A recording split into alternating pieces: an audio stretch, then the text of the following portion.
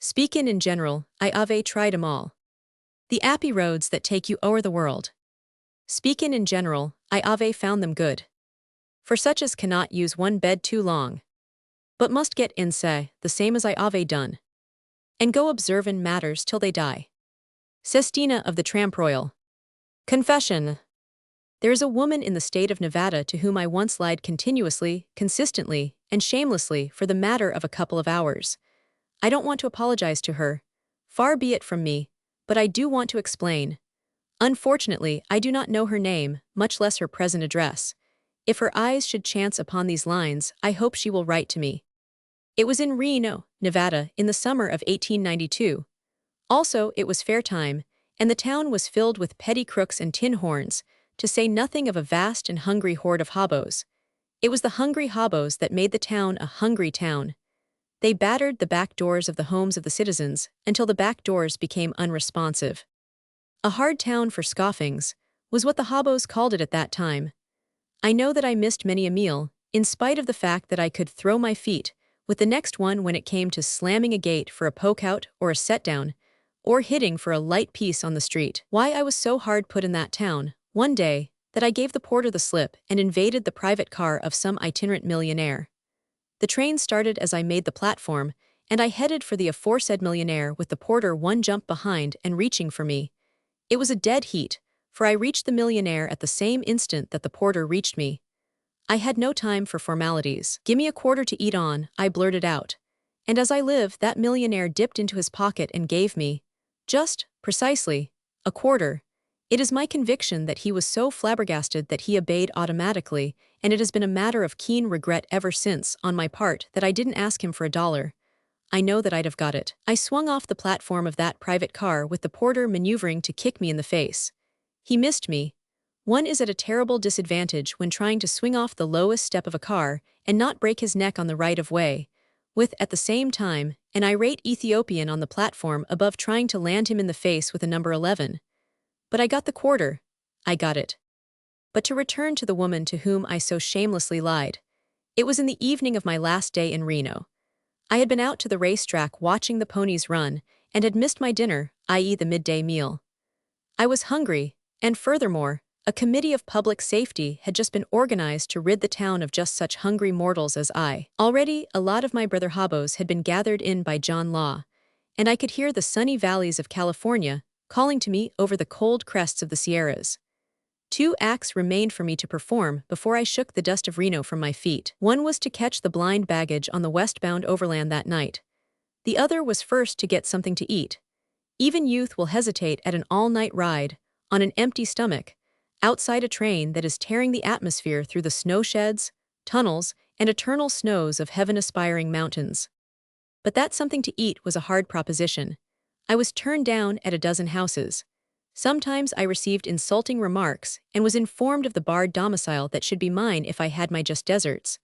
The worst of it was that such assertions were only too true. That was why I was pulling west that night. John Law was abroad in the town, seeking eagerly for the hungry and homeless, for by such was his barred domicile tenanted. At other houses the doors were slammed in my face, cutting short my politely and humbly couched request for something to eat. At one house, they did not open the door. I stood on the porch and knocked, and they looked out at me through the window. They even held one sturdy little boy aloft so that he could see over the shoulders of his elders the tramp who wasn't going to get anything to eat at their house. It began to look as if I should be compelled to go to the very poor for my food. The very poor constitute the last sure recourse of the hungry tramp. The very poor can always be depended upon. They never turn away the hungry. Time and again, all over the United States, have I been refused food by the big house on the hill. And always have I received food from the little shack down by the creek or marsh, with its broken windows stuffed with rags and its tired-faced mother broken with labor. Oh, you charity mongers! Go to the poor and learn, for the poor alone are the charitable. They neither give nor withhold from their excess. They have no excess. They give, and they withhold never, from what they need for themselves, and very often from what they cruelly need for themselves. A bone to the dog is not charity. Charity is the bone shared with the dog when you are just as hungry as the dog. There was one house in particular where I was turned down that evening. The porch windows opened on the dining room, and through them I saw a man eating pie, a big meat pie. I stood in the open door, and while he talked with me, he went on eating. He was prosperous, and out of his prosperity had been bred resentment against his less fortunate brothers. He cut short my request for something to eat, snapping out, "I don't believe you want to work." Now this was irrelevant. I hadn't said anything about work. The topic of conversation I had introduced was food. In fact, I didn't want to work. I wanted to take the westbound overland that night. "You wouldn't work if you had a chance," he bullied. I glanced at his meek-faced wife, and knew that but for the presence of this Cerberus, I'd have a whack at that meat pie myself.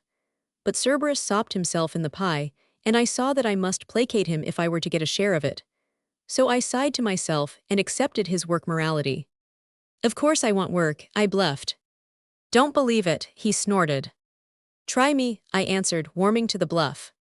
"All right," he said. "Come to the corner of blank and blank streets. I have forgotten the address. Tomorrow morning. You know where that burned building is, and I'll put you to work tossing bricks." "All right, sir, I'll be there." He grunted and went on eating. I waited. After a couple of minutes he looked up with an "I thought you were gone" expression on his face, and demanded, "Well?" I am waiting for something to eat," I said gently. "I knew you wouldn't work," he roared. He was right, of course, but his conclusion must have been reached by mind reading, for his logic wouldn't bear it out. But the beggar at the door must be humble, so I accepted his logic as I had accepted his morality. "You see, I am now hungry," I said still gently. "Tomorrow morning I shall be hungrier. Think how hungry I shall be when I have tossed bricks all day without anything to eat. Now if you will give me something to eat, I'll be in great shape for those bricks." He gravely considered my plea, at the same time going on eating, while his wife nearly trembled into propitiatory speech, but refrained. "I'll tell you what I'll do," he said between mouthfuls. "You come to work tomorrow, and in the middle of the day I'll advance you enough for your dinner. That will show whether you are in earnest or not." "In the meantime," I began, but he interrupted. "If I gave you something to eat now, I'd never see you again. Oh, I know you're kind. Look at me, I owe no man. I have never descended so low as to ask anyone for food. I have always earned my food. The trouble with you is that you are idle and dissolute. I can see it in your face. I have worked and been honest. I have made myself what I am, and you can do the same if you work and are honest." "Like you?" I queried. Alas, no ray of humor had ever penetrated the somber, work-sodden soul of that man. "Yes, like me," he answered. "All of us?" I queried. "Yes, all of you," he answered, conviction vibrating in his voice. "But if we all became like you," I said, "allow me to point out that there'd be nobody to toss bricks for you." I swear there was a flicker of a smile in his wife's eye. As for him, he was aghast, but whether at the awful possibility of a reformed humanity that would not enable him to get anybody to toss bricks for him, or at my impudence, I shall never know. "I'll not waste words on you," he roared. "Get out of here, you ungrateful whelp." I scraped my feet to advertise my intention of going, and queried, "And I don't get anything to eat?" He arose suddenly to his feet. He was a large man. I was a stranger in a strange land, and John Law was looking for me. I went away hurriedly. But why ungrateful? I asked myself as I slammed his gate. What in the dickens did he give me to be ungrateful about? I looked back. I could still see him through the window. He had returned to his pie. By this time I had lost heart. I passed many houses by without venturing up to them. All houses looked alike, and none looked good. After walking half a dozen blocks, I shook off my despondency and gathered my nerve. This begging for food was all a game, and if I didn't like the cards, I could always call for a new deal. I made up my mind to tackle the next house. I approached it in the deepening twilight, going around to the kitchen door. I knocked softly, and when I saw the kind face of the middle-aged woman who answered, as by inspiration came to me the story I was to tell. For know that upon his ability to tell a good story depends the success of the beggar. First of all, and on the instant, the beggar must size up his victim. After that, he must tell a story that will appeal to the peculiar personality and temperament of that particular victim. And right here arises the great difficulty. In the instant that he is sizing up the victim, he must begin his story. Not a minute is allowed for preparation. As in a lightning flash, he must divine the nature of the victim and conceive a tale that will hit home. The successful hobo must be an artist. He must create spontaneously and instantaneously. and not upon a theme selected from the plenitude of his own imagination, but upon the theme he reads in the face of the person who opens the door, be it man, woman, or child, sweet or crabbed, generous or miserly, good-natured or cantankerous, Jew or Gentile, black or white, race-prejudiced or brotherly, provincial or universal, or whatever else it may be. I have often thought that to this training of my tramp days is due much of my success as a story writer. In order to get the food whereby I lived, I was compelled to tell tales that rang true. At the back door, out of inexorable necessity, is developed the convincingness and sincerity laid down by all authorities on the art of the short story. Also, I quite believe it was my tramp apprenticeship that made a realist out of me. Realism constitutes the only goods one can exchange at the kitchen door for grub. After all, art is only consummate artfulness, and artfulness saves many a story. I remember lying in a police station at Winnipeg, Manitoba. I was bound west over the Canadian Pacific. Of course, the police wanted my story, and I gave it to them on the spur of the moment. They were landlubbers in the heart of the continent, and what better story for them than a sea story? They could never trip me up on that. And so I told a tearful tale of my life on the hell ship Glenmore. I had once seen the Glenmore lying at anchor in San Francisco Bay. I was an English apprentice, I said, and they said that I didn't talk like an English boy. It was up to me to create on the instant. I had been born and reared in the United States. On the death of my parents, I had been sent to England to my grandparents. It was they who had apprenticed me on the Glenmore. I hope the captain of the Glenmore will forgive me, for I gave him a character that night in the Winnipeg police station. Such cruelty, such brutality, such diabolical ingenuity of torture, it explained why I had deserted the Glenmore at Montreal. But why was I in the middle of Canada going west when my grandparents lived in England? Promptly, I created a married sister who lived in California. She would take care of me. I developed at length her loving nature. But they were not done with me, those hard-hearted policemen. I had joined the Glenmore in England. In the 2 years that had elapsed before my desertion at Montreal, what had the Glenmore done, and where had she been? And thereat I took those landlubbers around the world with me. Buffeted by pounding seas and stung with flying spray, they fought a typhoon with me off the coast of Japan. They loaded and unloaded cargo with me in all the ports of the 7 seas. I took them to India and Rangoon and China, and had them hammer ice with me around the Horn, and at last come to moorings at Montreal. And then they said to wait a moment, and one policeman went forth into the night, while I warmed myself at the stove, all the while racking my brains for the trap they were going to spring on me.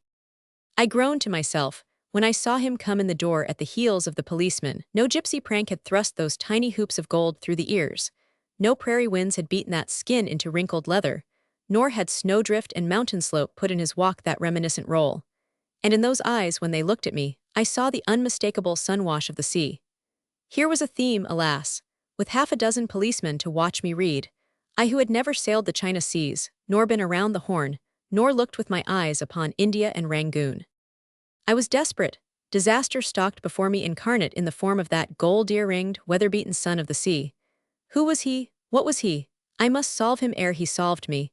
I must take a new orientation, or else those wicked policemen would orientate me to a cell, a police court, and more cells. If he questioned me first, before I knew how much he knew, I was lost. But did I betray my desperate plight to those lynx-eyed guardians of the public welfare of Winnipeg?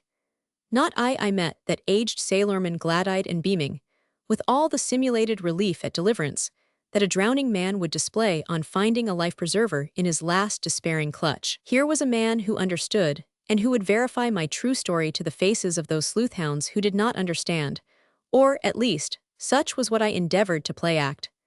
I seized upon him, I volleyed him with questions about himself. Before my judges, I would prove the character of my savior before he saved me. He was a kindly sailorman and easy mark. The policemen grew impatient while I questioned him. At last one of them told me to shut up. I shut up, but while I remained shut up I was busy busy sketching the scenario of the next act. I had learned enough to go on with. He was a Frenchman. He had sailed always on French merchant vessels with the one exception of a voyage on a lime juicer. And last of all blessed fact, he had not been on the sea for 20 years. The policeman urged him on to examine me. "You called in at Rangoon," he queried. I nodded. "We put our third mate ashore there, fever." If he had asked me what kind of fever, I should have answered, enteric, though for the life of me I didn't know what enteric was. But he didn't ask me. Instead, his next question was, "And how is Rangoon?" "All right, it rained a whole lot when we were there." "Did you get shore leave?" "Sure," I answered. 3 of us apprentices went ashore together. "Do you remember the temple?" "Which temple?" I parried. "The big one, at the top of the stairway." If I remembered that temple, I knew I'd have to describe it. The gulf yawned for me. I shook my head. "You can see it from all over the harbor," he informed me. "You don't need shore leave to see that temple." I never loathed a temple so in my life, but I fixed that particular temple at Rangoon. "You can't see it from the harbor," I contradicted. "You can't see it from the town. You can't see it from the top of the stairway, because," I paused for the effect, "because there isn't any temple there." "But I saw it with my own eyes," he cried. "That was in," I queried. 71. "It was destroyed in the Great Earthquake of 1887, I explained. "It was very old." There was a pause. He was busy reconstructing in his old eyes the youthful vision of that fair temple by the sea. "The stairway is still there," I aided him. "You can see it from all over the harbor, and you remember that little island on the right-hand side coming into the harbor? I guess there must have been one there." I was prepared to shift it over to the left-hand side, for he nodded. "Gone," I said. 7 fathoms of water there now." I had gained a moment for breath. While he pondered on time's changes, I prepared the finishing touches of my story. "You remember the custom house at Bombay?" He remembered it. "Burned to the ground," I announced. "Do you remember Jim Wan?" He came back at me.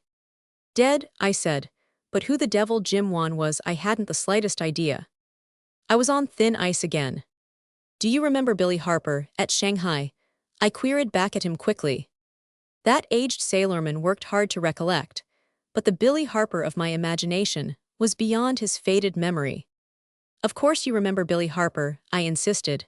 "Everybody knows him, he's been there 40 years, well he's still there, that's all." And then the miracle happened. The sailorman remembered Billy Harper. Perhaps there was a Billy Harper, and perhaps he had been in Shanghai for 40 years and was still there, but it was news to me. For fully half an hour longer, the sailorman and I talked on in similar fashion.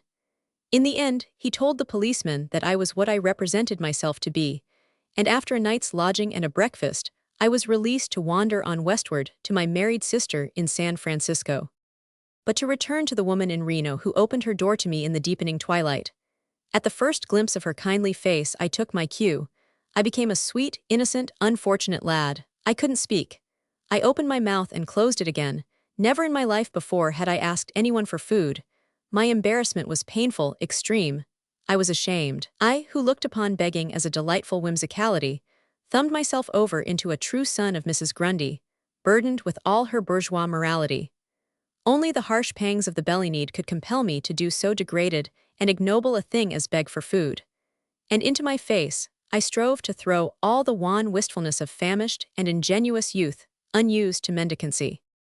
"You are hungry, my poor boy," she said. I had made her speak first. I nodded my head and gulped. "It is the first time I have ever asked," I faltered. "Come right in." The door swung open. "We have already finished eating, but the fire is burning and I can get something up for you." She looked at me closely when she got me into the light. "I wish my boy were as healthy and strong as you," she said. "But he is not strong. He sometimes falls down. He just fell down this afternoon and hurt himself badly, the poor dear." She mothered him with her voice, with an ineffable tenderness in it that I yearned to appropriate. I glanced at him. He sat across the table, slender and pale, his head swathed in bandages. He did not move, but his eyes, bright in the lamplight, were fixed upon me in a steady and wondering stare. "Just like my poor father," I said. "He had the falling sickness, some kind of vertigo. It puzzled the doctors. They never could make out what was the matter with him." "He is dead?" she queried gently, setting before me half a dozen soft-boiled eggs. "Dead," I gulped. 2 weeks ago, I was with him when it happened. We were crossing the street together. He fell right down, he was never conscious again. They carried him into a drugstore, he died there." And thereat I developed the pitiful tale of my father. How, after my mother's death, he and I had gone to San Francisco from the ranch. How his pension, he was an old soldier, and the little other money he had, was not enough. And how he had tried book canvassing.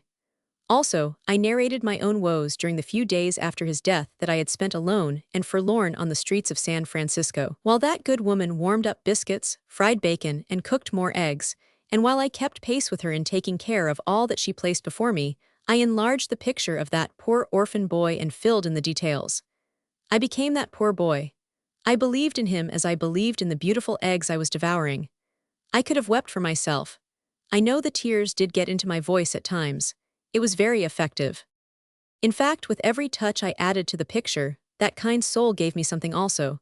She made up a lunch for me to carry away. She put in many boiled eggs, pepper and salt, and other things, and a big apple. She provided me with 3 pairs of thick red woolen socks. She gave me clean handkerchiefs and other things which I have since forgotten. And all the time she cooked more and more and I ate more and more. I gorged like a savage. But then it was a far cry across the Sierras on a blind baggage, and I knew not when nor where I should find my next meal. And all the while, like a death's head at the feast, silent and motionless, her own unfortunate boy sat and stared at me across the table. I suppose I represented to him mystery, and romance, and adventure, all that was denied the feeble flicker of life that was in him. And yet I could not forbear, once or twice, from wondering if he saw through me down to the bottom of my mendacious heart. "But where are you going to?" she asked me. "Salt Lake City," said I have a sister there, a married sister. I debated if I should make a Mormon out of her and decided against it. Her husband is a plumber, a contracting plumber. Now I knew that contracting plumbers were usually credited with making lots of money. But I had spoken. It was up to me to qualify. "They would have sent me the money for my fare if I had asked for it," I explained, "but they have had sickness and business troubles. His partner cheated him. And so I wouldn't write for the money. I knew I could make my way there somehow. I let them think I had enough to get me to Salt Lake City. She is lovely and so kind. She was always kind to me. I guess I'll go into the shop and learn the trade. She has 2 daughters. They are younger than I. One is only a baby. Of all my married sisters that I have distributed among the cities of the United States, that Salt Lake sister is my favorite. She is quite real, too. When I tell about her, I can see her, and her 2 little girls, and her plumber husband. She is a large, motherly woman, just verging on beneficent stoutness. The kind, you know, that always cooks nice things and that never gets angry. She is a brunette. Her husband is a quiet, easy-going fellow. Sometimes I almost know him quite well. And who knows but some day I may meet him. If that aged sailorman could remember Billy Harper, I see no reason why I should not some day meet the husband of my sister who lives in Salt Lake City. On the other hand, I have a feeling of certitude within me that I shall never meet in the flesh my many parents and grandparents. You see, I invariably killed them off. Heart disease was my favorite way of getting rid of my mother, though on occasion I did away with her by means of consumption, pneumonia, and typhoid fever. It is true, as the Winnipeg policeman will attest, that I have grandparents living in England, but that was a long time ago, and it is a fair assumption that they are dead by now. At any rate, they have never written to me. I hope that woman in Reno will read these lines and forgive me my gracelessness and unveracity. I do not apologize, for I am unashamed. It was youth, delight in life, zest for experience that brought me to her door. It did me good.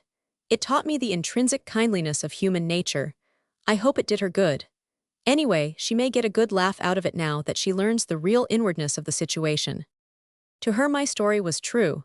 She believed in me and all my family, and she was filled with solicitude for the dangerous journey I must make ere I won to Salt Lake City. This solicitude nearly brought me to grief. Just as I was leaving, my arms full of lunch and my pockets bulging with fat woolen socks, she bethought herself of a nephew, or uncle, or relative of some sort, who was in the railway mail service, and who, moreover, would come through that night on the very train on which I was going to steal my ride. The very thing, she would take me down to the depot, tell him my story, and get him to hide me in the mail car. Thus, without danger or hardship, I would be carried straight through to Ogden. Salt Lake City was only a few miles farther on. My heart sank. She grew excited as she developed the plan, and with my sinking heart I had to feign unbounded gladness and enthusiasm at this solution of my difficulties. Solution? Why, I was bound west that night, and here was I being trapped into going east. It was a trap, and I hadn't the heart to tell her that it was all a miserable lie. And while I made believe that I was delighted, I was busy cudgeling my brains for some way to escape. But there was no way. She would see me into the mail car, she said so herself, and then that mail clerk relative of hers would carry me to Ogden. and then I would have to beat my way back over all those hundreds of miles of desert. But luck was with me that night. Just about the time she was getting ready to put on her bonnet and accompany me, she discovered that she had made a mistake. Her mail clerk relative was not scheduled to come through that night. His run had been changed. He would not come through until 2 nights afterward. I was saved, for of course my boundless youth would never permit me to wait those 2 days. I optimistically assured her that I'd get to Salt Lake City quicker if I started immediately, and I departed with her blessings and best wishes ringing in my ears. But those woolen socks were great. I know. I wore a pair of them that night on the blind baggage of the overland, and that overland went west. Holding her down. Barring accidents, a good hobo, with youth and agility, can hold a train down despite all the efforts of the train crew to ditch him, given, of course, night time as an essential condition. When such a hobo, under such conditions, makes up his mind that he is going to hold her down, either he does hold her down, or chance trips him up. There is no legitimate way, short of murder, whereby the train crew can ditch him. That train crews have not stopped short of murder is a current belief in the tramp world. Not having had that particular experience in my tramp days, I cannot vouch for it personally. But this I have heard of the bad roads. When a tramp has gone underneath, on the rods, and the train is in motion, there is apparently no way of dislodging him until the train stops. The tramp, snugly ensconced inside the truck, with the 4 wheels and all the framework around him, has the cinch on the crew, or so he thinks, until some day he rides the rods on a bad road. A bad road is usually one on which a short time previously one or several trainmen have been killed by tramps. Heaven pity the tramp who is caught underneath, on such a road, for caught he is, though the train be going 60 miles an hour. The shack brakeman takes a coupling pin and a length of bell cord to the platform in front of the truck in which the tramp is riding. The shack fastens the coupling pin to the bell cord, drops the former down between the platforms, and pays out the latter. The coupling pin strikes the ties between the rails, rebounds against the bottom of the car, and again strikes the ties. The shack plays it back and forth, now to this side, now to the other, lets it out a bit and hauls it in a bit, giving his weapon opportunity for every variety of impact and rebound. Every blow of that flying coupling pin is freighted with death, and at 60 miles an hour it beats a veritable tattoo of death. The next day the remains of that tramp are gathered up along the right-of-way, and a line in the local paper mentions the unknown man, undoubtedly a tramp, assumably drunk, who had probably fallen asleep on the track. As a characteristic illustration of how a capable hobo can hold her down, I am minded to give the following experience. I was in Ottawa, bound west over the Canadian Pacific. 3,000 miles of that road stretched before me. It was the fall of the year, and I had to cross Manitoba and the Rocky Mountains. I could expect crimpy weather, and every moment of delay increased the frigid hardships of the journey. Furthermore, I was disgusted. The distance between Montreal and Ottawa is 120 miles. I ought to know, for I had just come over it and it had taken me 6 days. By mistake I had missed the main line and come over a small jerk with only 2 locals a day on it. And during these 6 days I had lived on dry crusts, and not enough of them, begged from the French peasants. Furthermore, my disgust had been heightened by the 1 day I had spent in Ottawa trying to get an outfit of clothing for my long journey. Let me put it on record right here that Ottawa, with one exception, is the hardest town in the United States and Canada to beg clothes in. The one exception is Washington, D.C., the latter fair city is the limit. I spent 2 weeks there trying to beg a pair of shoes, and then had to go on to Jersey City before I got them. But to return to Ottawa. At 8 sharp in the morning I started out after clothes. I worked energetically all day. I swear I walked 40 miles. I interviewed the housewives of 1,000 homes. I did not even knock off work for dinner. And at 6 in the afternoon, after 10 hours of unremitting and depressing toil, I was still shy 1 shirt, while the pair of trousers I had managed to acquire was tight and, moreover, was showing all the signs of an early disintegration. At 6 I quit work and headed for the railroad yards, expecting to pick up something to eat on the way. But my hard luck was still with me. I was refused food at house after house. Then I got a handout. My spirits soared, for it was the largest handout I had ever seen in a long and varied experience. It was a parcel wrapped in newspapers and as big as a mature suitcase. I hurried to a vacant lot and opened it. First, I saw cake, then more cake, all kinds and makes of cake, and then some. It was all cake. No bread and butter with thick firm slices of meat between, nothing but cake. And I who of all things abhorred cake most. In another age and clime they sat down by the waters of Babylon and wept. And in a vacant lot in Canada's proud capital, I too sat down and wept. Over a mountain of cake. As one looks upon the face of his dead son, so looked I upon that multitudinous pastry. I suppose I was an ungrateful tramp, for I refused to partake of the bounteousness of the house that had had a party the night before. Evidently the guests hadn't liked cake either. That cake marked the crisis in my fortunes. Then nothing could be worse, therefore things must begin to mend, and they did. At the very next house I was given a set-down. Now a set-down is the height of bliss. One is taken inside, very often is given a chance to wash, and is then set down at a table. Tramps love to throw their legs under a table. The house was large and comfortable, in the midst of spacious grounds and fine trees, and sat well back from the street. They had just finished eating, and I was taken right into the dining room, in itself a most unusual happening, for the tramp who is lucky enough to win a set-down usually receives it in the kitchen. A grizzled and gracious Englishman, his matronly wife, and a beautiful young Frenchwoman talked with me while I ate. I wonder if that beautiful young Frenchwoman would remember, at this late day, the laugh I gave her when I uttered the barbaric phrase, 2 bits. You see, I was trying delicately to hit them for a light piece. That was how the sum of money came to be mentioned. What? She said. 2 bits, said I. Her mouth was twitching as she again said, What? 2 bits, said I, whereat she burst into laughter. Won't you repeat it? She said, when she had regained control of herself. 2 bits, said I, and once more she rippled into uncontrollable silvery laughter. I beg your pardon, said she, but what? What was it you said? 2 bits, said I. Is there anything wrong about it? Not that I know of, she gurgled between gasps. But what does it mean? I explained, but I do not remember now whether or not I got that 2 bits out of her, but I have often wondered since as to which of us was the provincial. When I arrived at the depot, I found, much to my disgust, a bunch of at least 20 tramps that were waiting to ride out the blind baggages of the overland. Now 2 or 3 tramps on the blind baggage are all right. They are inconspicuous, but a score, that meant trouble. No train crew would ever let all of us ride. I may as well explain here what a blind baggage is. Some mail cars are built without doors in the ends, hence such a car is blind. The mail cars that possess end doors have those doors always locked. Suppose, after the train has started, that a tramp gets onto the platform of one of these blind cars. There is no door, or the door is locked. No conductor or brakeman can get to him to collect fare or throw him off.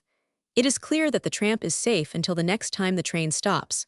Then he must get off, run ahead in the darkness, and when the train pulls by, jump onto the blind again. But there are ways and ways, as you shall see. When the train pulled out, those 20 tramps swarmed upon the 3 blinds. Some climbed on before the train had run a car length. They were awkward dubs, and I saw their speedy finish. Of course, the train crew was on, and at the first stop the trouble began. I jumped off and ran forward along the track. I noticed that I was accompanied by a number of the tramps. They evidently knew their business. When one is beating an overland, he must always keep well ahead of the train at the stops. I ran ahead, and as I ran, one by one those that accompanied me dropped out. This dropping out was the measure of their skill and nerve in boarding a train. For this is the way it works. When the train starts, the shack rides out the blind. There is no way for him to get back into the train proper except by jumping off the blind and catching a platform where the car ends are not blind. When the train is going as fast as the shack cares to risk, he therefore jumps off the blind, lets several cars go by, and gets on to the train. So it is up to the tramp to run so far ahead that before the blind is opposite him, the shack will have already vacated it. I dropped the last tramp by about 50 feet and waited. The train started. I saw the lantern of the shack on the first blind. He was riding her out. And I saw the dubs stand forlornly by the track as the blind went by. They made no attempt to get on. They were beaten by their own inefficiency at the very start. After them, in the lineup, came the tramps that knew a little something about the game. They let the first blind, occupied by the shack, go by and jumped on the second and third blinds. Of course, the shack jumped off the first and onto the second as it went by, and scrambled around there, throwing off the men who had boarded it. But the point is that I was so far ahead that when the first blind came opposite me, the shack had already left it, and was tangled up with the tramps on the second blind. A half-dozen of the more skillful tramps, who had run far enough ahead, made the first blind, too. At the next stop, as we ran forward along the track, I counted but 15 of us. 5 had been ditched. The weeding out process had begun nobly, and it continued station by station. Now we were 14, now 12, now 11, now 9, now 8. It reminded me of the 10 little niggers of the nursery rhyme. I was resolved that I should be the last little nigger of all. And why not? Was I not blessed with strength, agility, and youth? I was 18 and in perfect condition. And didn't I have my nerve with me? And furthermore, was I not a tramp royal? Were not these other tramps mere dubs and gay cats and amateurs alongside of me? If I weren't the last little nigger, I might as well quit the game and get a job on an alfalfa farm somewhere. By the time our number had been reduced to 4, the whole train crew had become interested. From then on it was a contest of skill and wits, with the odds in favor of the crew. One by one, the 3 other survivors turned up missing until I alone remained. But I was proud of myself. No Croesus was ever prouder of his first million. I was holding her down in spite of 2 brakemen, a conductor, a fireman, and an engineer. And here are a few samples of the way I held her down.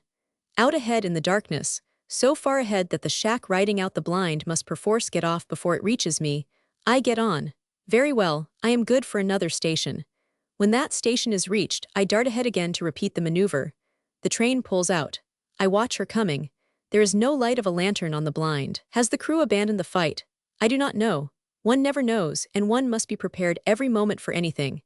As the first blind comes opposite me and I run to leap aboard, I strain my eyes to see if the shack is on the platform. For all I know, he may be there with his lantern doused, and even as I spring upon the steps, that lantern may smash down upon my head. I ought to know. I have been hit by lanterns 2 or 3 times. But no, the first blind is empty. The train is gathering speed. I am safe for another station. But am I? I feel the train slacken speed. On the instant I am alert. A maneuver is being executed against me, and I do not know what it is. I try to watch on both sides at once, not forgetting to keep track of the tender in front of me. From any one or all of these 3 directions, I may be assailed. Ah, there it comes. The shack has ridden out the engine. My first warning is when his feet strike the steps of the right-hand side of the blind. Like a flash, I am off the blind to the left and running ahead past the engine. I lose myself in the darkness. The situation is where it has been ever since the train left Ottawa. I am ahead, and the train must come past me if it is to proceed on its journey. I have as good a chance as ever for boarding her. I watch carefully. I see a lantern come forward to the engine, and I do not see it go back from the engine. It must therefore be still on the engine, and it is a fair assumption that attached to the handle of that lantern is a shack. That shack was lazy, or else he would have put out his lantern instead of trying to shield it as he came forward. The train pulls out. The first blind is empty, and I gain it. As before, the train slackens, the shack from the engine boards the blind from one side, and I go off the other side and run forward. As I wait in the darkness, I am conscious of a big thrill of pride. The overland has stopped twice for me, a poor hobo on the bum. I alone have twice stopped the overland with its many passengers and coaches, its government mail, and its 2,000 steam horses straining in the engine. And I weigh only 160 pounds, and I haven't a 5-cent piece in my pocket. Again, I see the lantern come forward to the engine, but this time it comes conspicuously, a bit too conspicuously to suit me, and I wonder what is up. At any rate, I have something else to be afraid of than the shack on the engine. The train pulls by. Just in time, before I make my spring, I see the dark form of a shack without a lantern on the first blind. I let it go by and prepare to board the second blind. But the shack on the first blind has jumped off and is at my heels. Also, I have a fleeting glimpse of the lantern of the shack who rode out the engine. He has jumped off, and now both shacks are on the ground on the same side with me. The next moment the second blind comes by and I am aboard it. But I do not linger. I have figured out my countermove. As I dash across the platform, I hear the impact of the shack's feet against the steps as he boards. I jump off the other side and run forward with the train. My plan is to run forward and get on the first blind. It is nip and tuck, for the train is gathering speed. Also, the shack is behind me and running after me. I guess I am the better sprinter, for I make the first blind. I stand on the steps and watch my pursuer. He is only about 10 feet back and running hard, but now the train has approximated his own speed, and relative to me, he is standing still. I encourage him, hold out my hand to him, but he explodes in a mighty oath, gives up and makes the train several cars back. The train is speeding along, and I am still chuckling to myself, when without warning a spray of water strikes me. The fireman is playing the hose on me from the engine. I step forward from the car platform to the rear of the tender, where I am sheltered under the overhang. The water flies harmlessly over my head. My fingers itch to climb up on the tender and lam that fireman with a chunk of coal, but I know if I do that, I'll be massacred by him and the engineer, and I refrain. At the next stop I am off and ahead in the darkness. This time when the train pulls out, both shacks are on the first blind. I divine their game. They have blocked the repetition of my previous play. I cannot again take the second blind, cross over, and run forward to the first. As soon as the first blind passes and I do not get on, they swing off, one on each side of the train. I board the second blind, and as I do so I know that a moment later, simultaneously, those two shacks will arrive on both sides of me. It is like a trap. Both ways are blocked, yet there is another way out, and that way is up. So I do not wait for my pursuers to arrive. I climb upon the upright ironwork of the platform and stand upon the wheel of the handbrake. This has taken up the moment of grace, and I hear the shacks strike the steps on either side. I don't stop to look. I raise my arms overhead until my hands rest against the down-curving ends of the roofs of the two cars. One hand, of course, is on the curved roof of one car, the other hand on the curved roof of the other car. By this time both shacks are coming up the steps. I know it, though I am too busy to see them. All this is happening in the space of only several seconds. I make a spring with my legs and muscle myself up with my arms. As I draw up my legs, both shacks reach for me and clutch empty air. I know this, for I look down and see them. Also I hear them swear. I am now in a precarious position, riding the ends of the down-curving roofs of two cars at the same time. With a quick, tense movement, I transfer both legs to the curve of one roof and both hands to the curve of the other roof. Then, gripping the edge of that curving roof, I climb over the curve to the level roof above, where I sit down to catch my breath, holding on the while to a ventilator that projects above the surface. I am on top of the train, on the decks, as the tramps call it, and this process I have described is by them called decking her. And let me say right here that only a young and vigorous tramp is able to deck a passenger train, and also that the young and vigorous tramp must have his nerve with him as well. The train goes on gathering speed, and I know I am safe until the next stop, but only until the next stop. If I remain on the roof after the train stops, I know those shacks will fusillade me with rocks. A healthy shack can dewdrop a pretty heavy chunk of stone on top of a car, say anywhere from 5 to 20 pounds. On the other hand, the chances are large that at the next stop the shacks will be waiting for me to descend at the place I climbed up. It is up to me to climb down at some other platform. Registering a fervent hope that there are no tunnels in the next half mile, I rise to my feet and walk down the train half a dozen cars. And let me say that one must leave timidity behind him on such a passier. The roofs of passenger coaches are not made for midnight promenades.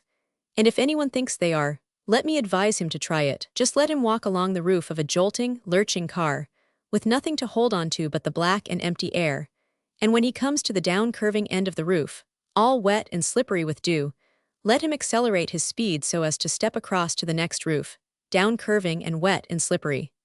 Believe me, he will learn whether his heart is weak or his head is giddy.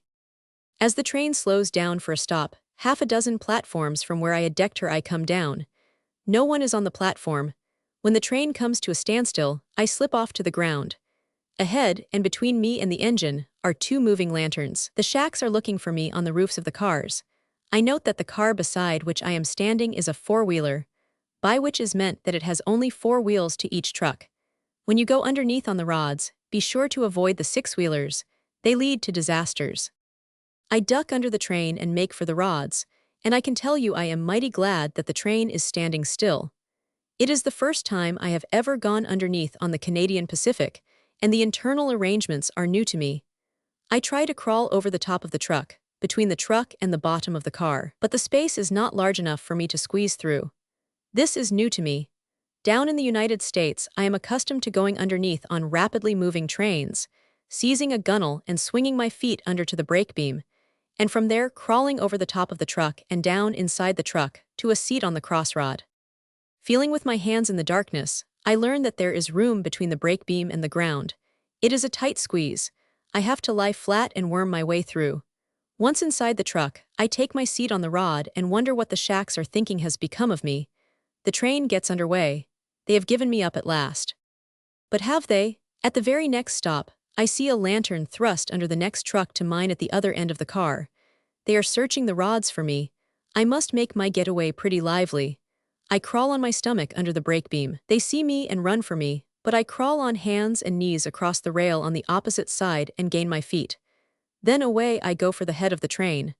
I run past the engine and hide in the sheltering darkness. It is the same old situation. I am ahead of the train, and the train must go past me. The train pulls out. There is a lantern on the first blind. I lie low and see the peering shack go by, but there is also a lantern on the second blind. That shack spots me and calls to the shack who has gone past on the first blind. Both jump off. Never mind, I'll take the third blind and deck her. But heavens, there is a lantern on the third blind too. It is the conductor. I let it go by. At any rate, I have now the full train crew in front of me. I turn and run back in the opposite direction to what the train is going. I look over my shoulder. All 3 lanterns are on the ground and wobbling along in pursuit. I sprint. Half the train has gone by, and it is going quite fast when I spring aboard. I know that the 2 shacks and the conductor will arrive like ravening wolves in about 2 seconds. I spring upon the wheel of the handbrake, get my hands on the curved ends of the roofs, and muscle myself up to the decks. While my disappointed pursuers, clustering on the platform beneath like dogs that have treed a cat, howl curses up at me and say unsocial things about my ancestors. But what does that matter? It is 5-1, including the engineer and fireman, and the majesty of the law and the might of a great corporation are behind them, and I am beating them out. I am too far down the train, and I run ahead over the roofs of the coaches until I am over the 5th or 6th platform from the engine. I peer down cautiously. A shack is on that platform. That he has caught sight of me, I know from the way he makes a swift sneak inside the car, and I know also that he is waiting inside the door, all ready to pounce out on me when I climb down. But I make believe that I don't know, and I remain there to encourage him in his error. I do not see him, yet I know that he opens the door once and peeps up to assure himself that I am still there. The train slows down for a station. I dangle my legs down in a tentative way. The train stops. My legs are still dangling. I hear the door unlatch softly. He is all ready for me. Suddenly I spring up and run forward over the roof. This is right over his head, where he lurks inside the door. The train is standing still. The night is quiet, and I take care to make plenty of noise on the metal roof with my feet. I don't know, but my assumption is that he is now running forward to catch me as I descend at the next platform. But I don't descend there. Halfway along the roof of the coach, I turn, retrace my way softly and quickly to the platform both the shack and I have just abandoned. The coast is clear. I descend to the ground on the offside of the train and hide in the darkness. Not a soul has seen me. I go over to the fence at the edge of the right-of-way and watch. Aha, what's that? I see a lantern on top of the train moving along from front to rear. They think I haven't come down and they are searching the roofs for me. And better than that, on the ground on each side of the train, moving abreast with the lantern on top, are 2 other lanterns. It is a rabbit drive, and I am the rabbit. When the shack on top flushes me, the ones on each side will nab me. I roll a cigarette and watch the procession go by. Once past me, I am safe to proceed to the front of the train. She pulls out, and I make the front blind without opposition. But before she is fully underway, and just as I am lighting my cigarette, I am aware that the fireman has climbed over the coal to the back of the tender and is looking down at me. I am filled with apprehension. From his position, he can mash me to a jelly with lumps of coal. Instead of which he addresses me, and I note with relief the admiration in his voice. "You son of a gun," is what he says. It is a high compliment, and I thrill as a schoolboy thrills on receiving a reward of merit. "Say," I call up to him, "don't you play the hose on me anymore." "All right," he answers and goes back to his work. I have made friends with the engine, but the shacks are still looking for me. At the next stop, the shacks ride out all 3 blinds, and as before, I let them go by and deck in the middle of the train. The crew is on its mettle by now, and the train stops. The shacks are going to ditch me or know the reason why. 3 times the mighty overland stops for me at that station, and each time I elude the shacks and make the decks. But it is hopeless, for they have finally come to an understanding of the situation. I have taught them that they cannot guard the train from me. They must do something else. And they do it. When the train stops that last time, they take after me hot-footed. Ah, I see their game. They are trying to run me down. At first they herd me back toward the rear of the train. I know my peril. Once to the rear of the train, it will pull out with me left behind. I double and twist and turn, dodge through my pursuers and gain the front of the train. One shack still hangs on after me. All right, I'll give him the run of his life, for my wind is good. I run straight ahead along the track. It doesn't matter. If he chases me 10 miles, he'll nevertheless have to catch the train, and I can board her at any speed that he can. So I run on, keeping just comfortably ahead of him and straining my eyes in the gloom for cattle guards and switches that may bring me to grief. Alas, I strain my eyes too far ahead, and trip over something just under my feet, I know not what, some little thing, and go down to earth in a long, stumbling fall. The next moment I am on my feet, but the shack has me by the collar. I do not struggle. I am busy with breathing deeply and with sizing him up. He is narrow-shouldered, and I have at least 30 pounds the better of him in weight. Besides, he is just as tired as I am, and if he tries to slug me, I'll teach him a few things. But he doesn't try to slug me, and that problem is settled. Instead, he starts to lead me back toward the train, and another possible problem arises. I see the lanterns of the conductor and the other shack. We are approaching them. Not for nothing have I made the acquaintance of the New York police. Not for nothing, in boxcars, by water tanks, and in prison cells, have I listened to bloody tales of manhandling. What if these 3 men are about to manhandle me? Heaven knows I have given them provocation enough. I think quickly. We are drawing nearer and nearer to the other 2 trainmen. I line up the stomach and the jaw of my captor, and plan the right and left I'll give him at the first sign of trouble. Pshaw, I know another trick I'd like to work on him, and I almost regret that I did not do it at the moment I was captured. I could make him sick. What of his clutch on my collar? His fingers, tight gripping, are buried inside my collar. My coat is tightly buttoned. Did you ever see a tourniquet? Well, this is one. All I have to do is to duck my head under his arm and begin to twist. I must twist rapidly, very rapidly. I know how to do it, twisting in a violent, jerky way, ducking my head under his arm with each revolution. Before he knows it, those detaining fingers of his will be detained. He will be unable to withdraw them. It is a powerful leverage. 20 seconds after I have started revolving, the blood will be bursting out of his finger ends, the delicate tendons will be rupturing, and all the muscles and nerves will be mashing and crushing together in a shrieking mass. Try it sometime when somebody has you by the collar, but be quick, quick as lightning. Also, be sure to hug yourself while you are revolving. Hug your face with your left arm and your abdomen with your right. You see, the other fellow might try to stop you with a punch from his free arm. It would be a good idea, too, to revolve away from that free arm rather than toward it. A punch going is never so bad as a punch coming. That shack will never know how near he was to being made very, very sick. All that saves him is that it is not in their plan to manhandle me. When we draw near enough, he calls out that he has me, and they signal the train to come on. The engine passes us and the 3 blinds. After that, the conductor and the other shack swing aboard, but still my captor holds on to me. I see the plan. He is going to hold me until the rear of the train goes by. Then he will hop on, and I shall be left behind ditched. But the train has pulled out fast, the engineer trying to make up for lost time. Also, it is a long train. It is going very lively, and I know the shack is measuring its speed with apprehension. Think you can make it? I query innocently. He releases my collar, makes a quick run, and swings aboard. A number of coaches are yet to pass by. He knows it and remains on the steps, his head poked out and watching me. In that moment my next move comes to me. I'll make the last platform. I know she's going fast and faster, but I'll only get a roll in the dirt if I fail, and the optimism of youth is mine. I do not give myself away. I stand with a dejected droop of shoulder, advertising that I have abandoned hope. But at the same time I am feeling with my feet the good gravel. It is perfect footing. Also I am watching the poked-out head of the shack. I see it withdrawn. He is confident that the train is going too fast for me ever to make it. And the train is going fast, faster than any train I have ever tackled. As the last coach comes by, I sprint in the same direction with it. It is a swift, short sprint. I cannot hope to equal the speed of the train, but I can reduce the difference of our speed to the minimum, and hence, reduce the shock of impact when I leap on board. In the fleeting instant of darkness, I do not see the iron handrail of the last platform, nor is there time for me to locate it. I reach for where I think it ought to be, and at the same instant my feet leave the ground. It is all in the toss. The next moment I may be rolling in the gravel with broken ribs or arms or head.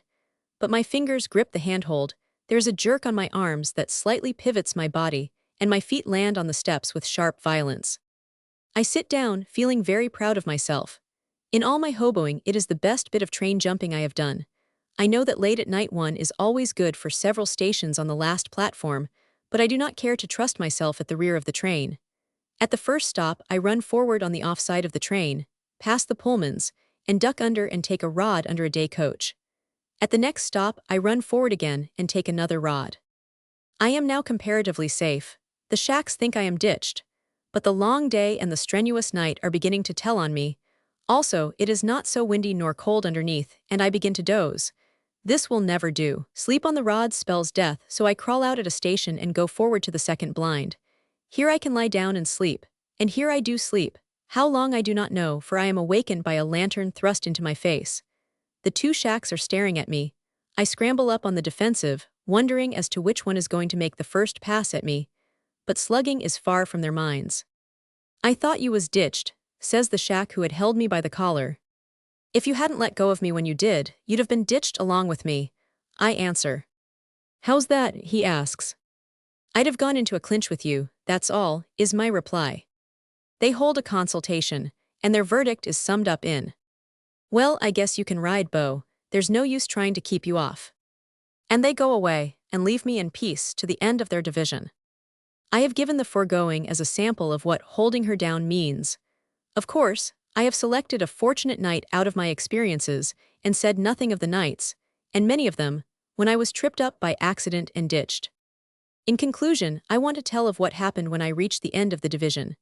On single-track, transcontinental lines, the freight trains wait at the divisions and follow out after the passenger trains. When the division was reached, I left my train and looked for the freight that would pull out behind it. I found the freight, made up on a side track and waiting. I climbed into a boxcar half full of coal and lay down. In no time I was asleep. I was awakened by the sliding open of the door. Day was just dawning, cold and gray, and the freight had not yet started. A conductor was poking his head inside the door. "Get out of that, you blankety blank blank," he roared at me. I got, and outside I watched him go down the line inspecting every car in the train. When he got out of sight, I thought to myself that he would never think I'd have the nerve to climb back into the very car out of which he had fired me. So back I climbed and lay down again. Now that Khan's mental processes must have been paralleling mine, for he reasoned that it was the very thing I would do. For back he came and fired me out. Now surely, I reasoned, he will never dream that I'd do it a third time. Back I went, into the very same car. But I decided to make sure. Only one side door could be opened. The other side door was nailed up. Beginning at the top of the coal, I dug a hole alongside of that door and lay down in it. I heard the other door open. The Khan climbed up and looked in over the top of the coal. He couldn't see me. He called to me to get out. I tried to fool him by remaining quiet. But when he began tossing chunks of coal into the hole on top of me, I gave up, and for the third time was fired out. Also, he informed me in warm terms of what would happen to me if he caught me in there again. I changed my tactics. When a man is paralleling your mental processes, ditch him. Abruptly break off your line of reasoning and go off on a new line. This I did. I hid between some cars on an adjacent sidetrack and watched. Sure enough, that Khan came back again to the car. He opened the door, he climbed up, he called, he threw coal into the hole I had made. He even crawled over the coal and looked into the hole. That satisfied him. 5 minutes later, the freight was pulling out, and he was not in sight. I ran alongside the car, pulled the door open, and climbed in. He never looked for me again, and I rode that coal car precisely 1,022 miles, sleeping most of the time and getting out at divisions, where the freights always stop for an hour or so to beg my food. And at the end of the 1,022 miles, I lost that car through a happy incident. I got a set-down, and the tramp doesn't live who won't miss a train for a set-down any time. Pictures. What do it matter where or how we die? So long as we've our earth to watch it all. Sestina of the Tramp Royal. Perhaps the greatest charm of tramp life is the absence of monotony. In hobo land, the face of life is protean, an ever-changing phantasmagoria, where the impossible happens and the unexpected jumps out of the bushes at every turn of the road. The hobo never knows what is going to happen the next moment. Hence, he lives only in the present moment. He has learned the futility of telic endeavor, and knows the delight of drifting along with the whimsicalities of chance. Often I think over my tramp days, and ever I marvel at the swift succession of pictures that flash up in my memory. It matters not where I begin to think. Any day of all the days is a day apart, with a record of swift-moving pictures all its own. For instance, I remember a sunny summer morning in Harrisburg, Pennsylvania, and immediately comes to my mind the auspicious beginning of the day. A set-down with two maiden ladies, and not in their kitchen, but in their dining room, with them beside me at the table. We ate eggs out of egg cups. It was the first time I had ever seen egg cups or heard of egg cups. I was a bit awkward at first, I'll confess, but I was hungry and unabashed. I mastered the egg cup, and I mastered the eggs in a way that made those two maiden ladies sit up. Why, they ate like a couple of canaries, dabbling with the one egg each they took, and nibbling at tiny wafers of toast. Life was low in their bodies, their blood ran thin, and they had slept warm all night. I had been out all night, consuming much fuel of my body to keep warm, beating my way down from a place called Emporium in the northern part of the state. Wafers of toast, out of sight. But each wafer was no more than a mouthful to me, nay, no more than a bite.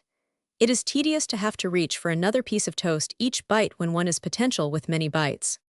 When I was a very little lad, I had a very little dog called Punch. I saw to his feeding myself. Someone in the household had shot a lot of ducks and we had a fine meat dinner. When I had finished, I prepared Punch's dinner, a large plateful of bones and tidbits. I went outside to give it to him. Now it happened that a visitor had ridden over from a neighboring ranch, and with him had come a Newfoundland dog as big as a calf.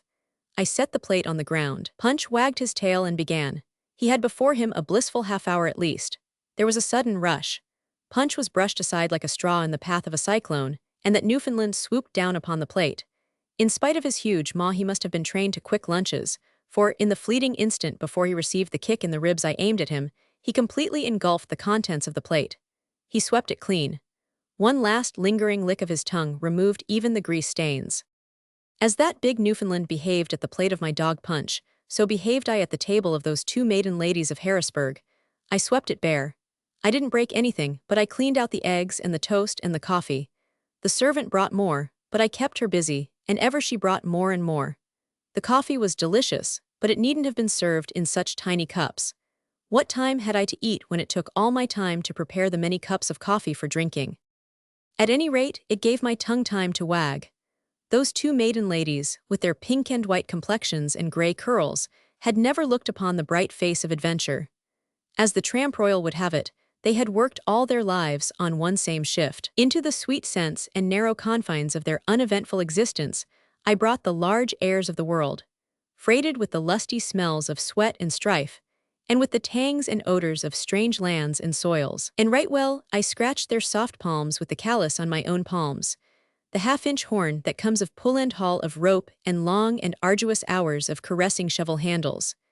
This I did, not merely in the braggadocio of youth, but to prove, by toil performed, the claim I had upon their charity.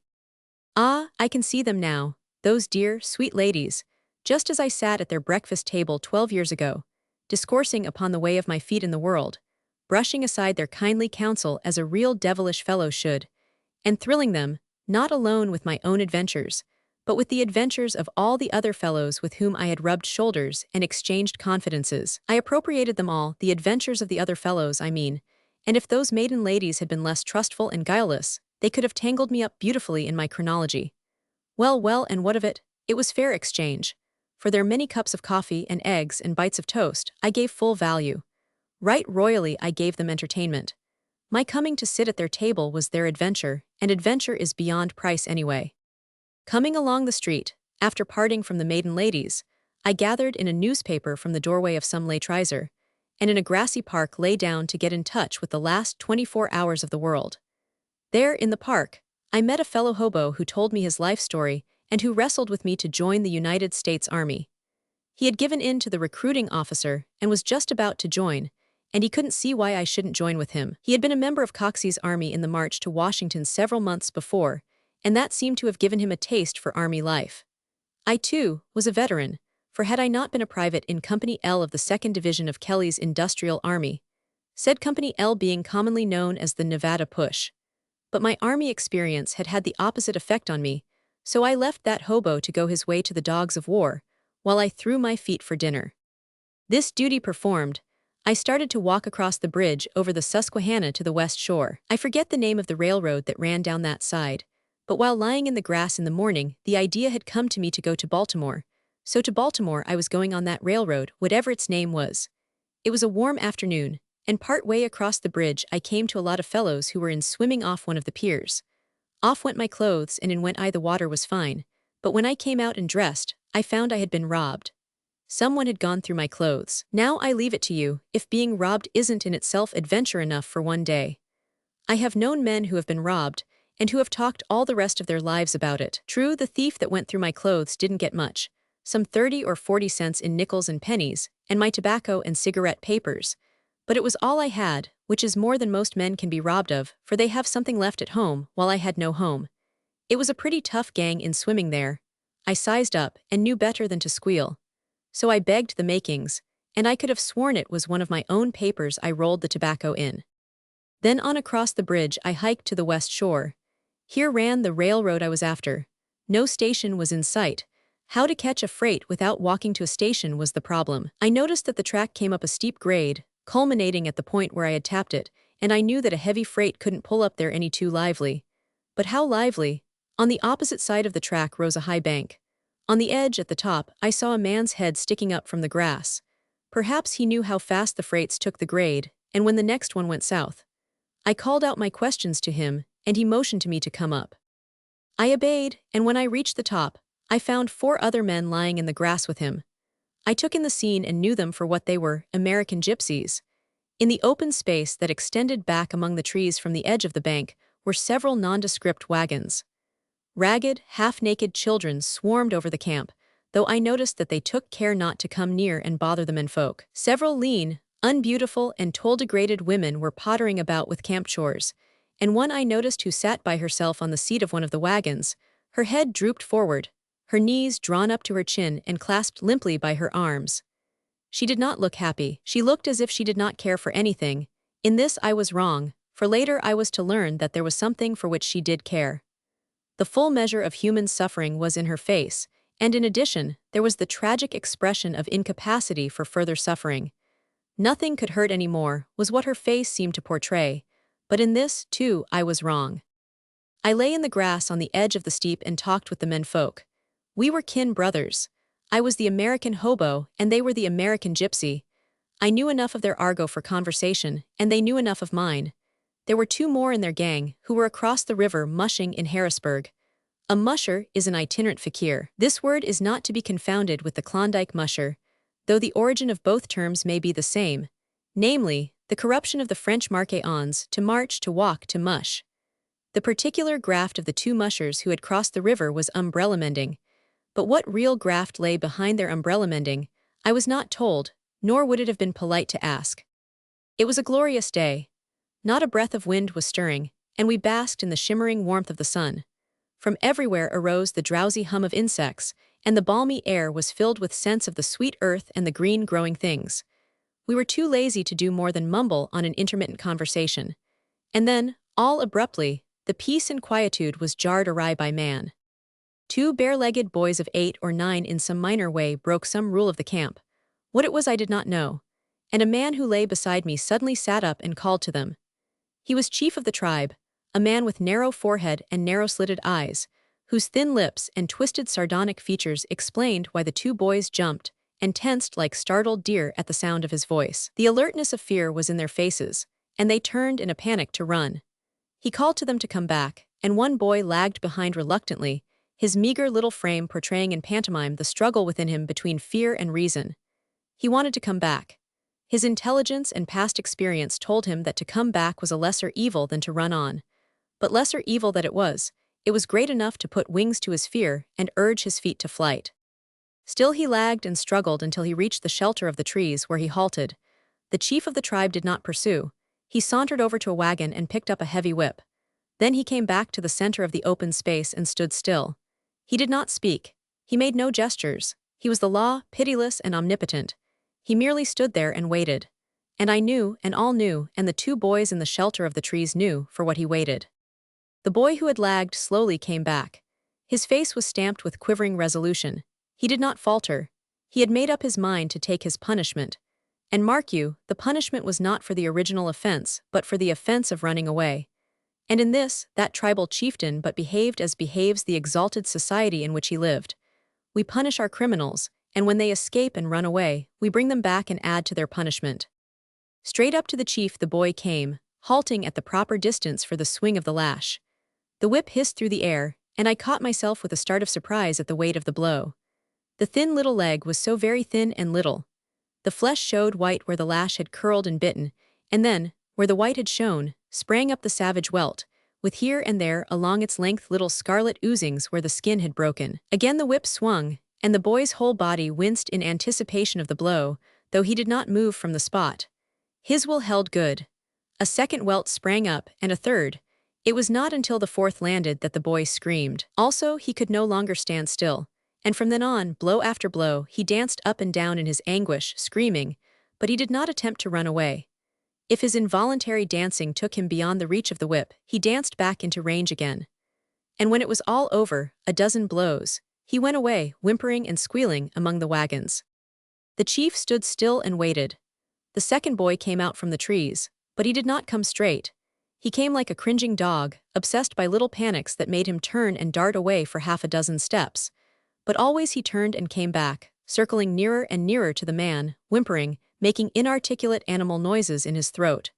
I saw that he never looked at the man. His eyes always were fixed upon the whip, and in his eyes was a terror that made me sick, the frantic terror of an inconceivably maltreated child. I have seen strong men dropping right and left out of battle and squirming in their death throes. I have seen them by scores blown into the air by bursting shells, and their bodies torn asunder. Believe me, the witnessing was as merrymaking and laughter and song to me in comparison with the way the sight of that poor child affected me. The whipping began. The whipping of the first boy was as play compared with this one. In no time the blood was running down his thin little legs. He danced and squirmed and doubled up till it seemed almost that he was some grotesque marionette operated by strings. I say seemed, for his screaming gave the lie to the seeming and stamped it with reality. His shrieks were shrill and piercing, within them no hoarse notes, but only the thin sexlessness of the voice of a child. The time came when the boy could stand it no more. Reason fled, and he tried to run away. But now the man followed up, curbing his flight, hurting him with blows back always into the open space. Then came interruption. I heard a wild, smothered cry. The woman who sat in the wagon seat had got out and was running to interfere.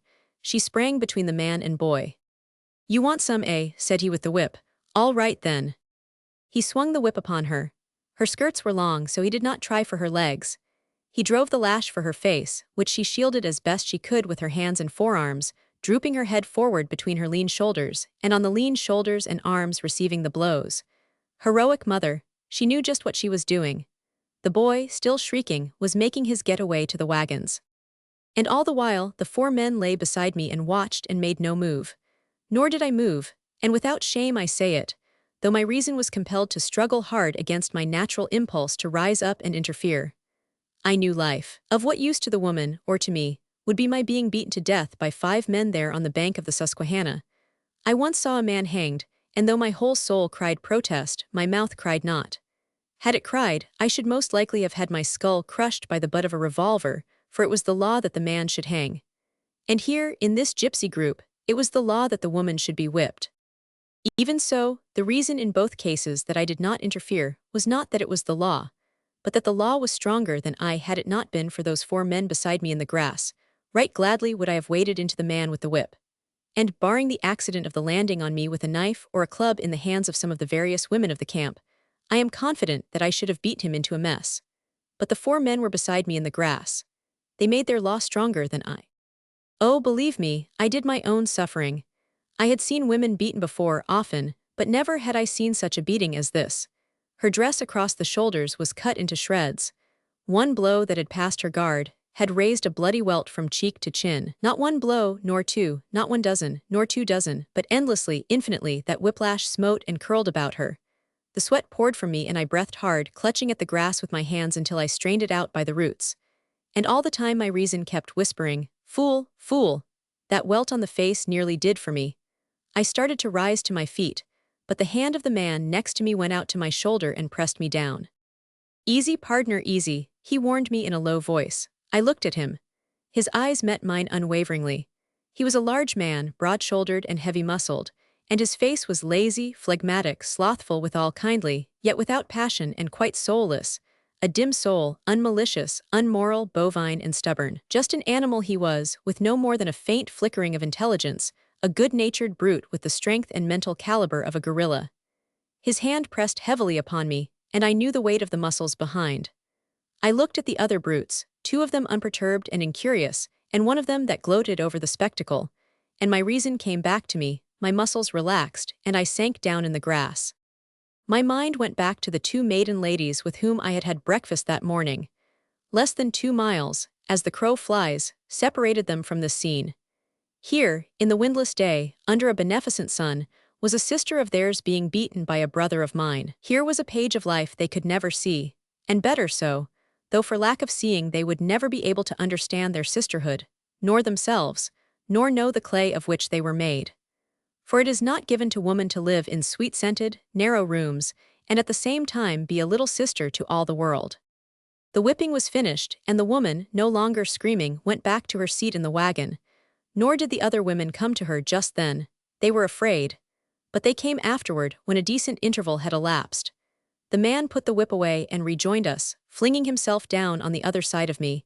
He was breathing hard from his exertions. He wiped the sweat from his eyes on his coat sleeve and looked challengingly at me. I returned his look carelessly. What he had done was no concern of mine. I did not go away abruptly.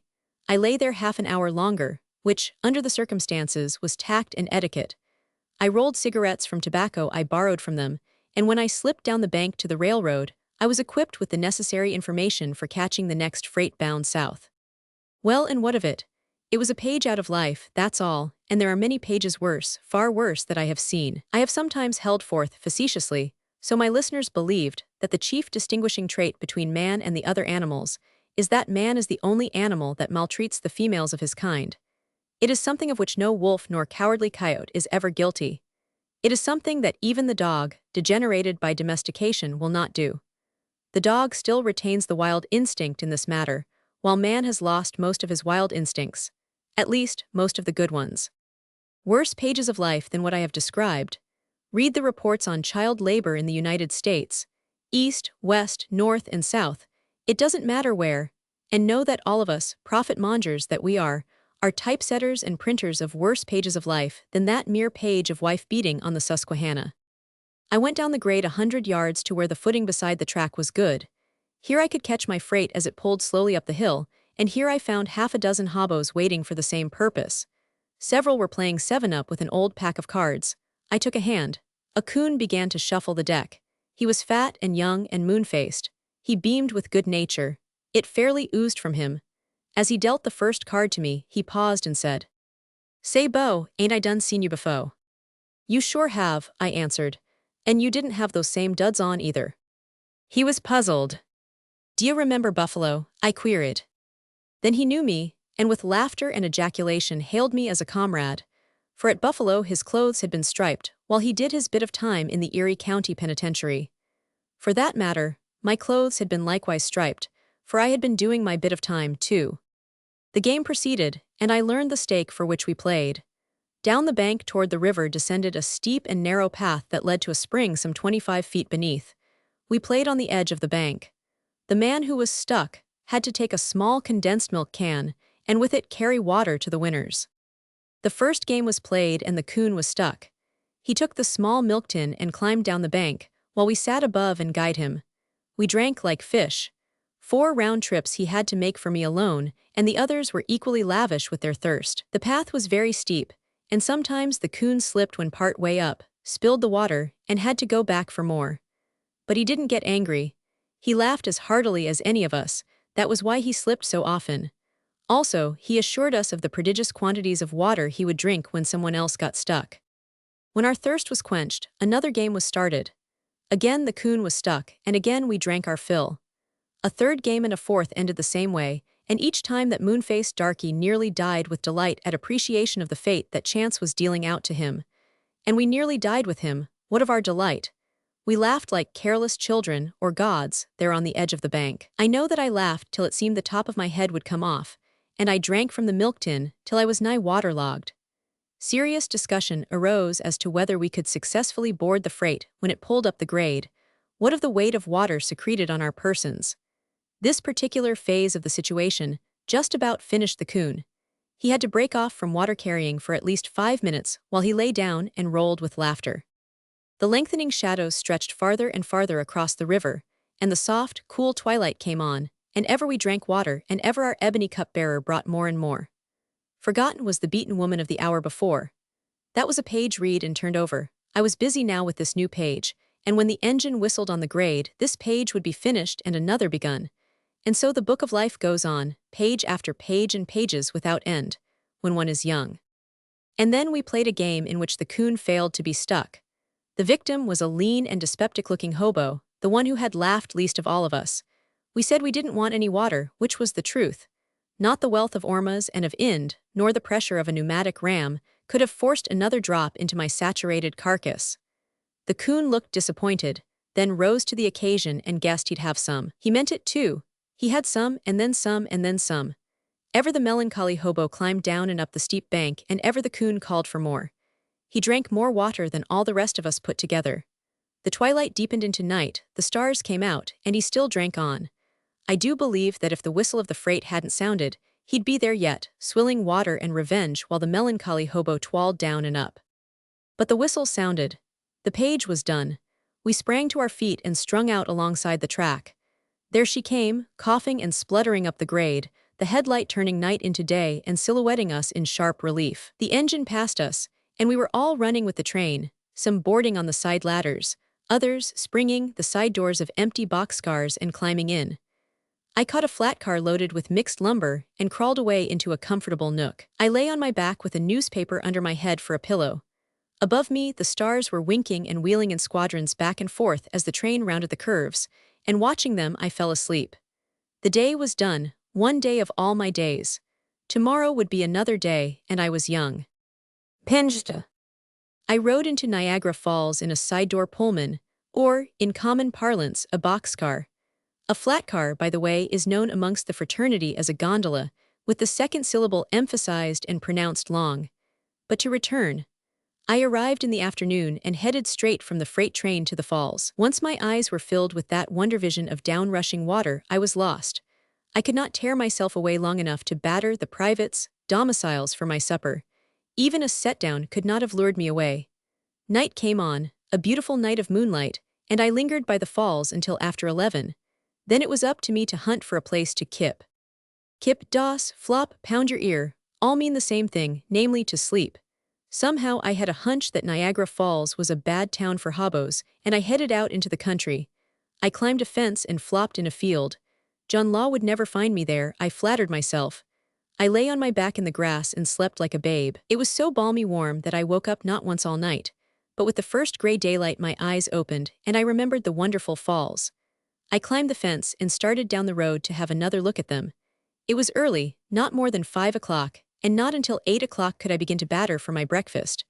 I could spend at least 3 hours by the river. Alas, I was fated never to see the river nor the falls again. The town was asleep when I entered it. As I came along the quiet street, I saw 3 men coming toward me along the sidewalk. They were walking abreast.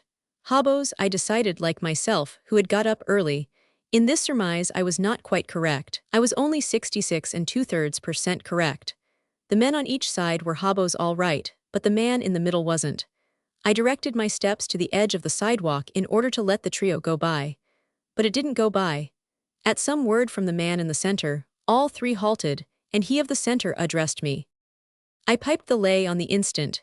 He was a fly cop, and the 2 hobos were his prisoners. John Law was up and out after the early worm.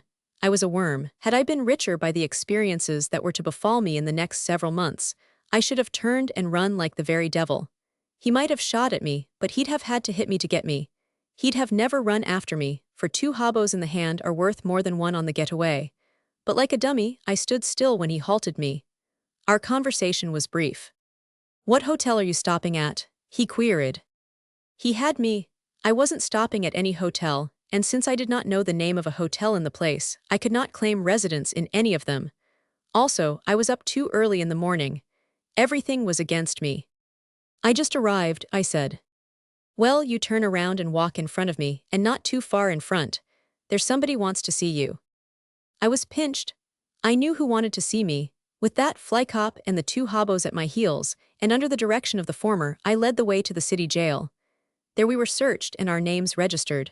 I have forgotten now under which name I was registered. I gave the name of Jack Drake, but when they searched me, they found letters addressed to Jack London. This caused trouble and required explanation, all of which has passed from my mind, and to this day I do not know whether I was pinched as Jack Drake or Jack London. But one or the other, it should be there today in the prison register of Niagara Falls. Reference can bring it to light. The time was somewhere in the latter part of June, 1894. It was only a few days after my arrest that the great railroad strike began. From the office, we were led to the hobo and locked in. The hobo is that part of a prison where the minor offenders are confined together in a large iron cage. Since hobos constitute the principal division of the minor offenders, the aforesaid iron cage is called the hobo. Here we met several hobos who had already been pinched that morning, and every little while the door was unlocked, and 2 or 3 more were thrust in on us. At last, when we totaled 16, we were led upstairs into the courtroom. And now I shall faithfully describe what took place in that courtroom, for know that my patriotic American citizenship there received a shock from which it has never fully recovered. In the courtroom were the 16 prisoners, the judge, and 2 bailiffs. The judge seemed to act as his own clerk. There were no witnesses. There were no citizens of Niagara Falls present to look on and see how justice was administered in their community. The judge glanced at the list of cases before him and called out a name. A hobo stood up. The judge glanced at a bailiff. "Vagrancy, Your Honor," said the bailiff. "30 days," said His Honor. The hobo sat down, and the judge was calling another name, and another hobo was rising to his feet. The trial of that hobo had taken just about 15 seconds. The trial of the next hobo came off with equal celerity. The bailiff said, "Vagrancy, Your Honor," and His Honor said, 30 days. Thus it went like clockwork, 15 seconds to a hobo and 30 days. They are poor dumb cattle, I thought to myself. But wait till my turn comes, I'll give His Honor a spiel. Part way along in the performance, His Honor, moved by some whim, gave one of us an opportunity to speak. As chance would have it, this man was not a genuine hobo. He bore none of the earmarks of the professional stiff. Had he approached the rest of us, while waiting at a water tank for a freight, we should have unhesitatingly classified him as a gay cat. Gay cat is the synonym for tenderfoot in hobo land. This gay cat was well along in years, somewhere around 45, I should judge. His shoulders were humped a trifle, and his face was seamed by weatherbeat. For many years, according to his story, he had driven team for some firm in, if I remember rightly, Lockport, New York. The firm had ceased to prosper, and finally, in the hard times of 1893, had gone out of business. He had been kept on to the last, though toward the last his work had been very irregular. He went on and explained at length his difficulties in getting work, when so many were out of work during the succeeding months. In the end, deciding that he would find better opportunities for work on the lakes, he had started for Buffalo. Of course he was broke, and there he was, that was all. 30 days, said His Honor, and called another hobo's name. Said hobo got up. Vagrancy, Your Honor, said the bailiff, and His Honor said, 30 days. And so it went, 15 seconds and 30 days to each hobo. The machine of justice was grinding smoothly. Most likely, considering how early it was in the morning, His Honor had not yet had his breakfast and was in a hurry. But my American blood was up. Behind me were the many generations of my American ancestry. One of the kinds of liberty those ancestors of mine had fought and died for was the right of trial by jury. This was my heritage, stained sacred by their blood, and it devolved upon me to stand up for it. All right, I threatened to myself, just wait till he gets to me. He got to me. My name, whatever it was called, and I stood up. The bailiff said, "Vagrancy, Your Honor," and I began to talk. But the judge began talking at the same time, and he said, 30 days. I started to protest, but at that moment His Honor was calling the name of the next hobo on the list. His Honor paused long enough to say to me, "Shut up." The bailiff forced me to sit down. And the next moment that next hobo had received 30 days, and the succeeding hobo was just in process of getting his. When we had all been disposed of, 30 days to each stiff, His Honor, just as he was about to dismiss us, suddenly turned to the teamster from Lockport, the one man he had allowed to talk. "Why did you quit your job?" His Honor asked. Now the teamster had already explained how his job had quit him, and the question took him aback. "Your Honor," he began confusedly, Isn't that a funny question to ask? 30 days more for quitting your job, said His Honor, and the court was closed. That was the outcome. The Teamster got 60 days altogether, while the rest of us got 30 days. We were taken down below, locked up, and given breakfast. It was a pretty good breakfast, as prison breakfasts go, and it was the best I was to get for a month to come. As for me, I was dazed.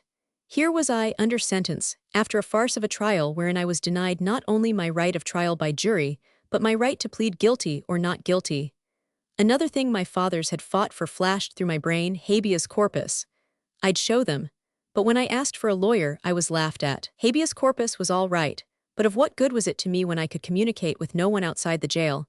But I'd show them. They couldn't keep me in jail forever. Just wait till I got out, that was all. I'd make them sit up. I knew something about the law and my own rights, and I'd expose their maladministration of justice. Visions of damaged suits and sensational newspaper headlines were dancing before my eyes when the jailers came in and began hustling us out into the main office. A policeman snapped a handcuff on my right wrist. Aha, thought I, a new indignity, just wait till I get out. On the left wrist of a Negro he snapped the other handcuff of that pair. He was a very tall Negro, well past 6 feet. So tall was he that when we stood side by side his hand lifted mine up a trifle in the manacles. Also, he was the happiest and the raggedest Negro I have ever seen. We were all handcuffed similarly, in pairs. This accomplished, a bright nickel steel chain was brought forth, run down through the links of all the handcuffs and locked at front and rear of the double line. We were now a chain gang. The command to march was given, and out we went upon the street, guarded by 2 officers. The tall Negro and I had the place of honor. We led the procession. After the tomb-like gloom of the jail, the outside sunshine was dazzling. I had never known it to be so sweet as now. A prisoner with clanking chains, I knew that I was soon to see the last of it for 30 days.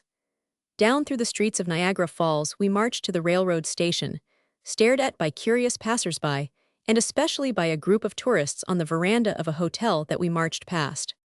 There was plenty of slack in the chain, and with much rattling and clanking we sat down, 2 and 2, in the seats of the smoking car. Afire with indignation as I was at the outrage that had been perpetrated on me and my forefathers, I was nevertheless too prosaically practical to lose my head over it. This was all new to me. 30 days of mystery were before me, and I looked about me to find somebody who knew the ropes. For I had already learned that I was not bound for a petty jail with 100 or so prisoners in it, but for a full-grown penitentiary with a couple of thousand prisoners in it, doing anywhere from 10 days to 10 years.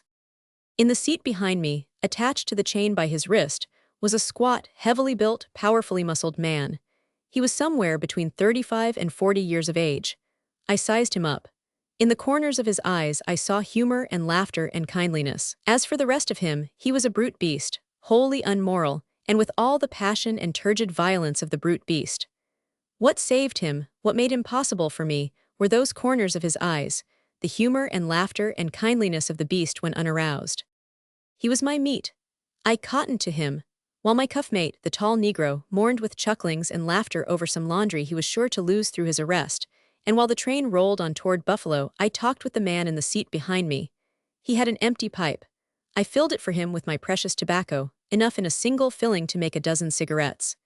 Nay, the more we talked the surer I was that he was my meat, and I divided all my tobacco with him. Now it happens that I am a fluid sort of an organism, with sufficient kinship with life to fit myself in, most anywhere. I laid myself out to fit in with that man, though little did I dream to what extraordinary good purpose I was succeeding. He had never been in the particular penitentiary to which we were going, but he had done 1, 2, and 5 spots in various other penitentiaries.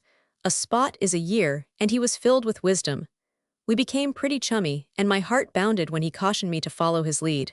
He called me Jack, and I called him Jack. The train stopped at a station about 5 miles from Buffalo, and we, the chain gang, got off. I do not remember the name of this station, but I am confident that it is some one of the following: Rockland, Rockwood, Black Rock, Rockcastle, or Newcastle.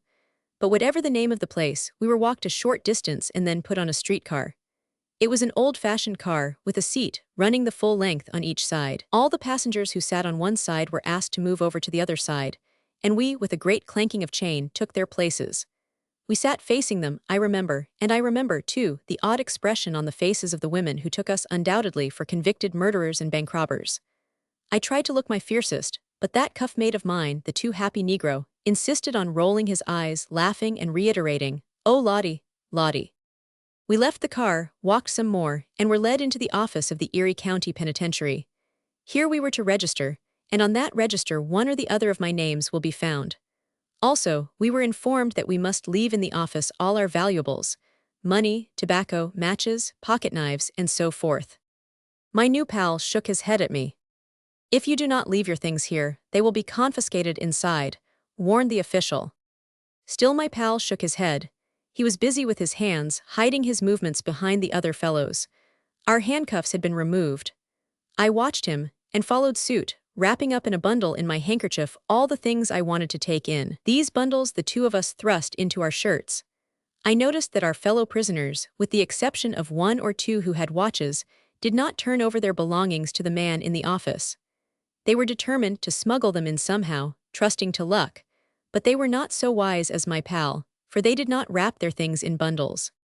Our erstwhile guardians gathered up the handcuffs and chain and departed for Niagara Falls, while we, under new guardians, were led away into the prison. While we were in the office, our number had been added to by other squads of newly arrived prisoners, so that we were now a procession 40 or 50 strong. Know, ye unimprisoned, that traffic is as restricted inside a large prison as commerce was in the Middle Ages. Once inside a penitentiary, one cannot move about at will. Every few steps are encountered great steel doors or gates which are always kept locked. We were bound for the barber shop, but we encountered delays in the unlocking of doors for us. We were thus delayed in the first hall we entered. A hall is not a corridor. Imagine an oblong cube, built out of bricks and rising 6 stories high, each story a row of cells, say 50 cells in a row. In short, imagine a cube of colossal honeycomb. Place this cube on the ground and enclose it in a building with a roof overhead and walls all around. Such a cube and encompassing building constitute a hall in the Erie County Penitentiary. Also, to complete the picture, see a narrow gallery, with steel railing, running the full length of each tier of cells, and at the ends of the oblong cube see all these galleries, from both sides, connected by a fire escape system of narrow steel stairways. We were halted in the first hall, waiting for some guard to unlock a door.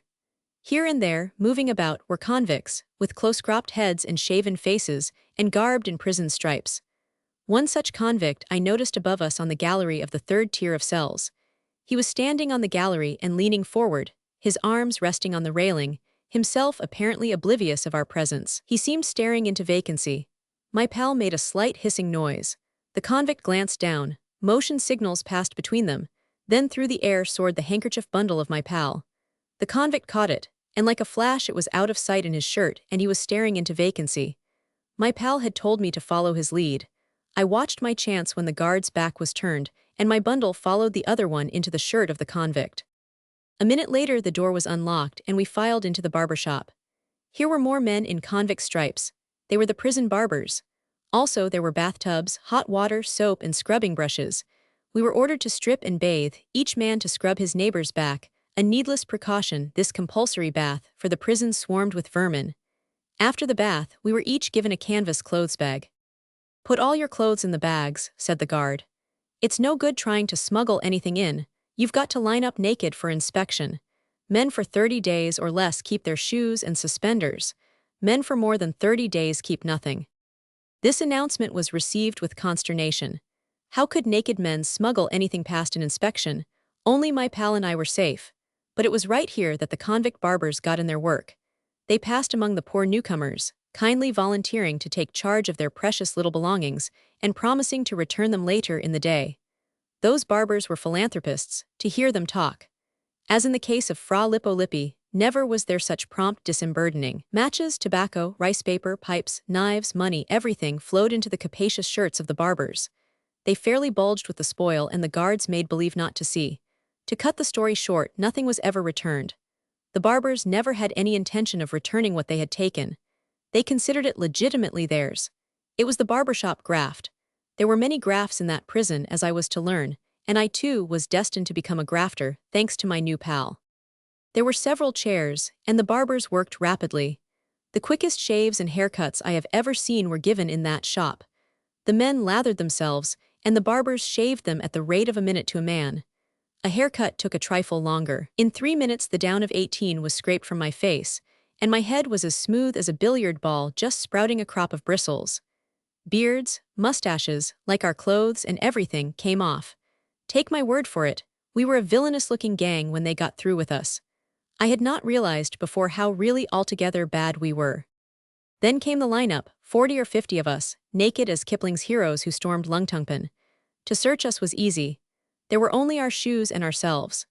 2 or 3 rash spirits who had doubted the barbers had the goods found on them, which goods, namely tobacco, pipes, matches, and small change, were quickly confiscated. This over, our new clothes were brought to us, stout prison shirts, and coats and trousers conspicuously striped. I had always lingered under the impression that the convict stripes were put on a man only after he had been convicted of a felony. I lingered no longer, but put on the insignia of shame and got my first taste of marching the lockstep. In single file, close together, each man's hands on the shoulders of the man in front, we marched on into another large hall. Here we were ranged up against the wall in a long line and ordered to strip our left arms. A youth, a medical student who was getting in his practice on cattle such as we, came down the line. He vaccinated just about 4 times as rapidly as the barbers shaved. With a final caution to avoid rubbing our arms against anything, and to let the blood dry so as to form the scab, we were led away to our cells. Here my pal and I parted, but not before he had time to whisper to me, "Suck it out." As soon as I was locked in, I sucked my arm clean. And afterward I saw men who had not sucked and who had horrible holes in their arms into which I could have thrust my fist. It was their own fault. They could have sucked. In my cell was another man. We were to be cellmates.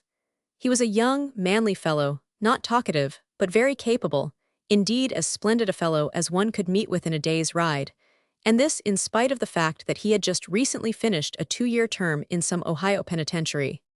Hardly had we been in our cell half an hour when a convict sauntered down the gallery and looked in. It was my pal. He had the freedom of the hall, he explained. He was unlocked at 6 in the morning and not locked up again till 9 at night. He was in with the push in that hall and had been promptly appointed a trustee of the kind, technically known as hall man. The man who had appointed him was also a prisoner and a trustee and was known as first hall man. There were 13 hall men in that hall. 10 of them had charge each of a gallery of cells, and over them were the first, second, and third hall men. We newcomers were to stay in our cells for the rest of the day, my pal informed me, so that the vaccine would have a chance to take. Then next morning, we would be put to hard labor in the prison yard. "But I'll get you out of the work as soon as I can," he promised. "I'll get one of the hall men fired and have you put in his place." He put his hand into his shirt, drew out the handkerchief containing my precious belongings, passed it in to me through the bars, and went on down the gallery. I opened the bundle. Everything was there. Not even a match was missing. I shared the makings of a cigarette with my cellmate. When I started to strike a match for a light, he stopped me. A flimsy, dirty comforter lay in each of our bunks for bedding. He tore off a narrow strip of the thin cloth and rolled it tightly and telescopically into a long and slender cylinder. This he lighted with a precious match. The cylinder of tight-rolled cotton cloth did not flame. On the end, a coal of fire slowly smoldered. It would last for hours, and my cellmate called it a punk.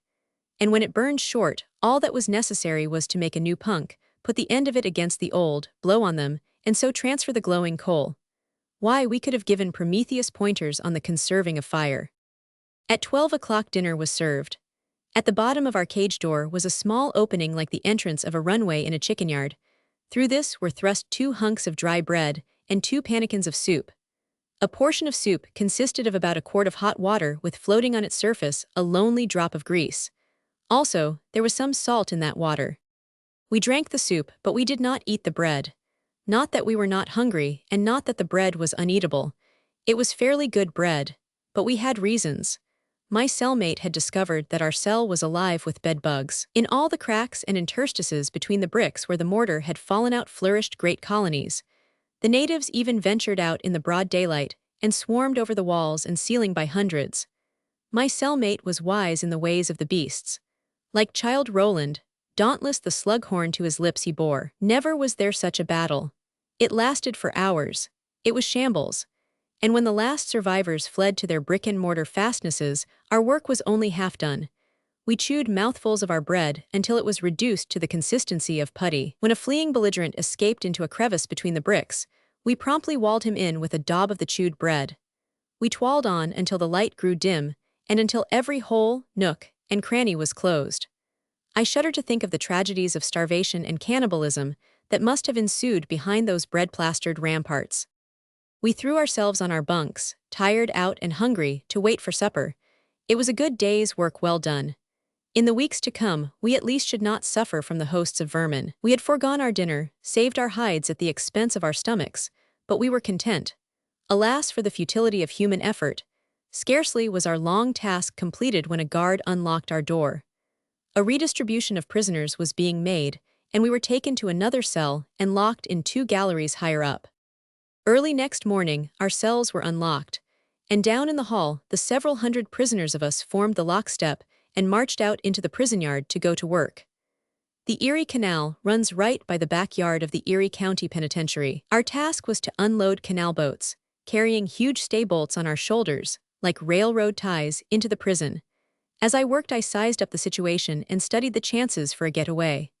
There wasn't the ghost of a show.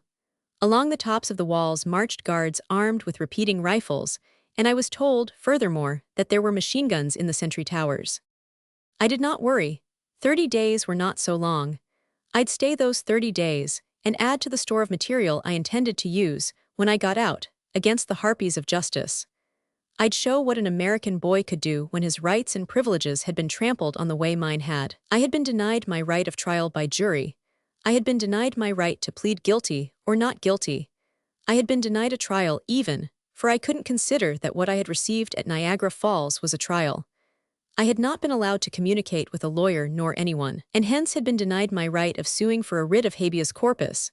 My face had been shaved, my hair cropped close, convict stripes had been put upon my body. I was forced to toil hard on a diet of bread and water, and to march the shameful lockstep with armed guards over me. And, all for what? What had I done?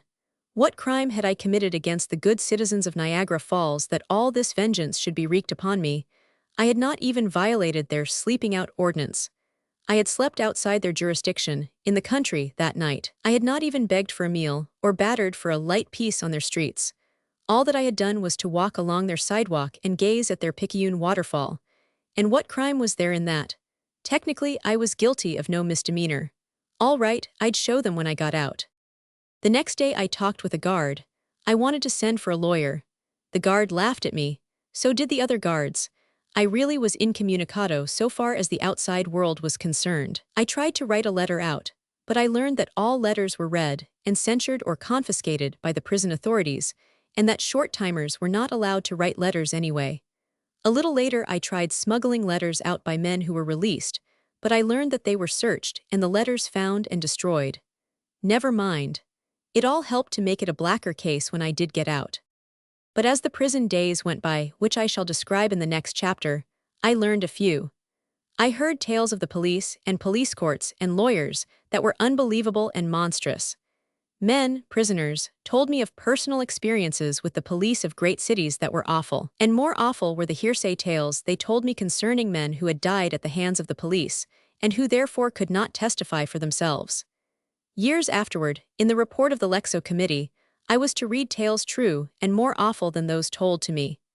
But in the meantime, during the first days of my imprisonment, I scoffed at what I heard. As the days went by, however, I began to grow convinced. I saw with my own eyes, there in that prison, things unbelievable and monstrous. And the more convinced I became, the profounder grew the respect in me for the sleuthhounds of the law and for the whole institution of criminal justice. My indignation ebbed away, and into my being rushed the tides of fear. I saw at last, clear-eyed, what I was up against. I grew meek and lowly. Each day I resolved more emphatically to make no rumpus when I got out. All I asked when I got out was a chance to fade away from the landscape. And that was just what I did do when I was released. I kept my tongue between my teeth, walked softly, and sneaked for Pennsylvania, a wiser and a humbler man. The pen. For 2 days I toiled in the prison yard. It was heavy work, and in spite of the fact that I malingered at every opportunity, I was played out. This was because of the food. No man could work hard on such food. Bread and water, that was all that was given us. Once a week we were supposed to get meat. But this meat did not always go around, and since all nutriment had first been boiled out of it in the making of soup, it didn't matter whether one got a taste of it once a week or not. Furthermore, there was one vital defect in the bread and water diet. While we got plenty of water, we did not get enough of the bread. A ration of bread was about the size of one's 2 fists, and 3 rations a day were given to each prisoner. There was one good thing, I must say, about the water: it was hot. In the morning it was called coffee, at noon it was dignified as soup, and at night it masqueraded as tea. But it was the same old water all the time. The prisoners called it water bewitched. In the morning it was black water, the color being due to boiling it with burnt bread crusts. At noon it was served minus the color, with salt and a drop of grease added. At night it was served with a purplish auburn hue that defied all speculation. It was darn poor tea, but it was dandy hot water. We were a hungry lot in the Erie County pen. Only the long-timers knew what it was to have enough to eat. The reason for this was that they would have died after a time on the fare we short-timers received. I know that the long-timers got more substantial grub because there was a whole row of them on the ground floor in our hall, and when I was a trustee, I used to steal from their grub while serving them. Man cannot live on bread alone and not enough of it. My pal delivered the goods. After 2 days of work in the yard, I was taken out of my cell and made a trustee, a hall man.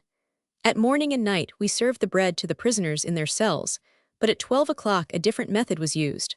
The convicts marched in from work in a long line.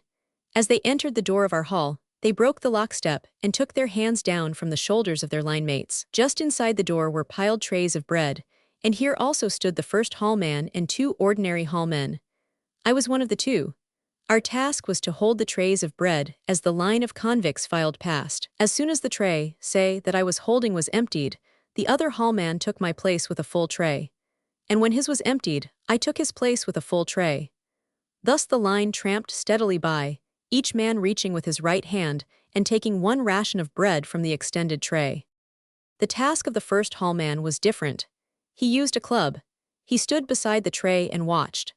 The hungry wretches could never get over the delusion that sometime they could manage to get 2 rations of bread out of the tray, but in my experience that sometime never came. The club of the first hall man had a way of flashing out, quick as the stroke of a tiger's claw, to the hand that dared ambitiously. The first hall man was a good judge of distance, and he had smashed so many hands with that club that he had become infallible. He never missed, and he usually punished the offending convict by taking his 1 ration away from him and sending him to his cell to make his meal off of hot water. And at times, while all these men lay hungry in their cells, I have seen 100 or so extra rations of bread hidden away in the cells of the hall men.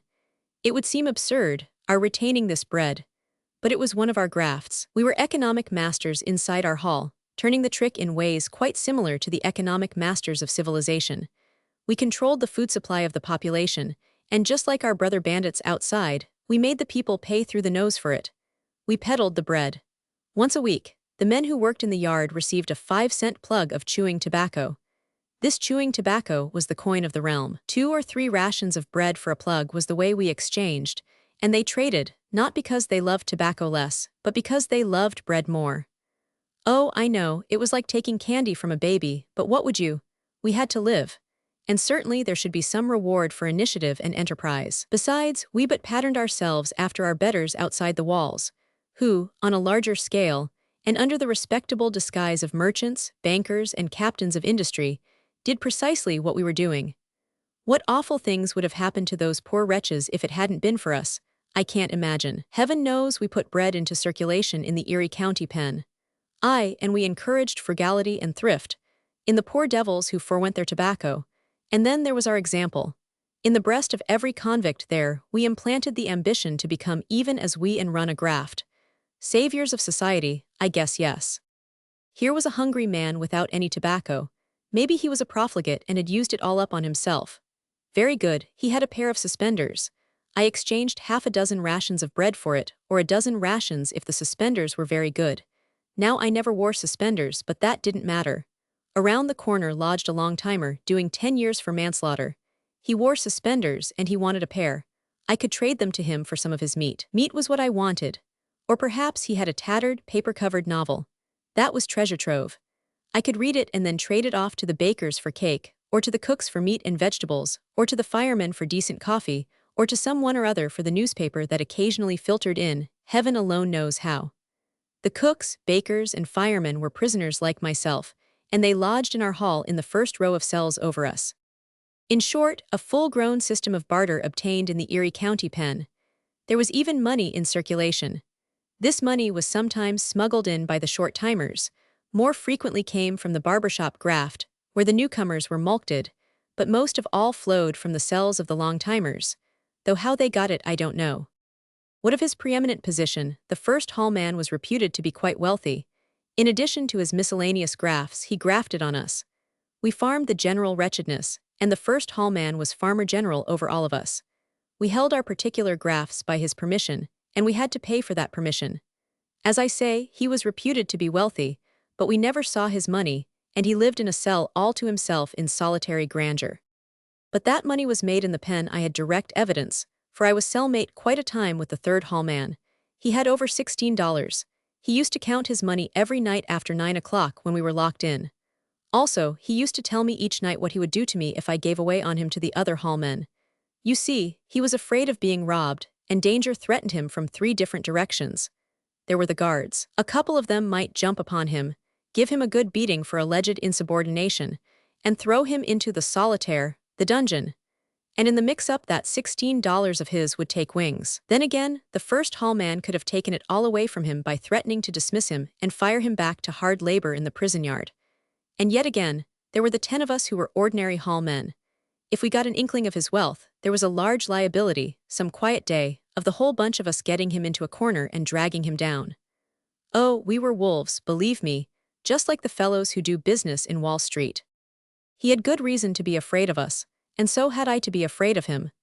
He was a huge, illiterate brute, an ex-Chesapeake Bay oyster pirate, an ex-con who had done 5 years in Sing Sing, and a general all-around, stupidly carnivorous beast. He used to trap sparrows that flew into our hall through the open bars. When he made a capture, he hurried away with it into his cell, where I have seen him crunching bones and spitting out feathers as he bolted it raw. Oh no, I never gave away on him to the other hall men. This is the first time I have mentioned his $16. But I grafted on him just the same. He was in love with a woman prisoner who was confined in the female department. He could neither read nor write, and I used to read her letters to him and write his replies. And I made him pay for it too, but they were good letters. I laid myself out on them, put in my best licks, and furthermore I won her for him, though I shrewdly guessed that she was in love not with him but with the humble scribe. I repeat, those letters were great. Another one of our grafts was passing the punk. We were the celestial messengers, the fire bringers, in that iron world of bolt and bar. When the men came in from work at night and were locked in their cells, they wanted to smoke. Then it was that we restored the divine spark, running the galleries from cell to cell with our smoldering punks. Those who were wise or with whom we did business had their punks all ready to light. Not everyone got divine sparks, however. The guy who refused to dig up went sparkless and smokeless to bed. But what did we care? We had the immortal cinch on him, and if he got fresh, 2 or 3 of us would pitch on him and give him what for. You see, this was the working theory of the hall men. There were 13 of us. We had something like 1,000 prisoners in our hall. We were supposed to do the work and to keep order. The latter was the function of the guards, which they turned over to us. It was up to us to keep order. If we didn't, we'd be fired back to hard labor, most probably with a taste of the dungeon thrown in. But so long as we maintained order, that long could we work our own particular grafts. Bear with me a moment and look at the problem. Here were 13 beasts of us over 1,000 other beasts. It was a living hell, that prison, and it was up to us 13 there to rule. It was impossible, considering the nature of the beasts, for us to rule by kindness. We ruled by fear. Of course, behind us, backing us up, were the guards. In extremity, we called upon them for help. But it would bother them if we called upon them too often, in which event we could depend upon it that they would get more efficient trustees to take our places. But we did not call upon them often, except in a quiet sort of way, when we wanted a cell unlocked in order to get at a refractory prisoner inside. In such cases, all the guard did was to unlock the door and walk away so as not to be a witness of what happened when 6 hall men went inside and did a bit of manhandling. As regards the details of this manhandling, I shall say nothing. And after all, manhandling was merely one of the very minor unprintable horrors of the Erie County pen. I say unprintable. And in justice, I must also say unthinkable. They were unthinkable to me until I saw them, and I was no spring chicken in the ways of the world and the awful abysses of human degradation. It would take a deep plummet to reach bottom in the Erie County pen, and I do but skim lightly and facetiously the surface of things as I there saw them. At times, say in the morning when the prisoners came down to wash, the 13 of us would be practically alone in the midst of them, and every last one of them had it in for us. 13 against 500, and we ruled by fear. We could not permit the slightest infraction of rules, the slightest insolence. If we did, we were lost. Our own rule was to hit a man as soon as he opened his mouth. Hit him hard, hit him with anything. A broom handle, end on in the face, had a very sobering effect. But that was not all. Such a man must be made an example of, so the next rule was to wade right in and follow him up. Of course, one was sure that every hall man in sight would come on the run to join in the chastisement, for this also was a rule. Whenever any hall man was in trouble with a prisoner, the duty of any other hall man who happened to be around was to lend a fist. Never mind the merits of the case, wade in and hit with anything. In short, lay the man out. I remember a handsome young mulatto of about 20 who got the insane idea into his head that he should stand for his rights. And he did have the right of it, too, but that didn't help him any. He lived on the topmost gallery. 8 hall men took the conceit out of him in just about a minute and a half, for that was the length of time required to travel along his gallery to the end, and down 5 flights of steel stairs.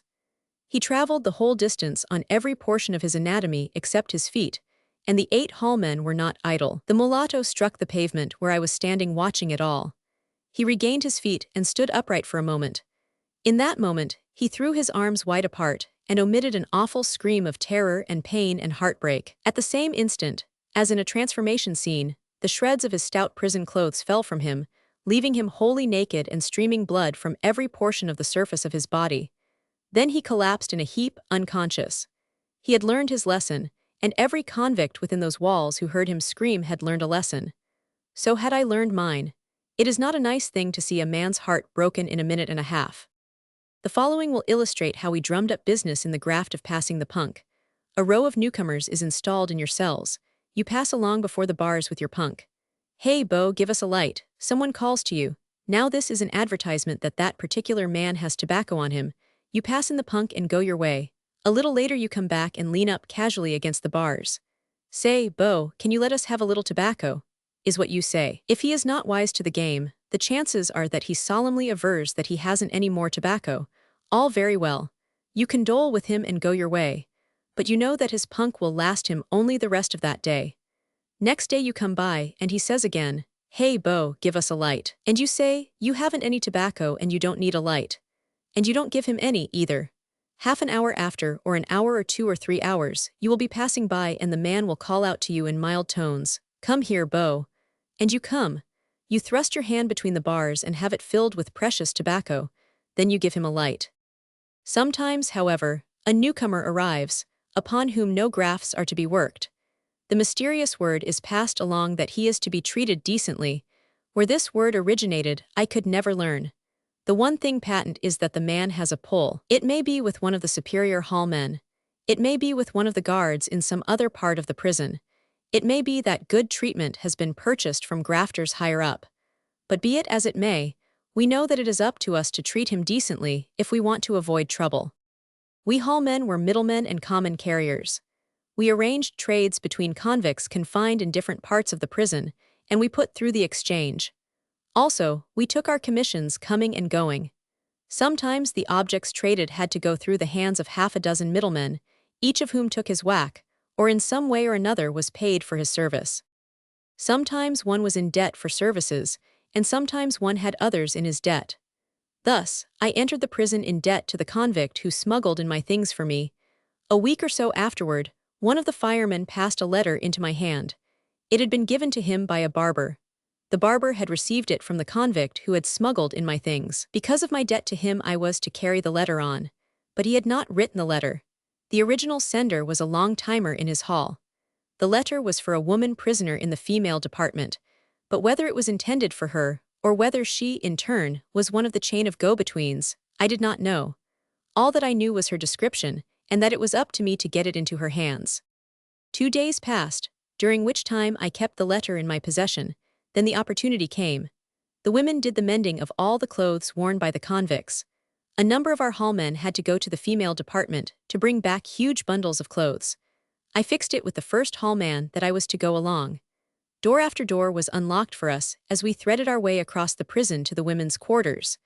We entered a large room where the women sat working at their mending. My eyes were peeled for the woman who had been described to me. I located her and worked near to her. Two eagle-eyed matrons were on watch.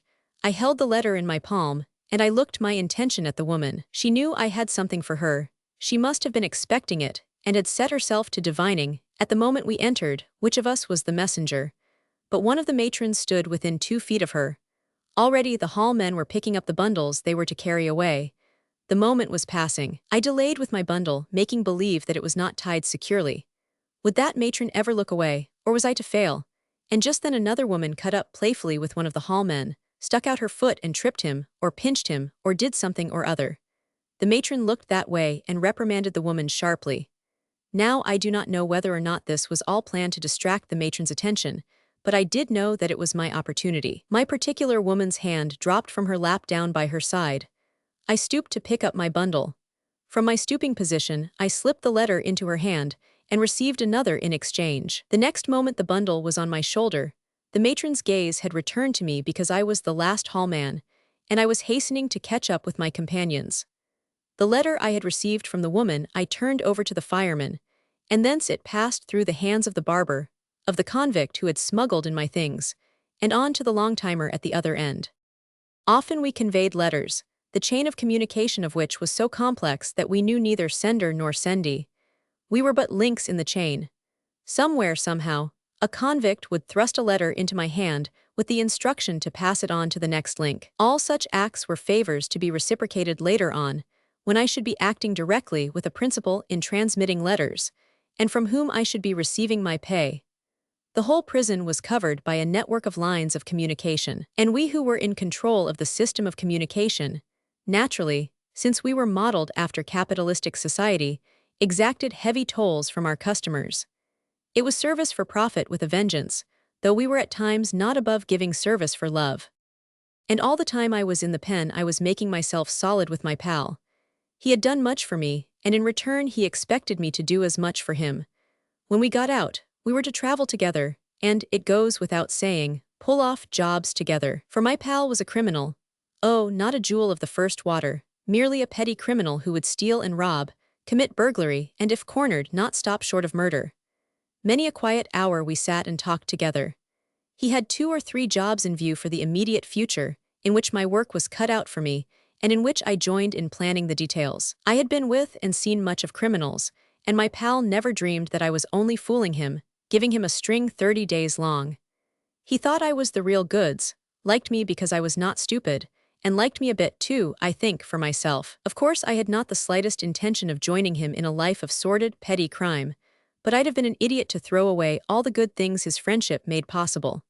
When one is on the hot lava of hell, he cannot pick and choose his path, and so it was with me in the Erie County pen.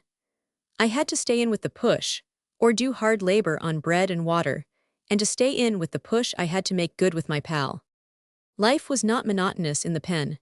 Every day something was happening. Men were having fits, going crazy, fighting, or the hallmen were getting drunk. Rover Jack, one of the ordinary hallmen, was our star oreeyed.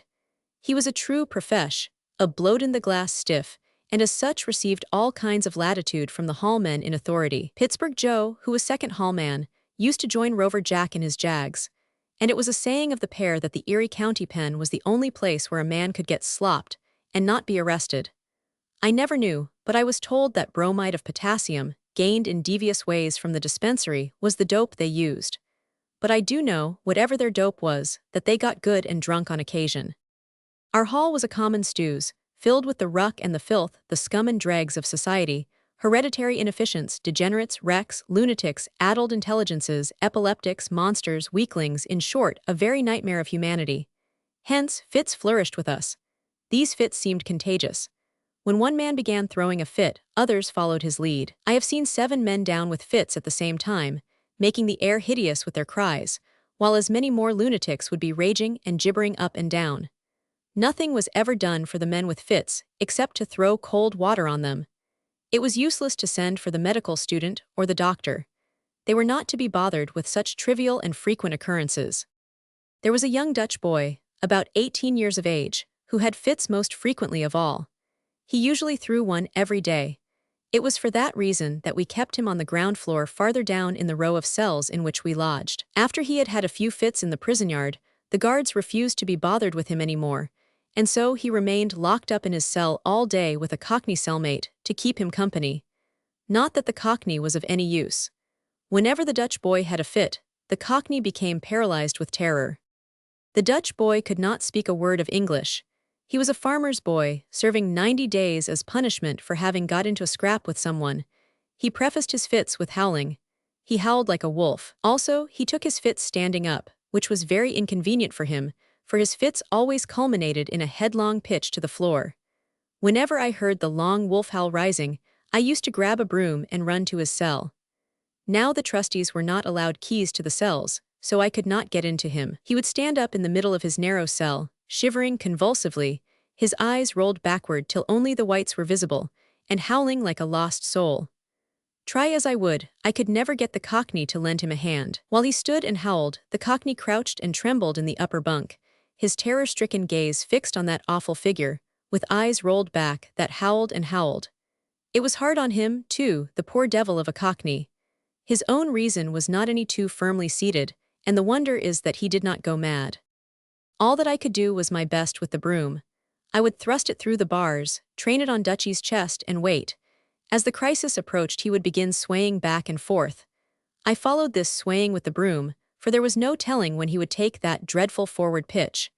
But when he did, I was there with the broom, catching him and easing him down. Contrive as I would, he never came down quite gently, and his face was usually bruised by the stone floor.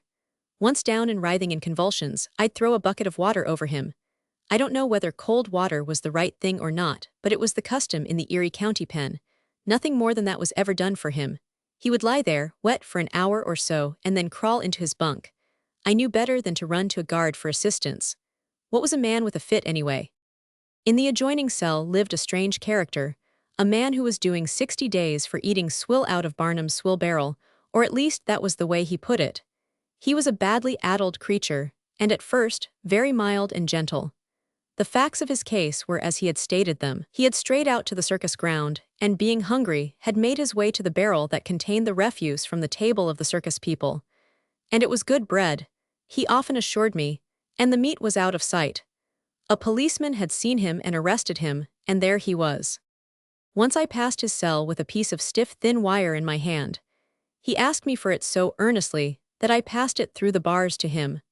Promptly, and with no tool but his fingers, he broke it into short lengths and twisted them into half a dozen very creditable safety pins. He sharpened the points on the stone floor. Thereafter I did quite a trade in safety pins. I furnished the raw material and peddled the finished product, and he did the work. As wages, I paid him extra rations of bread, and once in a while a chunk of meat or a piece of soup bone with some marrow inside. But his imprisonment told on him, and he grew violent day by day. The hall men took delight in teasing him. They filled his weak brain with stories of a great fortune that had been left him. It was in order to rob him of it that he had been arrested and sent to jail. Of course, as he himself knew, there was no law against eating out of a barrel. Therefore he was wrongly imprisoned. It was a plot to deprive him of his fortune. The first I knew of it, I heard the hall men laughing about the string they had given him. Next he held a serious conference with me, in which he told me of his millions and the plot to deprive him of them, and in which he appointed me his detective.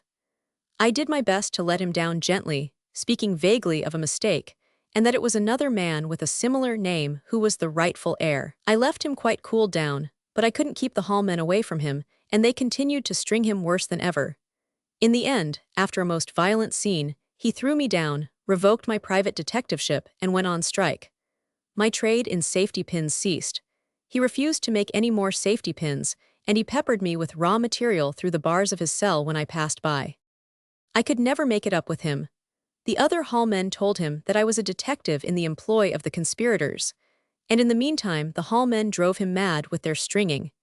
His fictitious wrongs preyed upon his mind, and at last he became a dangerous and homicidal lunatic. The guards refused to listen to his tale of stolen millions, and he accused them of being in the plot.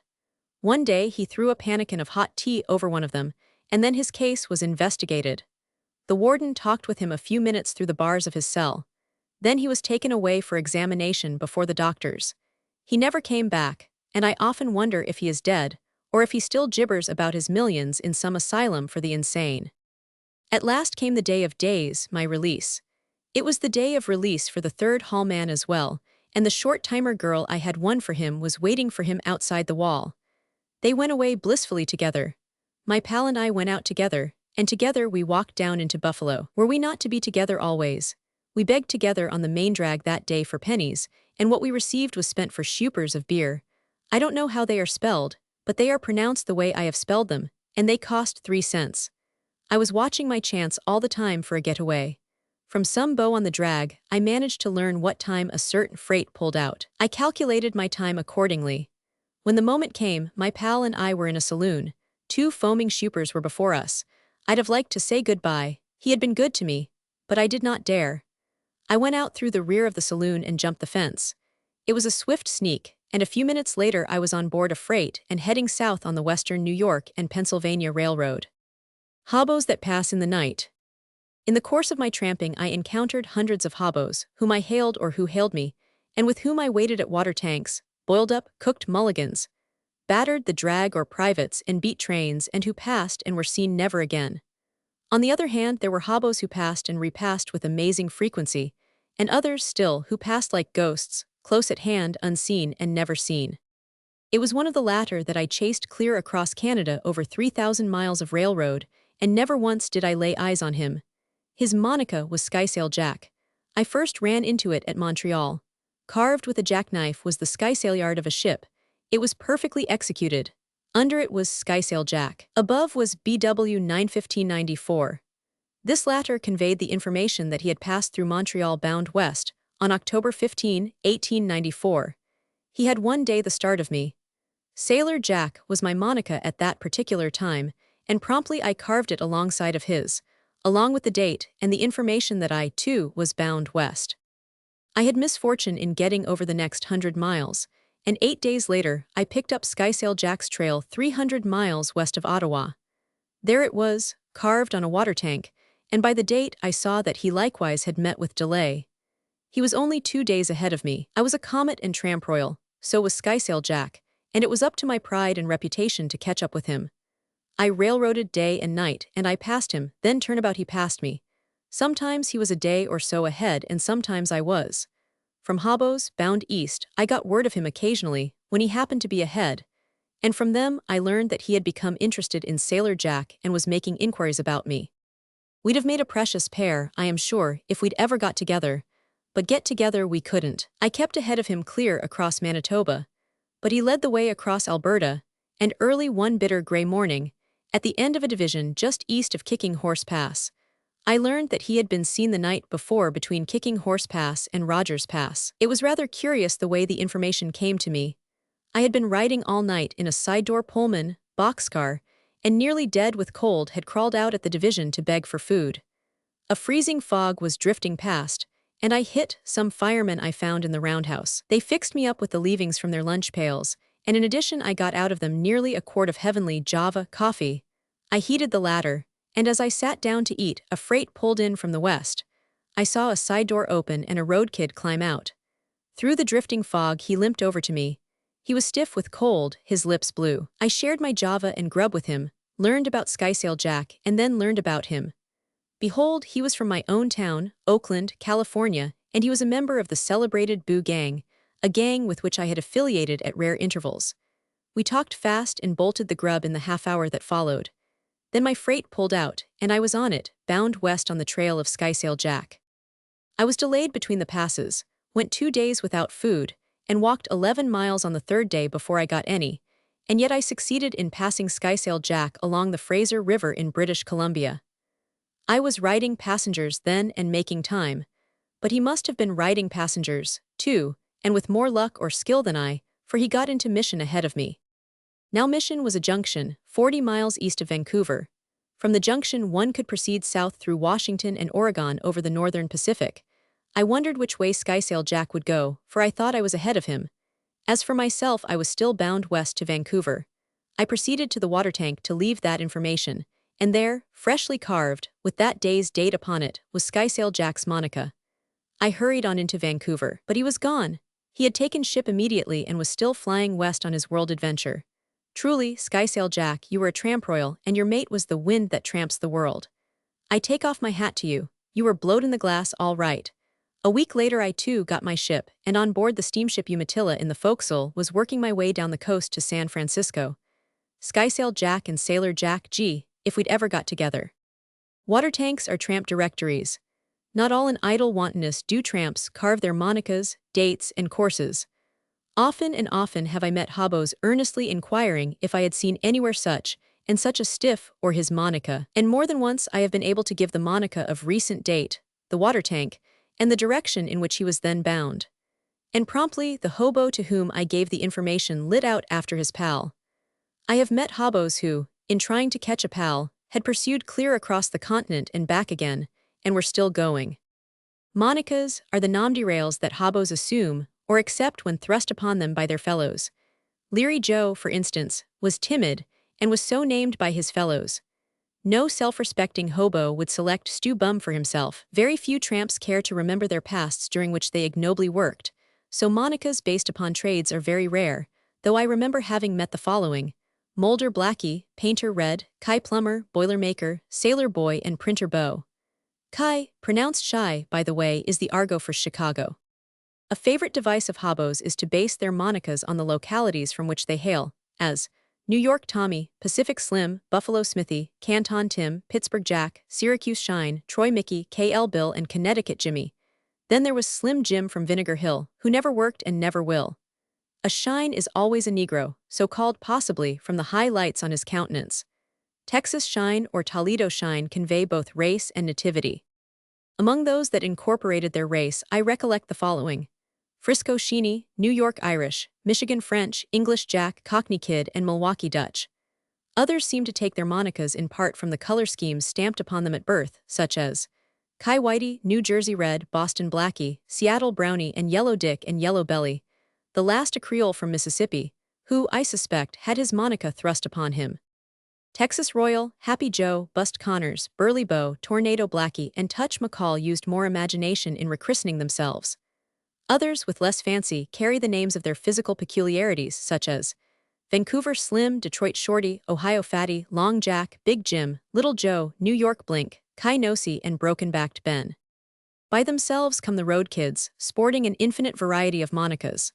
For example, the following whom here and there I have encountered: Buck Kid, Blind Kid, Midget Kid, Holy Kid, Bat Kid, Swift Kid, Cookie Kid, Monkey Kid, Iowa Kid, Corduroy Kid, Orator Kid, who could tell how it happened, and Lippy Kid, who was insolent, depend upon it. On the water tank at San Marshal, New Mexico, a dozen years ago, was the following hobo bill of fare.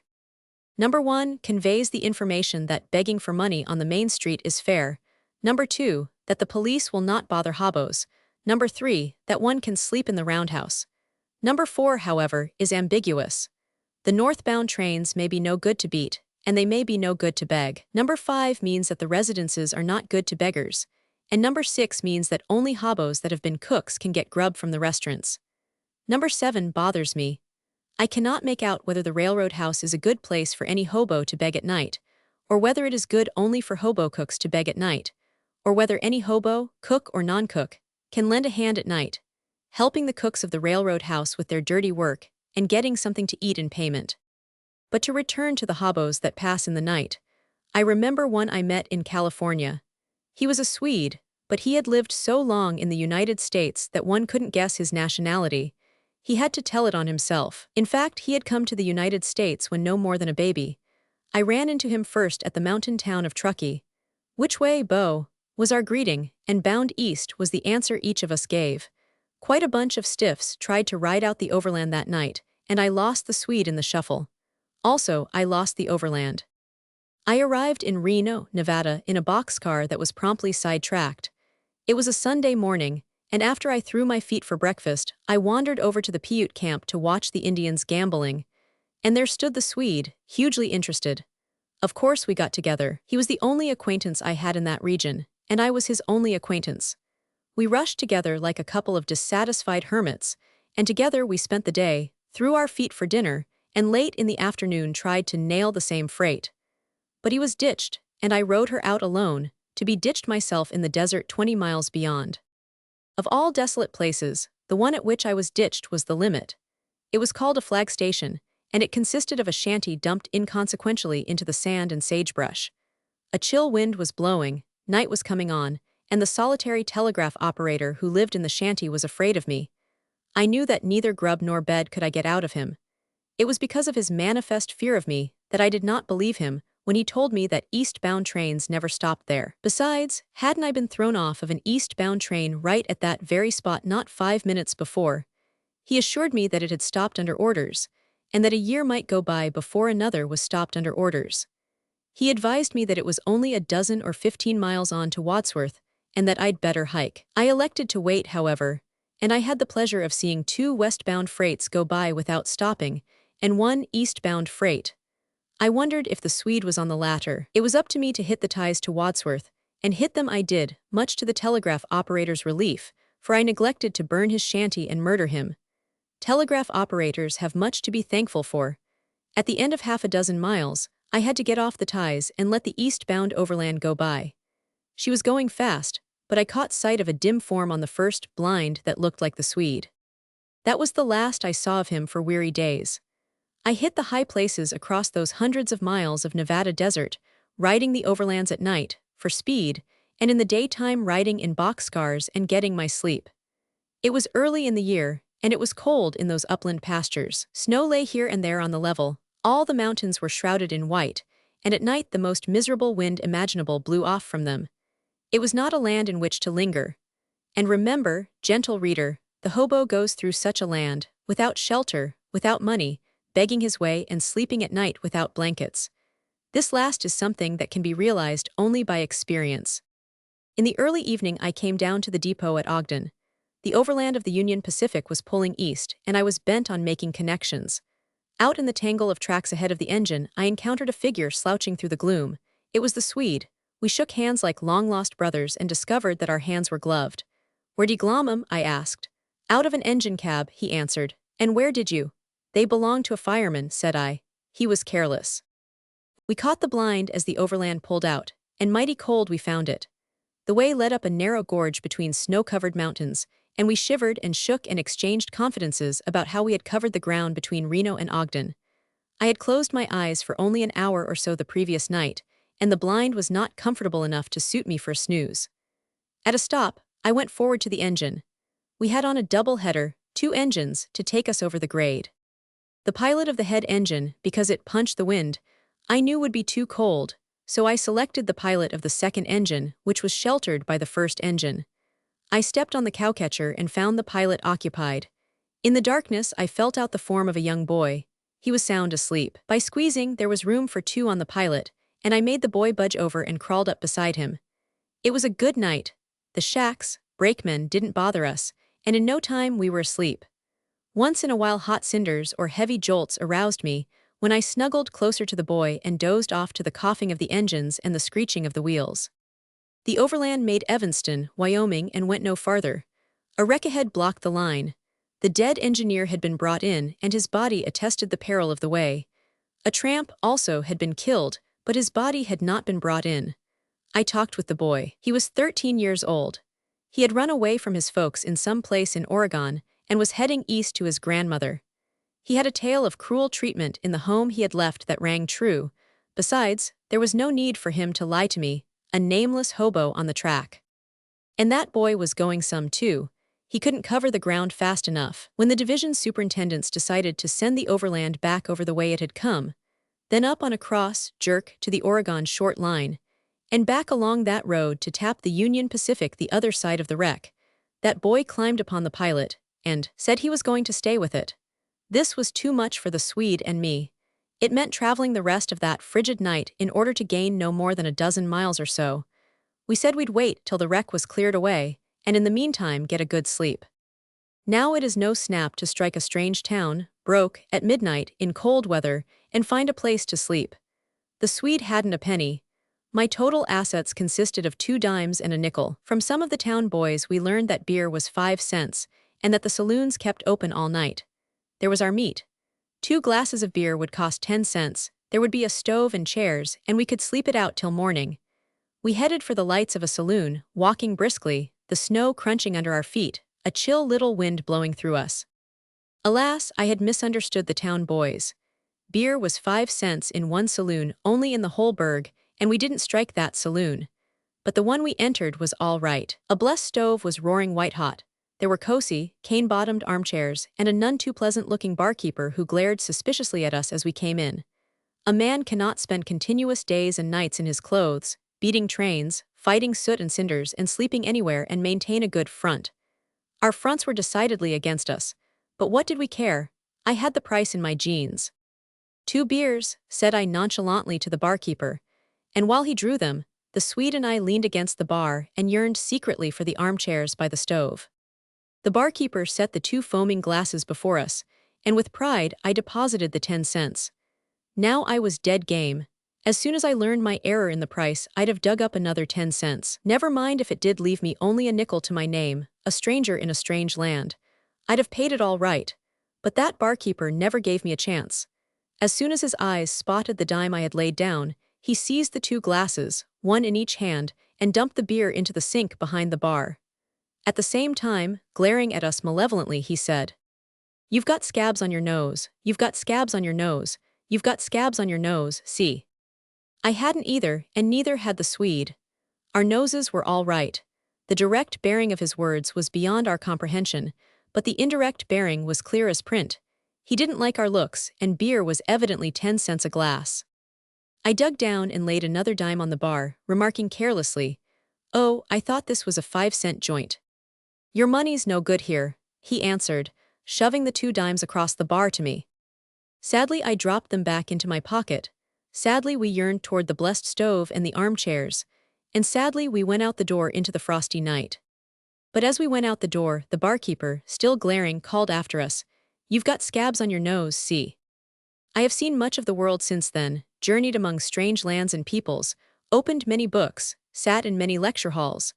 But to this day, though I have pondered long and deep, I have been unable to divine the meaning in the cryptic utterance of that barkeeper in Evanston, Wyoming. Our noses were all right. We slept that night over the boilers in an electric lighting plant. How we discovered that kipping place I can't remember.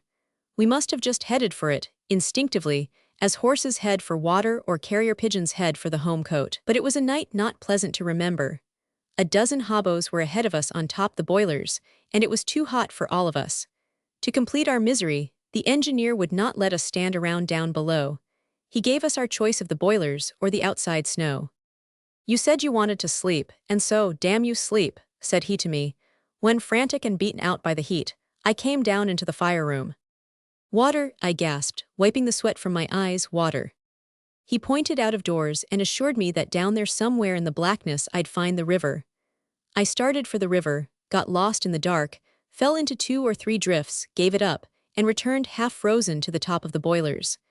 When I had thawed out, I was thirstier than ever. Around me, the hobos were moaning, groaning, sobbing, sighing, gasping, panting, rolling and tossing and floundering heavily in their torment. We were so many lost souls toasting on a griddle in hell, and the engineer, Satan incarnate, gave us the sole alternative of freezing in the outer cold. The Swede sat up and anathematized passionately the wanderlust in man that sent him tramping and suffering hardships such as that. "When I get back to Chicago," he perorated, "I'm going to get a job and stick to it till hell freezes over. Then I'll go tramping again."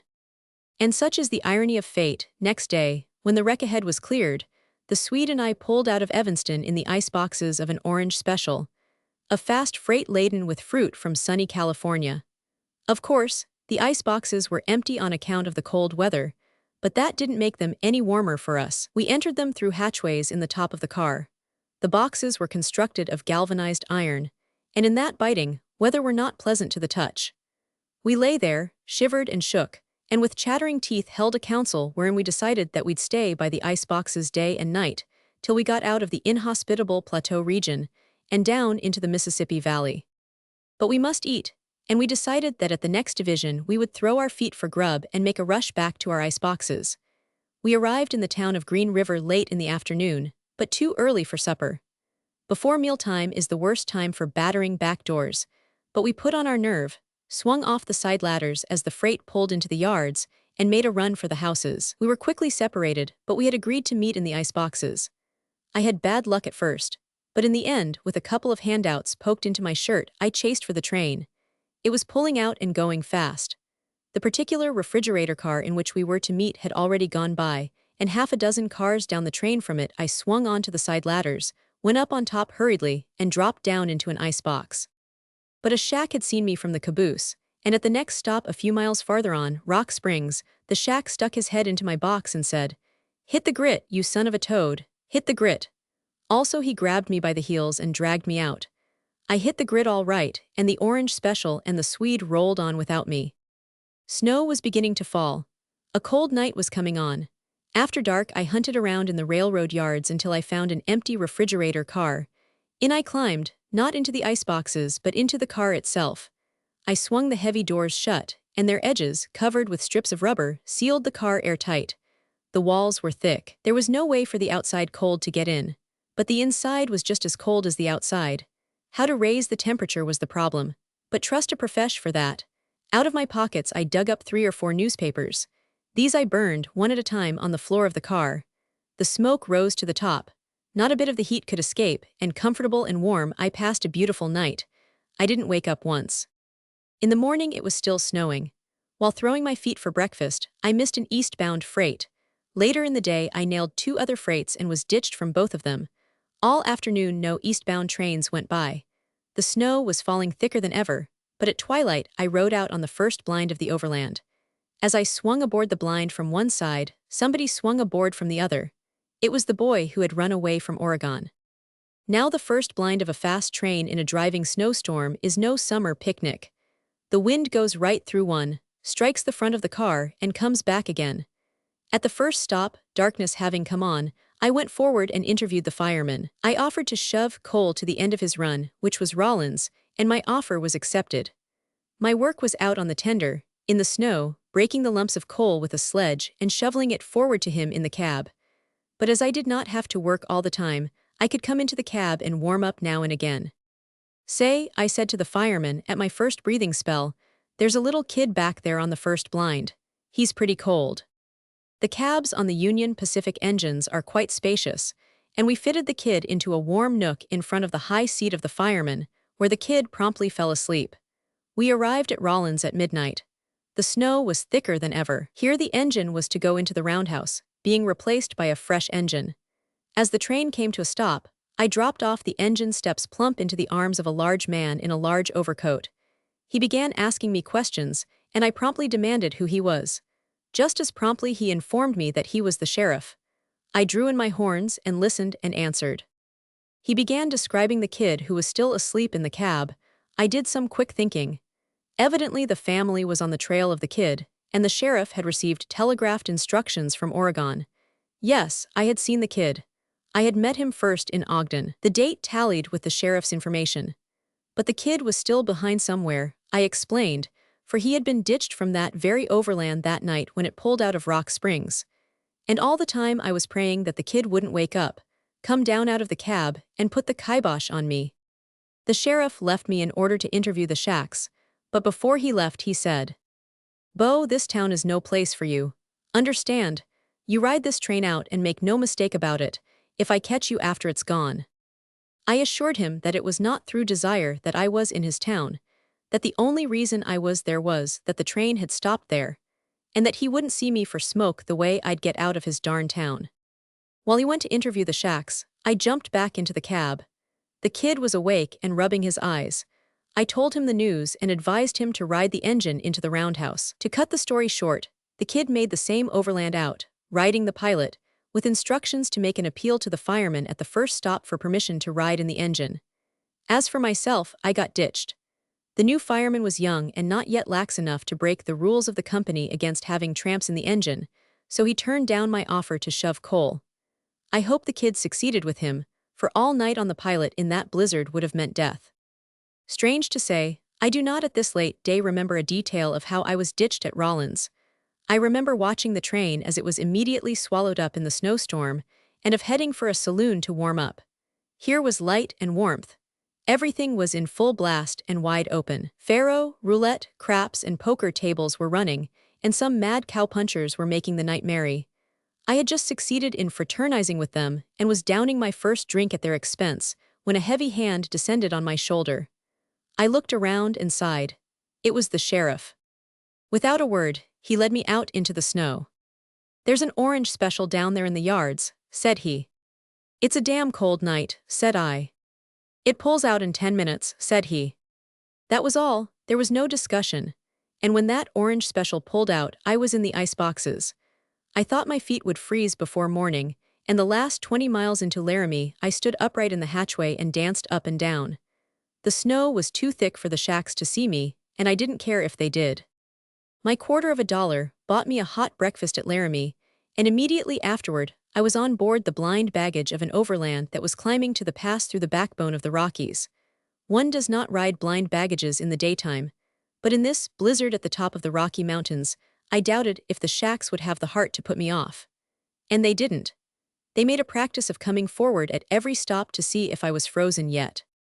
At Ames Monument, at the summit of the Rockies, I forget the altitude, the shack came forward for the last time. "Say, Bo," he said, "you see that freight sidetracked over there to let us go by?" I saw, it was on the next track, 6 feet away. A few feet more in that storm and I could not have seen it. Well, the afterpush of Kelly's army is in one of them cars. They've got 2 feet of straw under them, and there's so many of them that they keep the car warm. His advice was good, and I followed it, prepared, however, if it was a con game the shack had given me to take the blind as the overland pulled out. But it was straight goods. I found the car, a big refrigerator car with the leeward door wide open for ventilation. Up I climbed and in. I stepped on a man's leg, next on some other man's arm. The light was dim, and all I could make out was arms and legs and bodies inextricably confused. Never was there such a tangle of humanity.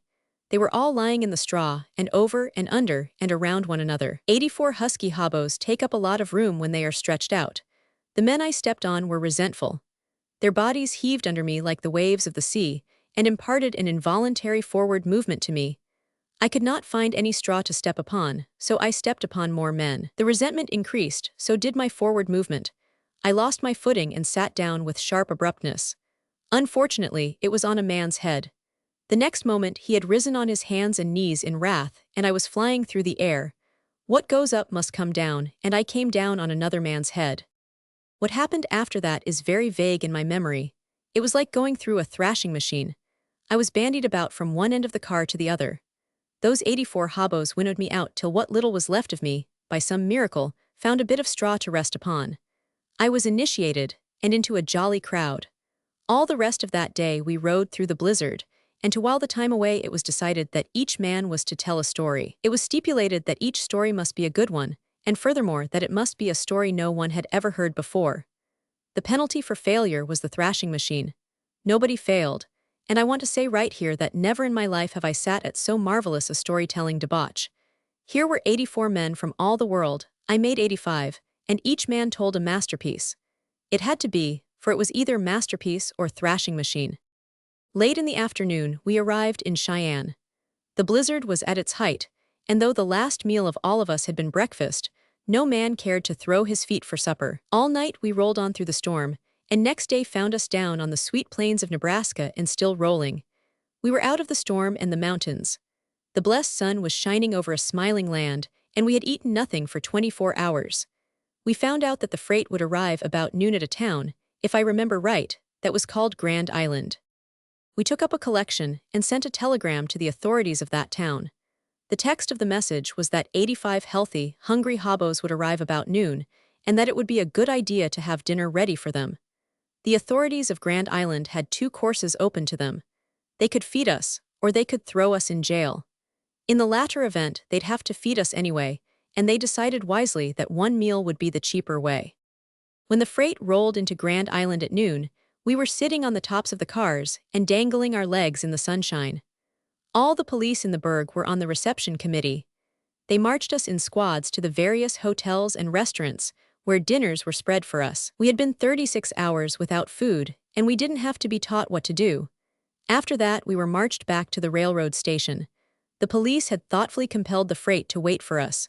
She pulled out slowly, and the 85 of us, strung out along the track, swarmed up the side ladders. We captured the train. We had no supper that evening. At least the push didn't, but I did. Just at supper time, as the freight was pulling out of a small town, a man climbed into the car where I was playing Pedro with 3 other stiffs. The man's shirt was bulging suspiciously. In his hand he carried a battered quart measure from which arose steam. I smelled Java. I turned my cards over to one of the stiffs who was looking on and excused myself. Then, in the other end of the car, pursued by envious glances, I sat down with the man who had climbed aboard and shared his Java and the handouts that had bulged his shirt. It was the Swede. At about 10 o'clock in the evening, we arrived at Omaha. "Let's shake the push," said the Swede to me. "Sure," said I. As the freight pulled into Omaha, we made ready to do so. But the people of Omaha were also ready. The Swede and I hung upon the side ladders, ready to drop off. But the freight did not stop. Furthermore, long rows of policemen, their brass buttons and stars glittering in the electric lights, were lined up on each side of the track. The Swede and I knew what would happen to us if we ever dropped off into their arms. We stuck by the side ladders, and the train rolled on across the Missouri River to Council Bluffs. General Kelly, with an army of 2,000 hobos, lay in camp at Chautauqua Park, several miles away. The afterpush we were with was General Kelly's rear guard, and detraining at Council Bluffs, it started to march to camp. The night had turned cold, and heavy wind squalls, accompanied by rain, were chilling and wetting us. Many police were guarding us and herding us to the camp. The Swede and I watched our chance and made a successful getaway. The rain began coming down in torrents, and in the darkness, unable to see our hands in front of our faces, like a pair of blind men, we fumbled about for shelter. Our instinct served us, for in no time we stumbled upon a saloon, not a saloon that was open and doing business, not merely a saloon that was closed for the night, and not even a saloon with a permanent address, but a saloon propped up on big timbers with rollers underneath, that was being moved from somewhere to somewhere. The doors were locked. A squall of wind and rain drove down upon us. We did not hesitate. Smash went the door, and in we went. I have made some tough camps in my time, carried the banner in infernal metropolises, bedded in pools of water, slept in the snow under 2 blankets when the spirit thermometer registered 74 degrees below zero, which is a mere trifle of 106 degrees of frost. But I want to say right here that never did I make a tougher camp, pass a more miserable night, than that night I passed with the Swede in the itinerant saloon at Council Bluffs. In the first place, the building, perched up as it was in the air, had exposed a multitude of openings in the floor through which the wind whistled. In the second place, the bar was empty. There was no bottled fire water with which we could warm ourselves and forget our misery. We had no blankets, and in our wet clothes, wet to the skin, we tried to sleep. I rolled under the bar, and the Swede rolled under the table. The holes and crevices in the floor made it impossible, and at the end of half an hour I crawled up on top the bar. A little later the Swede crawled up on top his table. And there we shivered and prayed for daylight. I know, for one, that I shivered until I could shiver no more, till the shivering muscles exhausted themselves and merely ached horribly. The Swede moaned and groaned, and every little while through chattering teeth he muttered, "Never again, never again." He muttered this phrase repeatedly, ceaselessly, 1,000 times, and when he dozed he went on muttering it in his sleep. At the first gray of dawn we left our house of pain, and outside found ourselves in a mist dense and chill. We stumbled on till we came to the railroad track. I was going back to Omaha to throw my feet for breakfast. My companion was going on to Chicago. The moment for parting had come. Our palsied hands went out to each other. We were both shivering. When we tried to speak, our teeth chattered us back into silence. We stood alone, shut off from the world. All that we could see was a short length of railroad track, both ends of which were lost in the driving mist. We stared dumbly at each other, our clasped hands shaking sympathetically. The Swede's face was blue with the cold, and I know mine must have been. Never again what? I managed to articulate. Speech strove for utterance in the Swede's throat. Then faint and distant, in a thin whisper from the very bottom of his frozen soul, came the words. "Never again a hobo." He paused, and, as he went on again, his voice gathered strength and huskiness as it affirmed his will. "Never again a hobo. I'm going to get a job, you'd better do the same. nights like this make rheumatism. He wrung my hand. Goodbye, Beau, said he. Goodbye, Beau, said I. The next we were swallowed up from each other by the mist. It was our final passing. But here's to you, Mr. Swede, wherever you are. I hope you got that job. Road kids and gay cats. Every once in a while, in newspapers, magazines, and biographical dictionaries, I run upon sketches of my life, wherein, delicately phrased, I learned that it was in order to study sociology that I became a tramp. This is very nice and thoughtful of the biographers, but it is inaccurate. I became a tramp, well, because of the life that was in me, of the wanderlust in my blood that would not let me rest. Sociology was merely incidental. It came afterward, in the same manner that a wet skin follows a ducking. I went on the road because I couldn't keep away from it, because I hadn't the price of the railroad fare in my jeans, because I was so made that I couldn't work all my life on one same shift, because, well, just because it was easier to than not to. It happened in my own town, in Oakland, when I was 16. At that time, I had attained a dizzy reputation in my chosen circle of adventurers, by whom I was known as the Prince of the Oyster Pirates. It is true, those immediately outside my circle, such as honest bay sailors, longshoremen, yachtsmen, and the legal owners of the oysters, called me tough, hoodlum, smouge, thief, robber, and various other not nice things, all of which was complimentary, and but served to increase the dizziness of the high place in which I sat. At that time, I had not read Paradise Lost, and later, when I read Milton's Better to reign in hell than serve in heaven, I was fully convinced that great minds run in the same channels. It was at this time that the fortuitous concatenation of events sent me upon my first adventure on the road. It happened that there was nothing doing in oysters just then, that at Benicia, 40 miles away, I had some blankets I wanted to get, and that at Port Costa, several miles from Benicia, a stolen boat lay at anchor in charge of the constable. Now this boat was owned by a friend of mine, by name Denny McCrea. It had been stolen and left at Port Costa by Whiskey Bob, another friend of mine. Poor Whiskey Bob, only last winter his body was picked up on the beach shot full of holes by nobody knows whom. I had come down from upriver some time before, and reported to Denny McCrea the whereabouts of his boat, and Denny McCrea had promptly offered $10 to me if I should bring it down to Oakland to him. Time was heavy on my hands. I sat on the dock and talked it over with Nicky the Greek, another idle oyster pirate. Let's go, said I, and Nicky was willing. He was broke. I possessed 50 cents and a small skiff. The former I invested and loaded into the latter in the form of crackers, canned corned beef, and a 10-cent bottle of French mustard. We were keen on French mustard in those days. Then, late in the afternoon, we hoisted our small spritsail and started. We sailed all night, and next morning, on the first of a glorious flood tide, a fair wind behind us, we came booming up the Carquinez Straits to Port Costa. There lay the stolen boat, not 25 feet from the wharf. We ran alongside and doused our little spritsail. I sent Nicky forward to lift the anchor, while I began casting off the gaskets. A man ran out on the wharf and hailed us. It was the constable. It suddenly came to me that I had neglected to get a written authorization from Denny McCrea to take possession of his boat.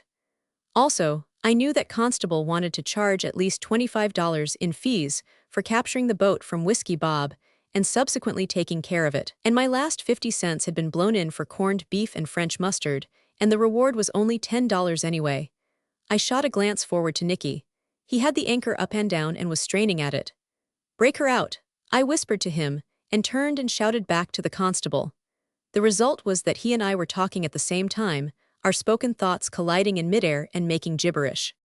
The constable grew more imperative, and perforce I had to listen. Nicky was heaving on the anchor till I thought he'd burst a blood vessel. When the constable got done with his threats and warnings, I asked him who he was.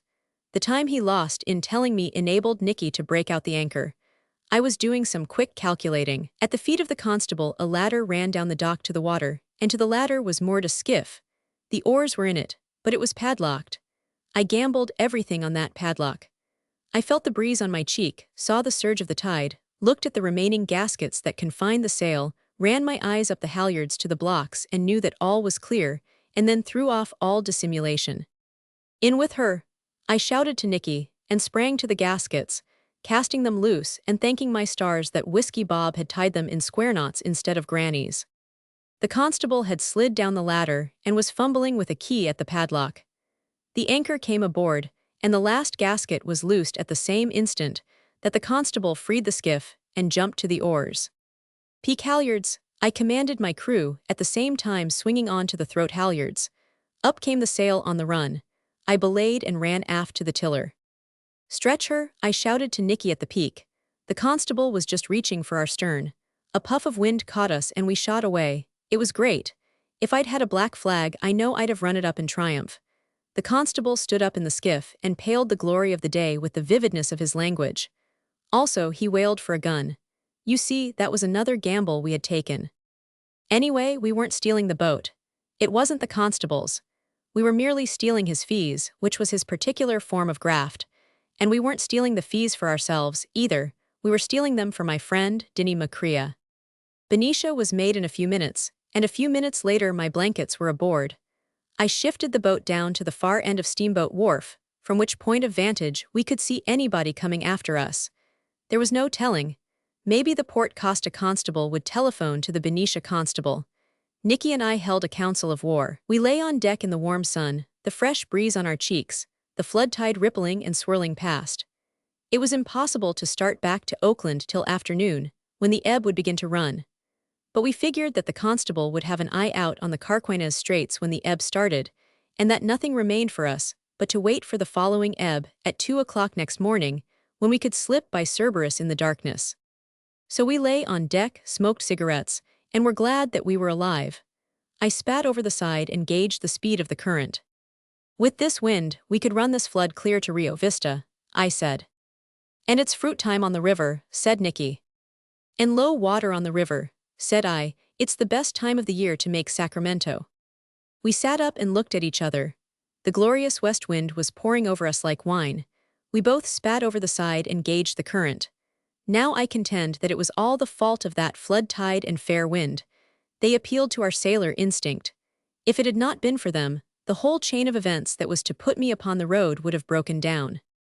We said no word, but cast off our moorings and hoisted sail.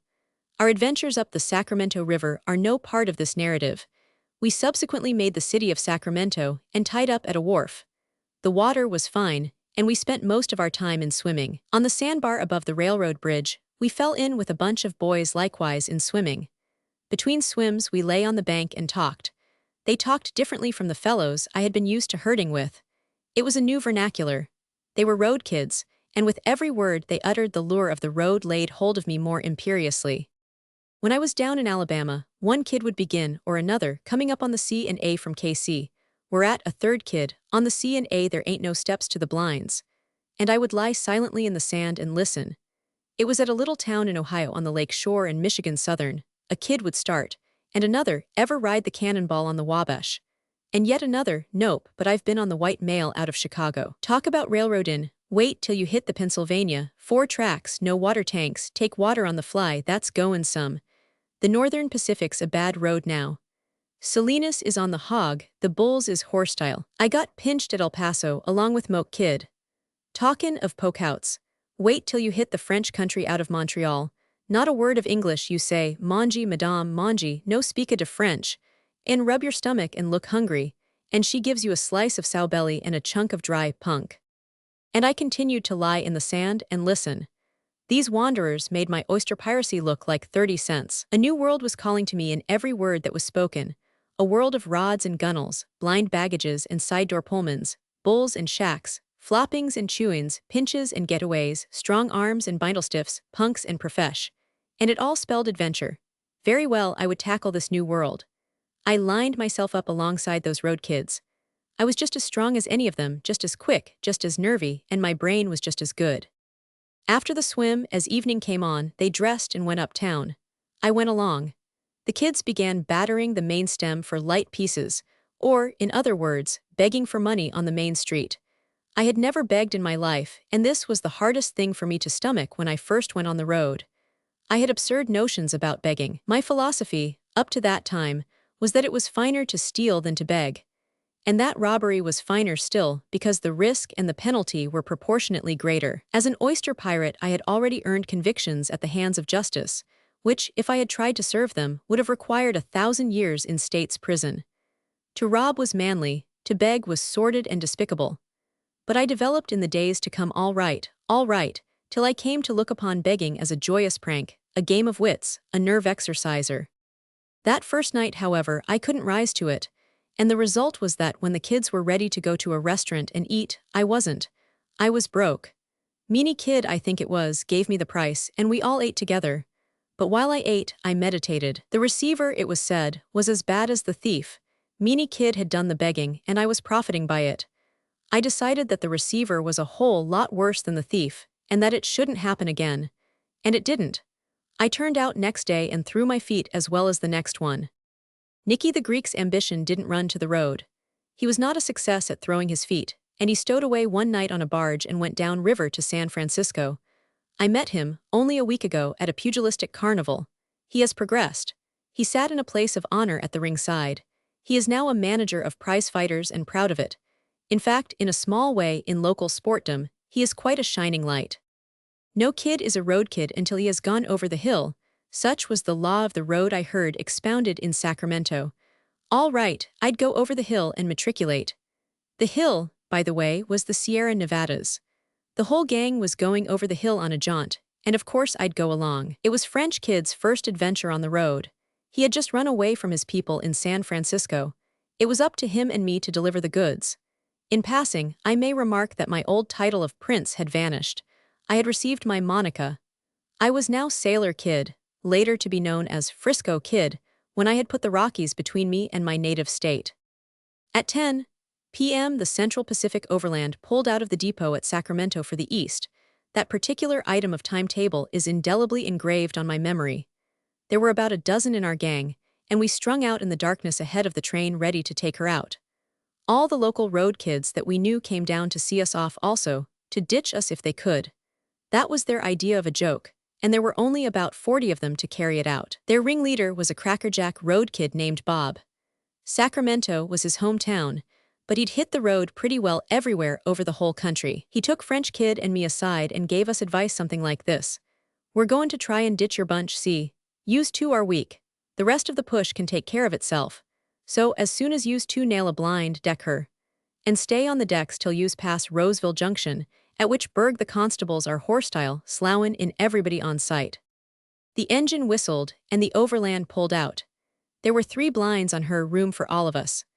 The dozen of us who were trying to make her out would have preferred to slip aboard quietly, but our 40 friends crowded on, with the most amazing and shameless publicity and advertisement. Following Bob's advice, I immediately decked her, that is, climbed up on top of the roof of one of the mail cars. There I lay down, my heart jumping a few extra beats, and listened to the fun. The whole train crew was forward, and the ditching went on fast and furious. After the train had run half a mile, it stopped, and the crew came forward again and ditched the survivors. I alone had made the train out. Back at the depot, about him 2 or 3 of the push that had witnessed the accident lay French Kid with both legs off. French Kid had slipped or stumbled, that was all, and the wheels had done the rest. Such was my initiation to the road. It was 2 years afterward when I next saw French Kid and examined his stumps. This was an act of courtesy. Cripples always like to have their stumps examined. One of the entertaining sights on the road is to witness the meeting of 2 cripples. Their common disability is a fruitful source of conversation, and they tell how it happened, describe what they know of the amputation, pass critical judgment on their own and each other's surgeons, and wind up by withdrawing to one side, taking off bandages and wrappings, and comparing stumps. But it was not until several days later, over in Nevada, when the push caught up with me, that I learned of French Kid's accident. The push itself arrived in bad condition. It had gone through a train wreck in the snowsheds. Happy Joe was on crutches with 2 mashed legs, and the rest were nursing skins and bruises. In the meantime, I lay on the roof of the mail car, trying to remember whether Roseville Junction, against which Berg Bob had warned me, was the first stop or the second stop. To make sure, I delayed descending to the platform of the blind until after the second stop. And then I didn't descend. I was new to the game, and I felt safer where I was. But I never told the push that I held down the decks the whole night, clear across the Sierras, through snowsheds and tunnels, and down to Truckee on the other side, where I arrived at 7 in the morning. Such a thing was disgraceful, and I'd have been a common laughingstock. This is the first time I have confessed the truth about that first ride over the hill. As for the push, it decided that I was all right, and when I came back over the hill to Sacramento, I was a full-fledged road kid. Yet I had much to learn, Bob was my mentor, and he was all right. I remember one evening, it was fair time in Sacramento, and we were knocking about and having a good time when I lost my hat in a fight. There was I bareheaded in the street, and it was Bob to the rescue.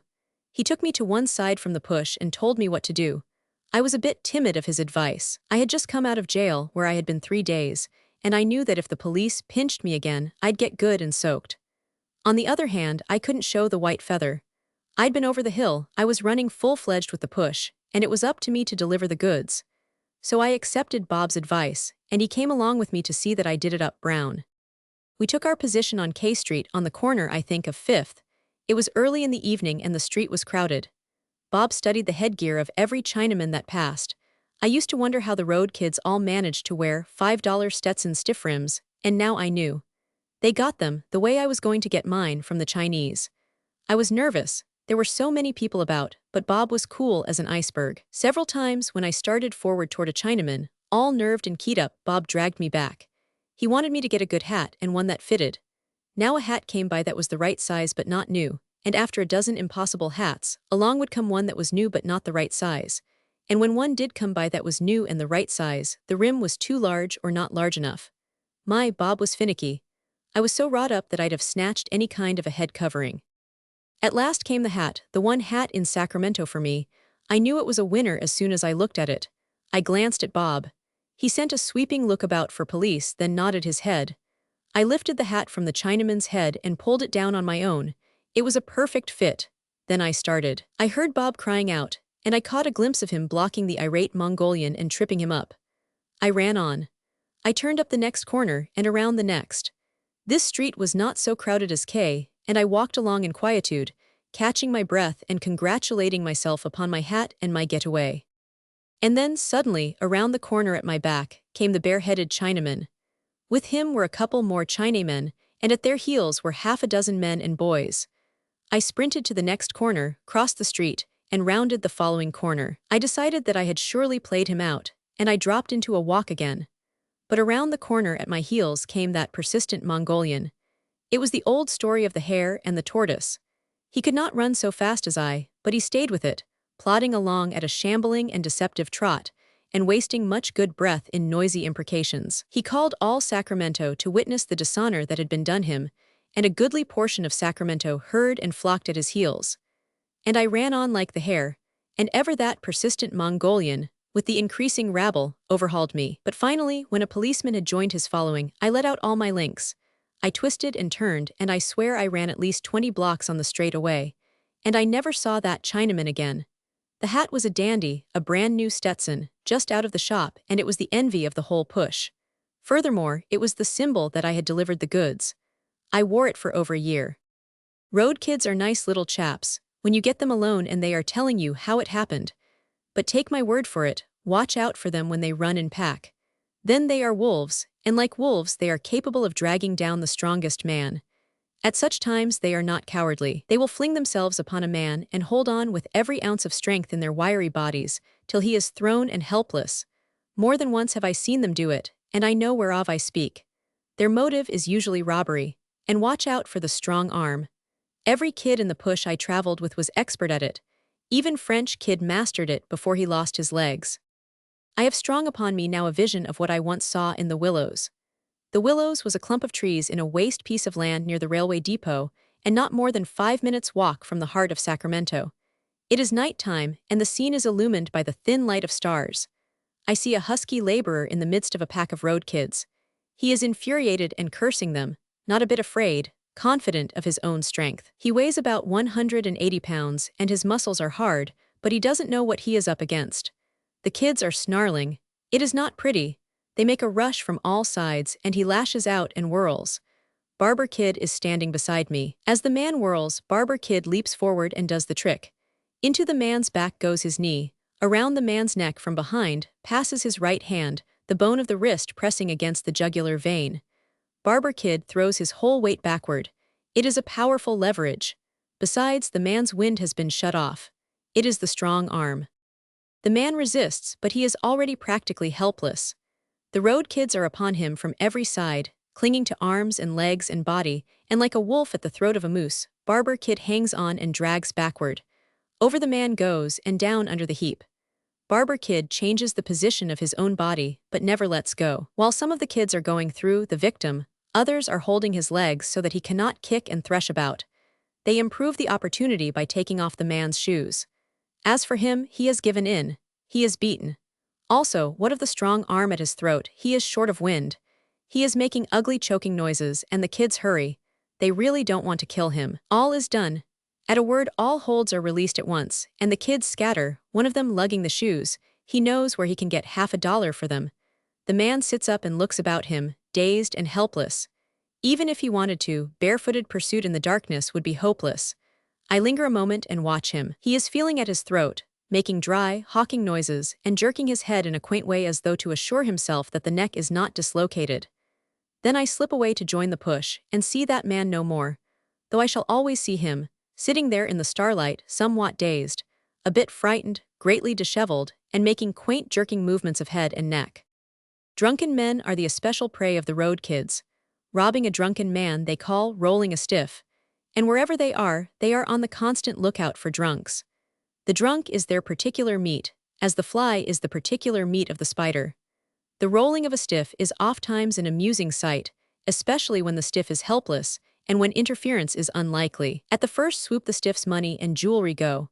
Then the kids sit around their victim in a sort of powwow. A kid generates a fancy for the stiff's necktie. Off it comes. Another kid is after underclothes. Off they come, and a knife quickly abbreviates arms and legs.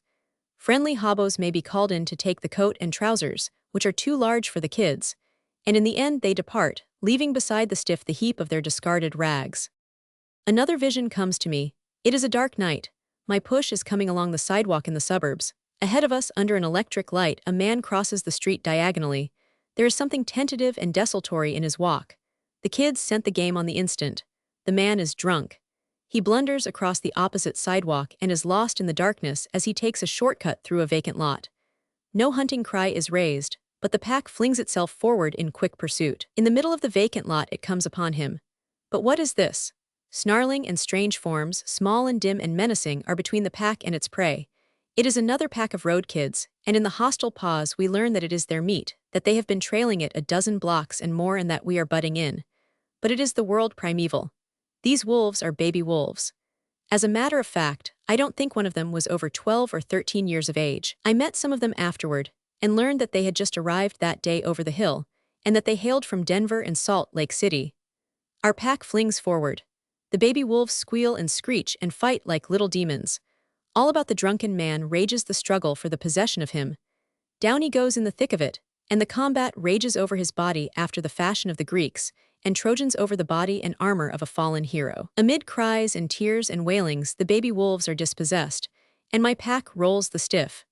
But always I remember the poor stiff, and his befuddled amazement at the abrupt eruption of battle in the vacant lot. I see him now, dim in the darkness, titubating in stupid wonder, good-naturedly essaying the role of peacemaker in that multitudinous scrap, the significance of which he did not understand, and the really hurt expression on his face when he, unoffending he, was clutched at by many hands and dragged down in the thick of the press. Bindle stiffs are favorite prey of the road kids. A bindle stiff is a working tramp. He takes his name from the roll of blankets he carries, which is known as a bindle. Because he does work, a bindle stiff is expected usually to have some small change about him, and it is after that small change that the road kids go.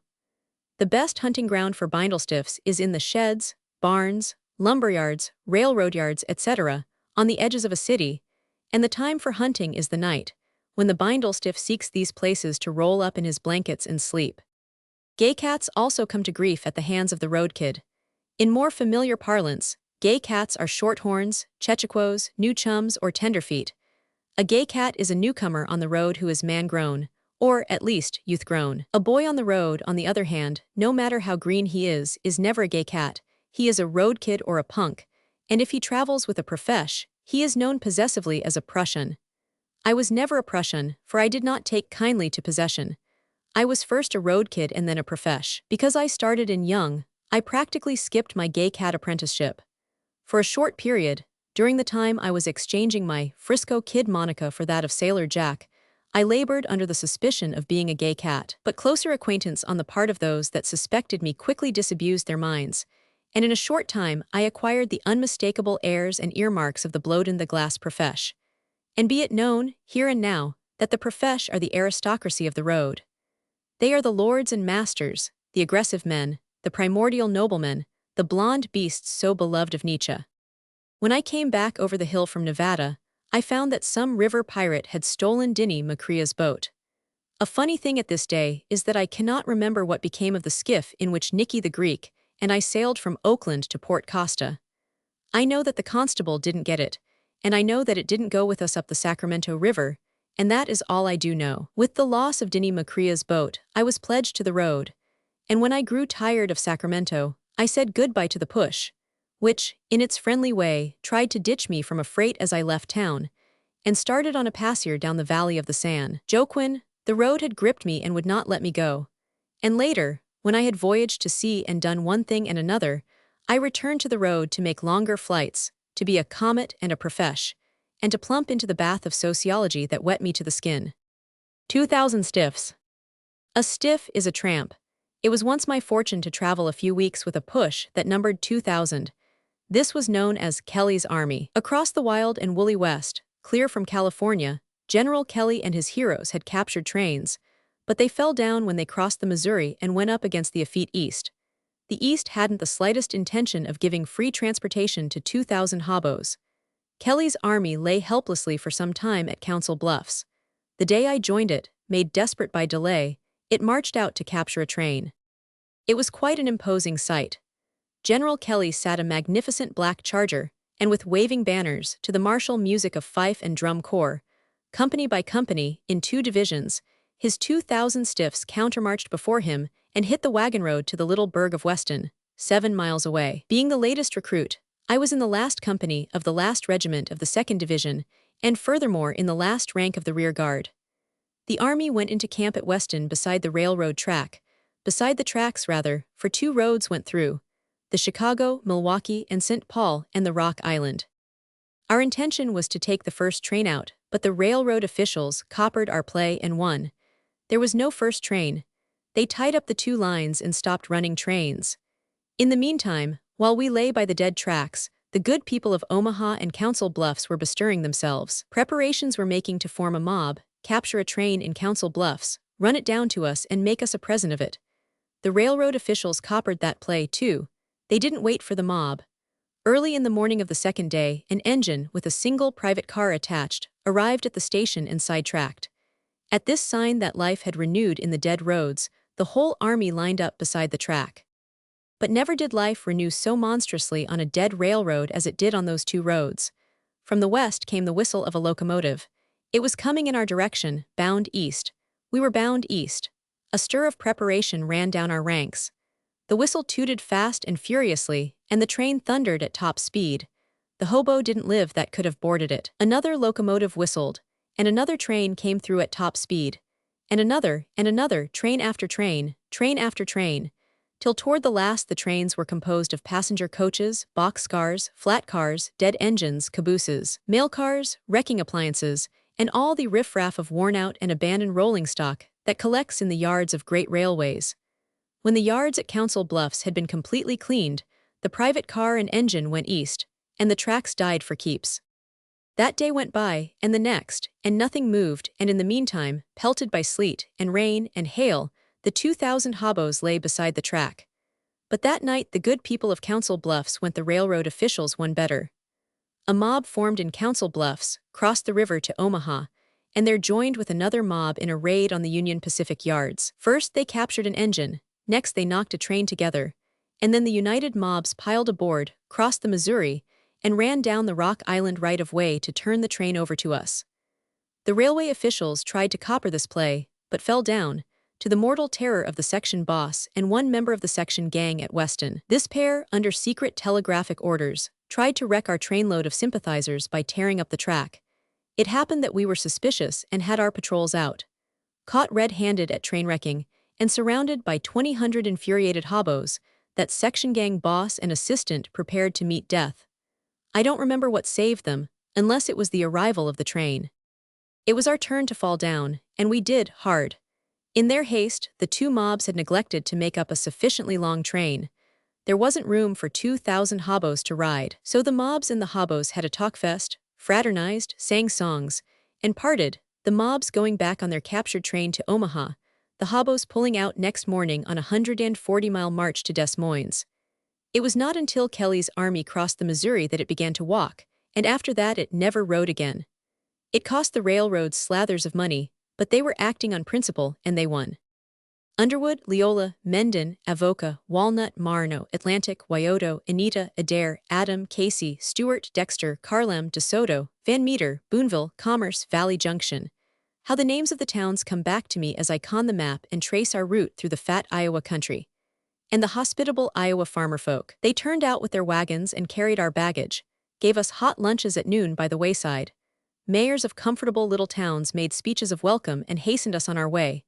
Deputations of little girls and maidens came out to meet us, and the good citizens turned out by hundreds, locked arms, and marched with us down their main streets. It was circus day when we came to town, and every day was circus day, for there were many towns. In the evenings, our camps were invaded by whole populations. Every company had its campfire, and around each fire something was doing. The cooks in my company, Company L, were song and dance artists and contributed most of our entertainment. In another part of the encampment, the Glee Club would be singing.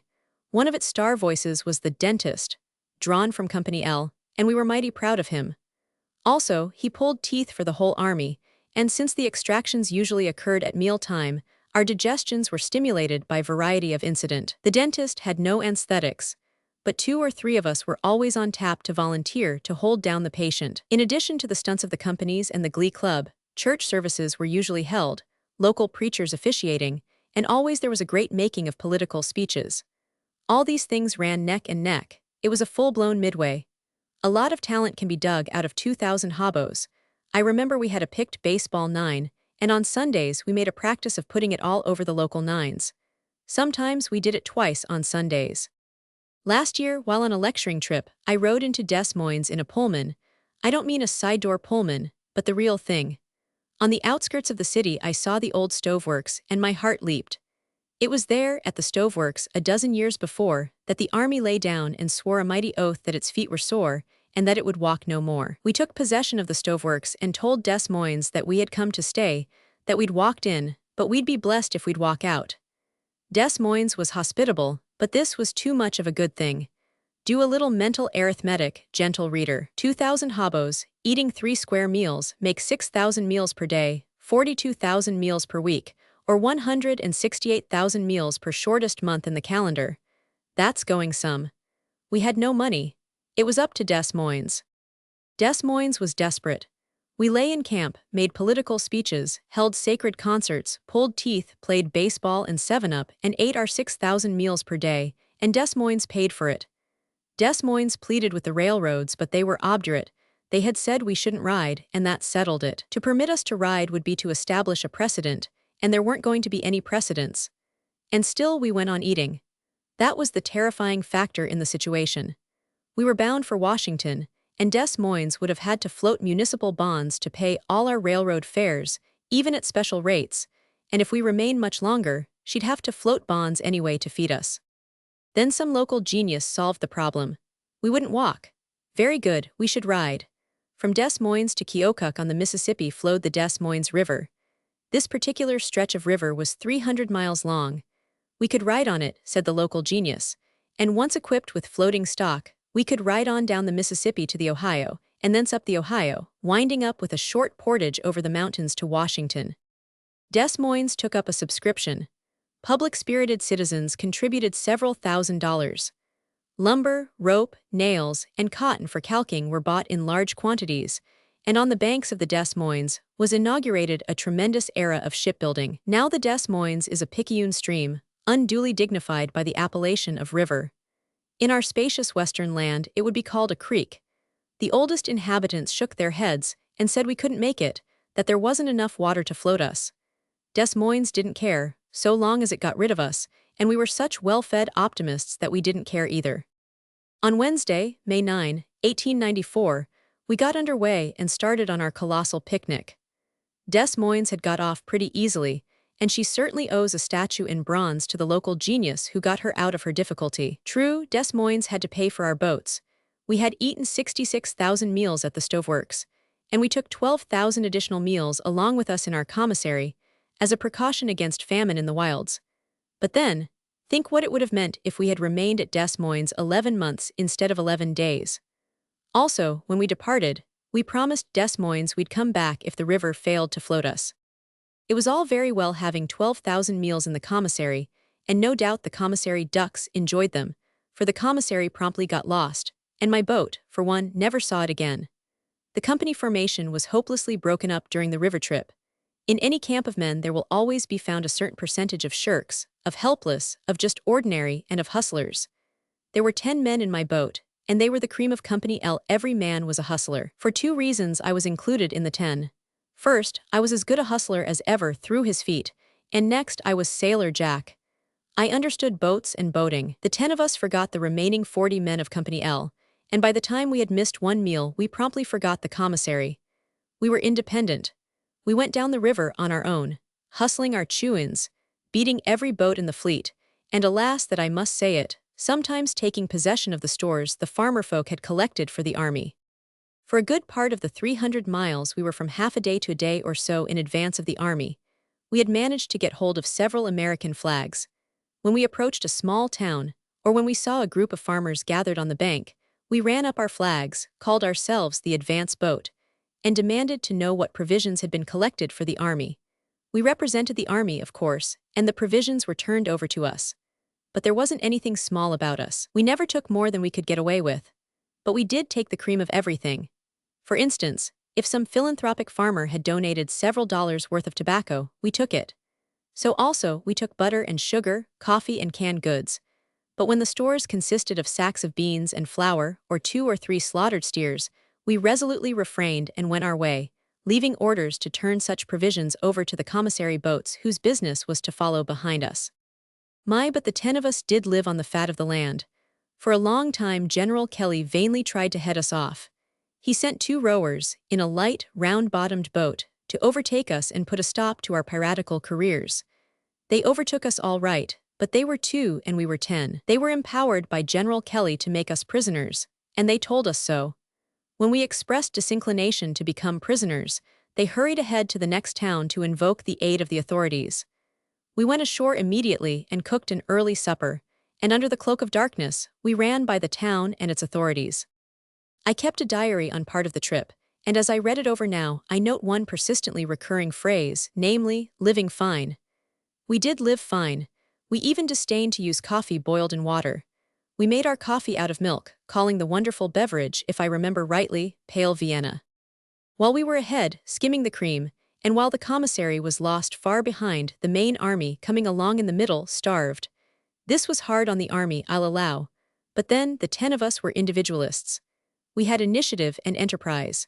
We ardently believed that the grub was to the man who got there first, the pale Vienna to the strong. On one stretch the army went 48 hours without grub, and then it arrived at a small village of some 300 inhabitants, the name of which I do not remember, though I think it was Red Rock.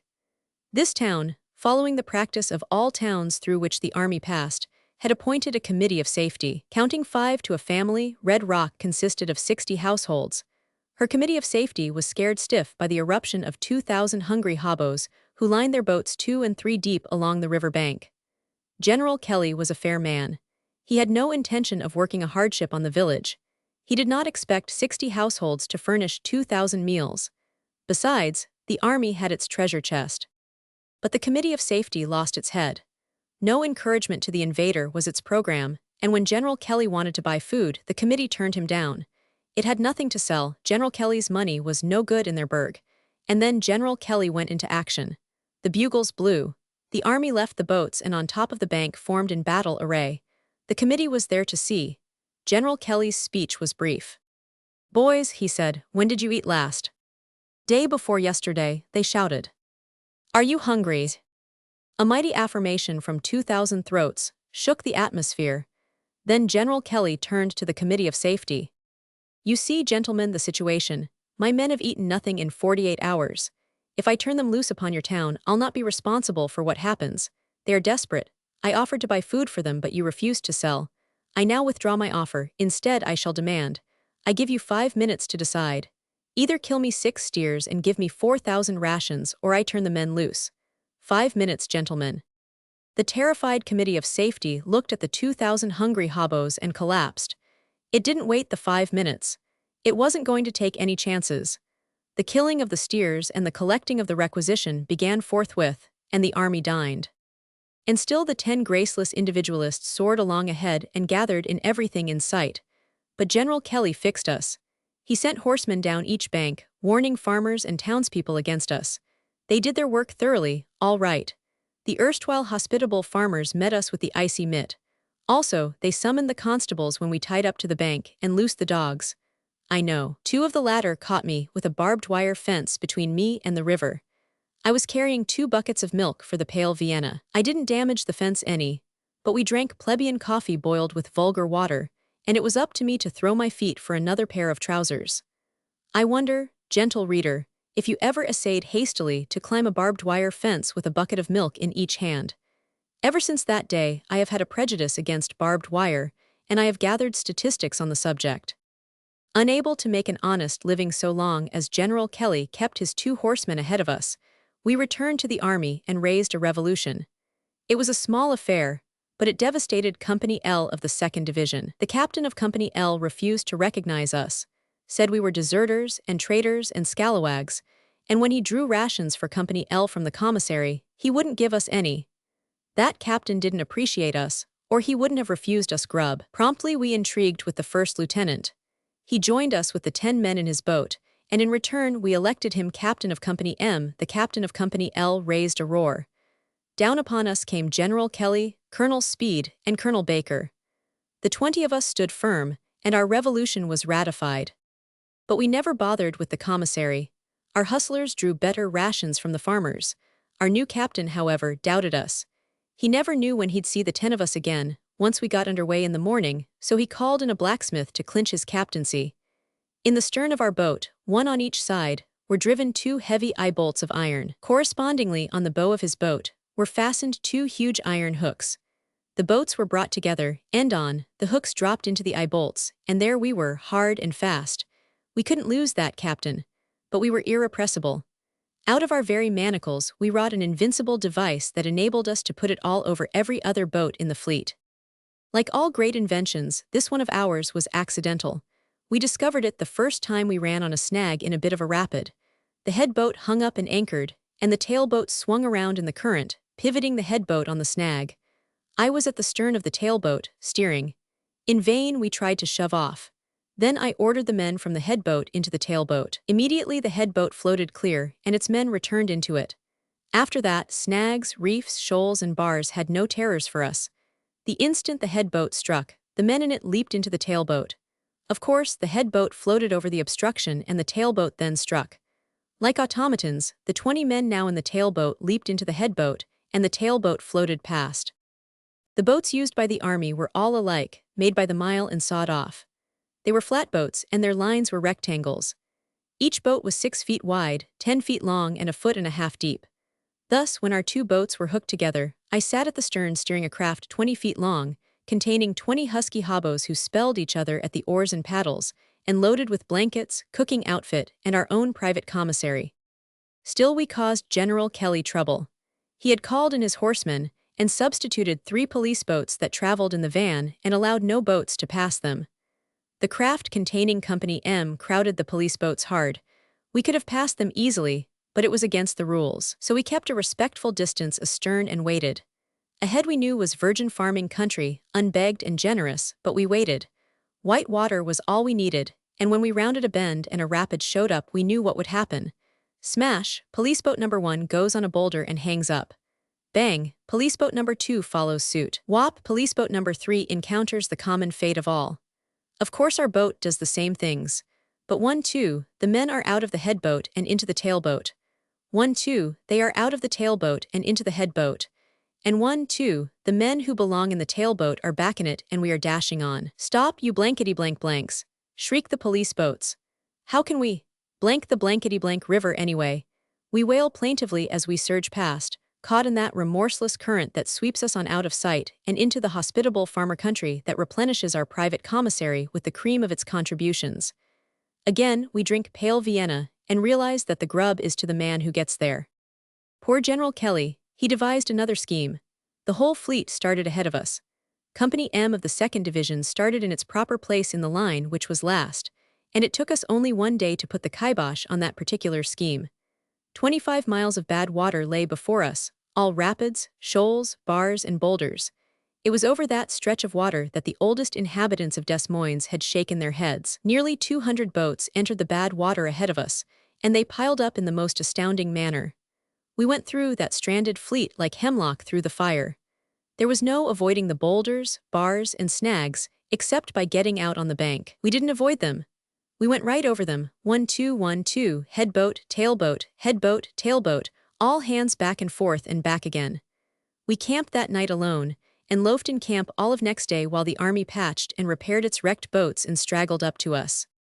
There was no stopping our cussedness. We rigged up a mast, piled on the canvas blankets, and traveled short hours while the army worked overtime to keep us in sight. Then General Kelly had recourse to diplomacy. No boat could touch us in the straightaway. Without discussion, we were the hottest bunch that ever came down the Des Moines. The ban of the police boats was lifted. Colonel Speed was put aboard, and with this distinguished officer, we had the honor of arriving first at Keokuk on the Mississippi. And right here I want to say to General Kelly and Colonel Speed that here's my hand. You were heroes, both of you, and you were men. And I'm sorry for at least 10% of the trouble that was given you by the head boat of Company M. At Keokuk, the whole fleet was lashed together in a huge raft, and after being windbound a day, a steamboat took us in tow down the Mississippi to Quincy, Illinois, where we camped across the river on Goose Island. Here the raft idea was abandoned, the boats being joined together in groups of 4 and decked over. Somebody told me that Quincy was the richest town of its size in the United States. When I heard this, I was immediately overcome by an irresistible impulse to throw my feet. No blowed-in-the-glass profesh could possibly pass up such a promising burg. I crossed the river to Quincy in a small dugout, but I came back in a large riverboat, down to the gunwales, with the results of my thrown feet. Of course I kept all the money I had collected, though I paid the boat hire. Also I took my pick of the underwear, socks, cast-off clothes, shirts, kicks, and sky pieces. And when Company M had taken all it wanted, there was still a respectable heap that was turned over to Company L. Alas, I was young and prodigal in those days. I told 1,000 stories to the good people of Quincy, and every story was good. But since I have come to write for the magazines, I have often regretted the wealth of story, the fecundity of fiction, I lavished that day in Quincy, Illinois. It was at Hannibal, Missouri, that the 10 Invincibles went to pieces. It was not planned. We just naturally flew apart. The Boilermaker and I deserted secretly. On the same day, Scotty and Davy made a swift sneak for the Illinois shore. Also McAvey and Fish achieved their getaway. This accounts for 6 of the 10. What became of the remaining 4 I do not know. As a sample of life on the road, I make the following quotation from my diary of the several days following my desertion. Friday, May 25th. Boilermaker and I left the camp on the island. We went ashore on the Illinois side in a skiff and walked 6 miles on the CB and Q to Fell Creek. We had gone 6 miles out of our way, but we got on a handcar and rode 6 miles to Hulls on the Wabash. While there, we met McAvey, Fish, Scotty, and Davy, who had also pulled out from the army. Saturday, May 26th. At 2 a.m. we caught the Cannonball as she slowed up at the crossing. Scotty and Davy were ditched. The 4 of us were ditched at the Bluffs, 40 miles farther on. In the afternoon, Fish and McAvey caught a freight while Boilermaker and I were away getting something to eat. Sunday, May 27th. At 3 a.m. we caught the Cannonball and found Scotty and Davy on the blind. We were all ditched at daylight at Jacksonville. The C&A runs through here and we're going to take that. Boilermaker went off but didn't return. Guess he caught a freight. Monday, May 28th. Boilermaker didn't show up. Scotty and Davy went off to sleep somewhere and didn't get back in time to catch the KC passenger at 3 a.m. I caught her and rode her till after sunrise to Mason City, 25,000 inhabitants. Caught a cattle train and rode all night. Tuesday, May 29th. Arrived in Chicago at 7 a.m. And years afterward in China, I had the grief of learning that the device we employed to navigate the rapids of the Des Moines, the 1212 head boat tailboat proposition, was not originated by us. I learned that the Chinese riverboatmen had for thousands of years used a similar device to negotiate bad water. It is a good stunt all right, even if we don't get the credit. It answers Dr. Jordan's test of truth. Will it work? Will you trust your life to it? Bulls! If the tramp were suddenly to pass away from the United States, widespread misery for many families would follow. The tramp enables thousands of men to earn honest livings, educate their children, and bring them up God-fearing and industrious. I know. At one time my father was a constable and hunted tramps for a living. The community paid him so much per head for all the tramps he could catch, and also, I believe, he got mileage fees. Ways and means was always a pressing problem in our household, and the amount of meat on the table, the new pair of shoes, the day's outing, or the textbook for school, were dependent upon my father's luck in the chase. Well, I remember the suppressed eagerness, and the suspense with which I waited to learn each morning what the results of his past night's toil had been, how many tramps he had gathered in, and what the chances were for convicting them. And so it was, when later, as a tramp, I succeeded in eluding some predatory constable, I could not but feel sorry for the little boys and girls at home in that constable's house. It seemed to me, in a way, that I was defrauding those little boys and girls of some of the good things of life. But it's all in the game. The hobo defies society, and society's watchdogs make a living out of him. Some hobos like to be caught by the watchdogs, especially in wintertime. Of course, such hobos select communities where the jails are good, wherein no work is performed and the food is substantial. Also, there have been, and most probably still are, constables who divide their fees with the hobos they arrest. Such a constable does not have to hunt. He whistles, and the game comes right up to his hand. It is surprising, the money that is made out of stone-broke tramps. All through the South, at least when I was hoboing, are convict camps and plantations, where the time of convicted hobos is bought by the farmers, and where the hobos simply have to work. Then there are places like the quarries at Rutland, Vermont, where the hobo is exploited. The unearned energy in his body, which he has accumulated by battering on the drag or slamming gates, being extracted for the benefit of that particular community. Now I don't know anything about the quarries at Rutland, Vermont. I'm very glad that I don't, when I remember how near I was to getting into them. Tramps pass the word along, and I first heard of those quarries when I was in Indiana. But when I got into New England, I heard of them continually and always with danger signals flying. They want men in the quarries, the passing hobos said, and they never give a stiff less than 90 days. By the time I got into New Hampshire, I was pretty well keyed up over those quarries, and I fought shy of railroad cops, bulls, and constables as I never had before. One evening, I went down to the railroad yards at Concord and found a freight train made up and ready to start. I located an empty boxcar, slid open the side door, and climbed in. It was my hope to win across to White River by morning. That would bring me into Vermont, and not more than 1,000 miles from Rutland. But after that, as I worked north, the distance between me and the point of danger would begin to increase. In the car I found a gay cat, who displayed unusual trepidation at my entrance. He took me for a shack brakeman, and when he learned I was only a stiff, he began talking about the quarries at Rutland as the cause of the fright I had given him.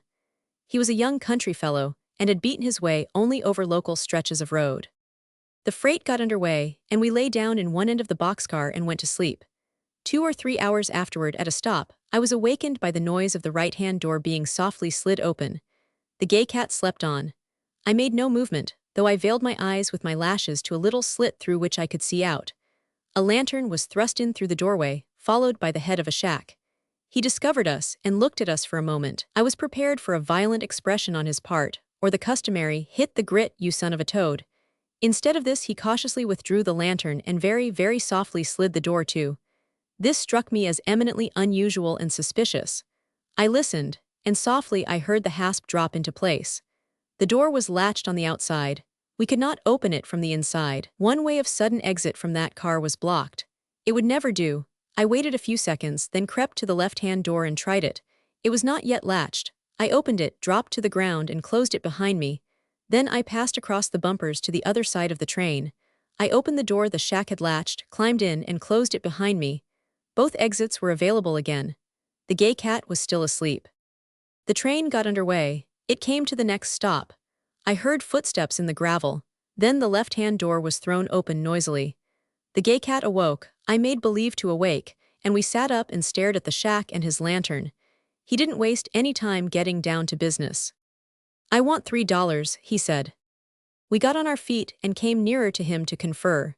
We expressed an absolute and devoted willingness to give him $3, but explained our wretched luck that compelled our desire to remain unsatisfied.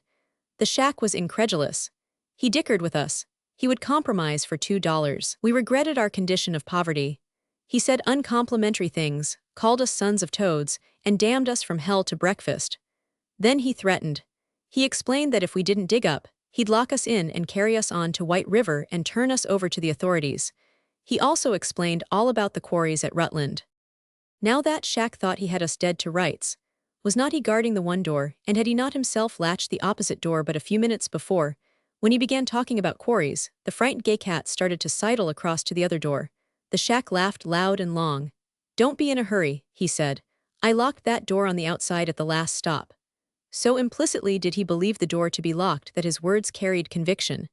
The gay cat believed and was in despair. The shack delivered his ultimatum.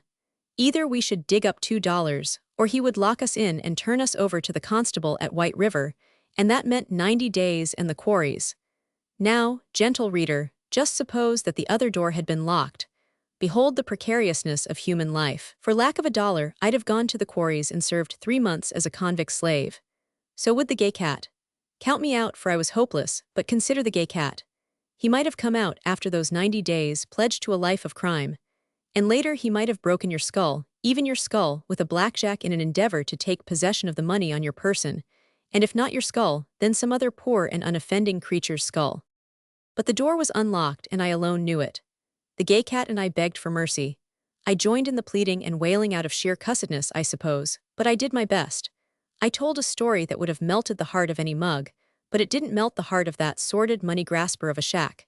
When he became convinced that we didn't have any money, he slid the door shut and latched it, then lingered a moment on the chance that we had fooled him and that we would now offer him the $2. Then it was that I let out a few links. I called him a son of a toad. I called him all the other things he had called me, and then I called him a few additional things. I came from the West, where men knew how to swear, and I wasn't going to let any mangy shack on a measly New England jerk put it over me in vividness and vigor of language.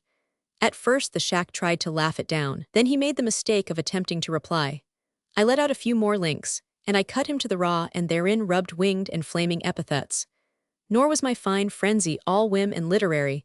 I was indignant at this vile creature, who, in default of $1, would consign me to 3 months of slavery. Furthermore, I had a sneaking idea that he got a drag out of the constable fees. But I fixed him. I lacerated his feelings and pried several dollars worth.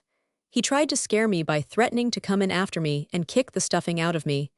In return, I promised to kick him in the face while he was climbing in. The advantage of position was with me, and he saw it. So he kept the door shut and called for help from the rest of the train crew. I could hear them answering and crunching through the gravel to him. And all the time the other door was unlatched, and they didn't know it. And in the meantime the gay cat was ready to die with fear. Oh, I was a hero with my line of retreat straight behind me. I slanged the shack and his mates till they threw the door open and I could see their infuriated faces in the shine of the lanterns. It was all very simple to them. They had us cornered in the car and they were going to come in and manhandle us. They started. I didn't kick anybody in the face. I jerked the opposite door open and the gay cat and I went out. The train crew took after us. We went over, if I remember correctly, a stone fence, but I have no doubts of recollection about where we found ourselves. In the darkness, I promptly fell over a gravestone. The gay cat sprawled over another. And then we got the chase of our lives through that graveyard. The ghosts must have thought we were going some. So did the train crew, for when we emerged from the graveyard and plunged across a road into a dark wood, the shacks gave up the pursuit and went back to their train. A little later that night the gay cat and I found ourselves at the well of a farmhouse. We were after a drink of water, but we noticed a small rope that ran down one side of the well. We hauled it up and found on the end of it a can of cream, and that is as near as I got to the quarries of Rutland, Vermont. When hobos pass the word along, concerning a town, that the bulls is horsestyle, avoid that town, or if you must, go through softly. There are some towns that one must always go through softly. Such a town was Cheyenne, on the Union Pacific. It had a national reputation for being horsestyle, and it was all due to the efforts of one Jeff Carr, if I remember his name aright. Jeff Carr could size up the front of a hobo on the instant. He never entered into discussion. In the one moment he sized up the hobo, and in the next he struck out with both fists, a club, or anything else he had handy. After he had manhandled the hobo, he started him out of town with a promise of worse if he ever saw him again. Jeff Carr knew the game. North, south, east, and west to the uttermost confines of the United States, Canada and Mexico included, the man-handled hobos carried the word that Cheyenne was hostile. Fortunately, I never encountered Jeff Carr. I passed through Cheyenne in a blizzard. There were 84 hobos with me at the time. The strength of numbers made us pretty nonchalant on most things, but not on Jeff Carr. The connotation of Jeff Carr stunned our imagination, numbed our virility, and the whole gang was mortally scared of meeting him. It rarely pays to stop and enter into explanations with bulls when they look hostile. A swift getaway is the thing to do. It took me some time to learn this, but the finishing touch was put upon me by a bull in New York City. Ever since that time, it has been an automatic process with me to make a run for it when I see a bull reaching for me. This automatic process has become a mainspring of conduct in me, wound up and ready for instant release. I shall never get over it. Should I be 80 years old, hobbling along the street on crutches, and should a policeman suddenly reach out for me, I know I'd drop the crutches and run like a deer. The finishing touch to my education in bulls was received on a hot summer afternoon in New York City. It was during a week of scorching weather. I had got into the habit of throwing my feet in the morning and of spending the afternoon in the little park that is hard by Newspaper Row and the City Hall. It was near there that I could buy from pushcart men current books that had been injured in the making or binding for a few cents each. Then, right in the park itself, were little booths where one could buy glorious, ice-cold, sterilized milk and buttermilk at a penny a glass. Every afternoon I sat on a bench and read, and went on a milk debauch. I got away with from 5 to 10 glasses each afternoon. It was dreadfully hot weather. So here I was, a meek and studious milk-drinking hobo, and behold what I got for it. One afternoon I arrived at the park, a fresh book purchase under my arm and a tremendous buttermilk thirst under my shirt. In the middle of the street, in front of the City Hall, I noticed, as I came along heading for the buttermilk booth, that a crowd had formed. It was right where I was crossing the street, so I stopped to see the cause of the collection of curious men. At first I could see nothing. Then, from the sounds I heard and from a glimpse I caught, I knew that it was a bunch of gammons playing Pee-wee. Now Pee-wee is not permitted in the streets of New York. I didn't know that, but I learned pretty lively. I had paused possibly 30 seconds, in which time I had learned the cause of the crowd when I heard a gammon yell bull. The gammons knew their business. They ran, I didn't. The crowd broke up immediately and started for the sidewalk on both sides of the street. I started for the sidewalk on the park side. There must have been 50 men, who had been in the original crowd, who were heading in the same direction. We were loosely strung out. I noticed the bull, a strapping policeman in a gray suit. He was coming along the middle of the street, without haste, merely sauntering. I noticed casually that he changed his course and was heading obliquely for the same sidewalk that I was heading for directly. He sauntered along, threading the strung-out crowd, and I noticed that his course and mine would cross each other. I was so innocent of wrongdoing that, in spite of my education in bulls and their ways, I apprehended nothing. I never dreamed that bull was after me. Out of my respect for the law, I was actually all ready to pause the next moment and let him cross in front of me. The pause came all right, but it was not of my volition. Also, it was a backward pause. Without warning, that bull had suddenly launched out at me on the chest with both hands. At the same moment, verbally, he cast the bar sinister on my genealogy. All my free American blood boiled. All my liberty-loving ancestors clamored in me. "What do you mean?" I demanded. You see, I wanted an explanation, and I got it. Bang! His club came down on top of my head, and I was reeling backward like a drunken man. The curious faces of the onlookers billowing up and down like the waves of the sea, my precious book falling from under my arm into the dirt, the bull advancing with the club ready for another blow. And in that dizzy moment I had a vision. I saw that club descending many times upon my head. I saw myself, bloody and battered and hard-looking, in a police court. I heard a charge of disorderly conduct, profane language, resisting an officer, and a few other things, read by a clerk. And I saw myself, across in Blackwell's Island. Oh, I knew the game. I lost all interest in explanations. I didn't stop to pick up my precious, unread book. I turned and ran. I was pretty sick, but I ran. And run I shall to my dying day whenever a bull begins to explain with a club. Why, years after my tramping days, When I was a student in the University of California, one night I went to the circus. After the show and the concert, I lingered on to watch the working of the transportation machinery of a great circus. The circus was leaving that night. By a bonfire, I came upon a bunch of small boys. There were about 20 of them, and as they talked with one another, I learned that they were going to run away with the circus. Now the circus men didn't want to be bothered with this mess of urchins, and a telephone to police headquarters had coppered the play. A squad of 10 policemen had been dispatched to the scene to arrest the small boys for violating the 9 o'clock curfew ordinance. The policemen surrounded the bonfire and crept up close to it in the darkness. At the signal, they made a rush, each policeman grabbing at the youngsters as he would grab into a basket of squirming eels. Now I didn't know anything about the coming of the police, and when I saw the sudden eruption of brass-buttoned helmeted bulls, each of them reaching with both hands, all the forces and stability of my being were overthrown. Remained only the automatic process to run. And I ran. I didn't know I was running. I didn't know anything. It was, as I have said, automatic. There was no reason for me to run. I was not a hobo. I was a citizen of that community. It was my hometown. I was guilty of no wrongdoing. I was a college man. I had even got my name in the papers, and I wore good clothes that had never been slept in. And yet I ran blindly, madly, like a startled deer for over a block. And when I came to myself, I noted that I was still running. It required a positive effort of will to stop those legs of mine. No, I'll never get over it. I can't help it. When a bull reaches, I run. Besides, I have an unhappy faculty for getting into jail. I have been in jail more times since I was a hobo than when I was one. I start out on a Sunday morning with a young lady on a bicycle ride. Before we can get outside the city limits, we are arrested for passing a pedestrian on the sidewalk. I resolve to be more careful. The next time I am on a bicycle, it is night time and my acetylene gas lamp is misbehaving. I cherish the sickly flame carefully because of the ordnance. I am in a hurry, but I ride at a snail's pace so as not to jar out the flickering flame. I reach the city limits. I am beyond the jurisdiction of the ordnance, and I proceed to scorch to make up for lost time. And half a mile farther on I am pinched by a bull, and the next morning I forfeit my bail in the police court. The city had treacherously extended its limits into a mile of the country, and I didn't know, that was all. I remember my inalienable right of free speech and peaceable assemblage, and I get up on a soapbox to trot out the particular economic bees that buzz in my bonnet, and a bull takes me off that box and leads me to the city prison, and after that I get out on bail. It's no use. In Korea, I used to be arrested about every other day.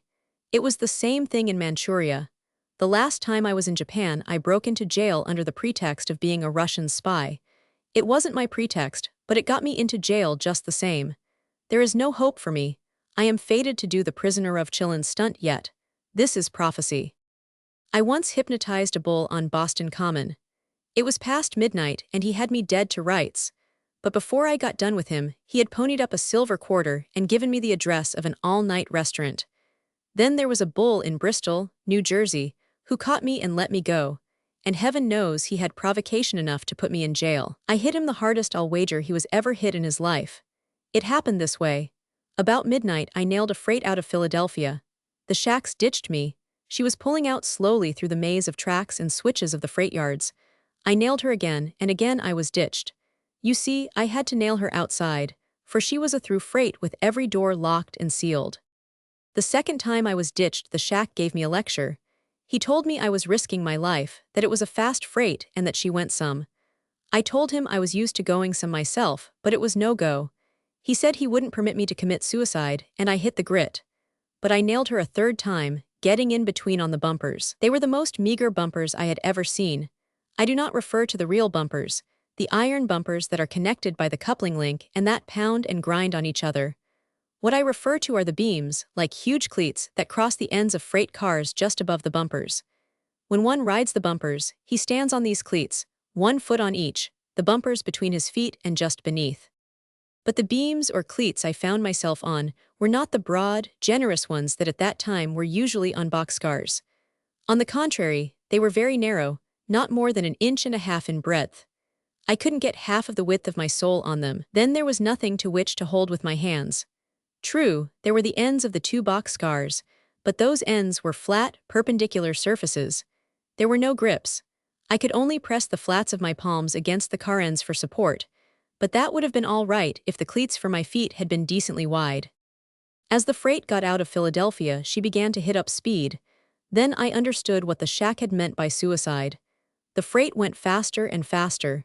She was a through freight, and there was nothing to stop her. On that section of the Pennsylvania, 4 tracks run side by side, and my eastbound freight didn't need to worry about passing westbound freights, nor about being overtaken by eastbound expresses. She had the track to herself, and she used it. I was in a precarious situation. I stood with the mere edges of my feet on the narrow projections, the palms of my hands pressing desperately against the flat, perpendicular ends of each car. And those cars moved, and moved individually, up and down and back and forth.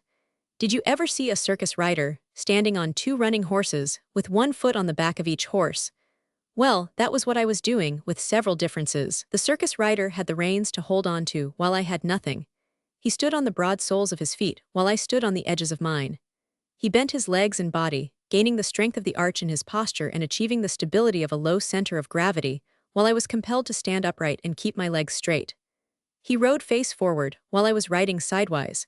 And also, if he fell off, he'd get only a roll in the sawdust, while I'd have been ground to pieces beneath the wheels. And that freight was certainly going some, roaring and shrieking, swinging madly around curves, thundering over trestles, one car end bumping up when the other was jarring down, or jerking to the right at the same moment the other was lurching to the left, and with me all the while praying and hoping for the train to stop. But she didn't stop. She didn't have to. For the first, last, and only time on the road, I got all I wanted. I abandoned the bumpers and managed to get out on a side ladder. It was ticklish work, for I had never encountered car ends that were so parsimonious of handholds and footholds as those car ends were. I heard the engine whistling, and I felt the speed easing down. I knew the train wasn't going to stop, but my mind was made up to chance it if she slowed down sufficiently. The right-of-way at this point took a curve, crossed a bridge over a canal, and cut through the town of Bristol. This combination compelled slow speed. I clung on to the side ladder and waited. I didn't know it was the town of Bristol we were approaching. I did not know what necessitated slackening in speed. All I knew was that I wanted to get off. I strained my eyes in the darkness for a street crossing on which to land. I was pretty well down the train, and before my car was in the town, the engine was past the station, and I could feel her making speed again. Then came the street. It was too dark to see how wide it was or what was on the other side. I knew I needed all of that street if I was to remain on my feet after I struck. I dropped off on the near side. It sounds easy. By dropped off, I mean just this. I first of all, on the side ladder, thrust my body forward as far as I could in the direction the train was going, this to give as much space as possible in which to gain backward momentum when I swung off. Then I swung out and backward with all my might, and let go, at the same time throwing myself backward as if I intended to strike the ground on the back of my head. The whole effort was to overcome as much as possible the primary forward momentum the train had imparted to my body. When my feet hit the grit, my body was lying backward on the air at an angle of 45 degrees. I had reduced the forward momentum some, for when my feet struck, I did not immediately pitch forward on my face. Instead, my body rose to the perpendicular and began to incline forward. In point of fact, my body proper still retained much momentum, while my feet, through contact with the earth, had lost all their momentum. This momentum the feet had lost I had to supply anew by lifting them as rapidly as I could and running them forward in order to keep them under my forward-moving body. The result was that my feet beat a rapid and explosive tattoo clear across the street. I didn't dare stop them. If I had, I'd have pitched forward. It was up to me to keep on going. I was an involuntary projectile, worrying about what was on the other side of the street, and hoping that it wouldn't be a stone wall or a telegraph pole. And just then I hit something. Horrors! I saw it just the instant before the disaster of all things, a bull standing there in the darkness. We went down together, rolling over and over, and the automatic process was such in that miserable creature that in the moment of impact he reached out and clutched me and never let go. We were both knocked out, and he held on to a very lamb-like hobo while he recovered. If that bull had any imagination, he must have thought me a traveler from other worlds, the man from Mars just arriving, for in the darkness he hadn't seen me swing from the train. In fact, his first words were, "Where did you come from?" His next words, and before I had time to answer, were, "I've a good mind to run you in." This latter, I am convinced, was likewise automatic. He was a really good bull at heart, for after I had told him a story and helped brush off his clothes, he gave me until the next freight to get out of town. I stipulated two things. First, that the freight be eastbound, and second, that it should not be a through freight with all doors sealed and locked. To this he agreed, and thus, by the terms of the Treaty of Bristol, I escaped being pinched. I remember another night in that part of the country when I just missed another bull. If I had hit him, I'd have telescoped him, for I was coming down from above, all holds free, with several other bulls one jump behind and reaching for me. This is how it happened. I had been lodging in a livery stable in Washington. I had a box stall and unnumbered horse blankets all to myself. In return for such sumptuous accommodation, I took care of a string of horses each morning. I might have been there yet, if it hadn't been for the bulls. One evening, about 9 o'clock, I returned to the stable to go to bed and found a crap game in full blast. It had been a market day and all the Negroes had money. It would be well to explain the lay of the land. The livery stable faced on two streets.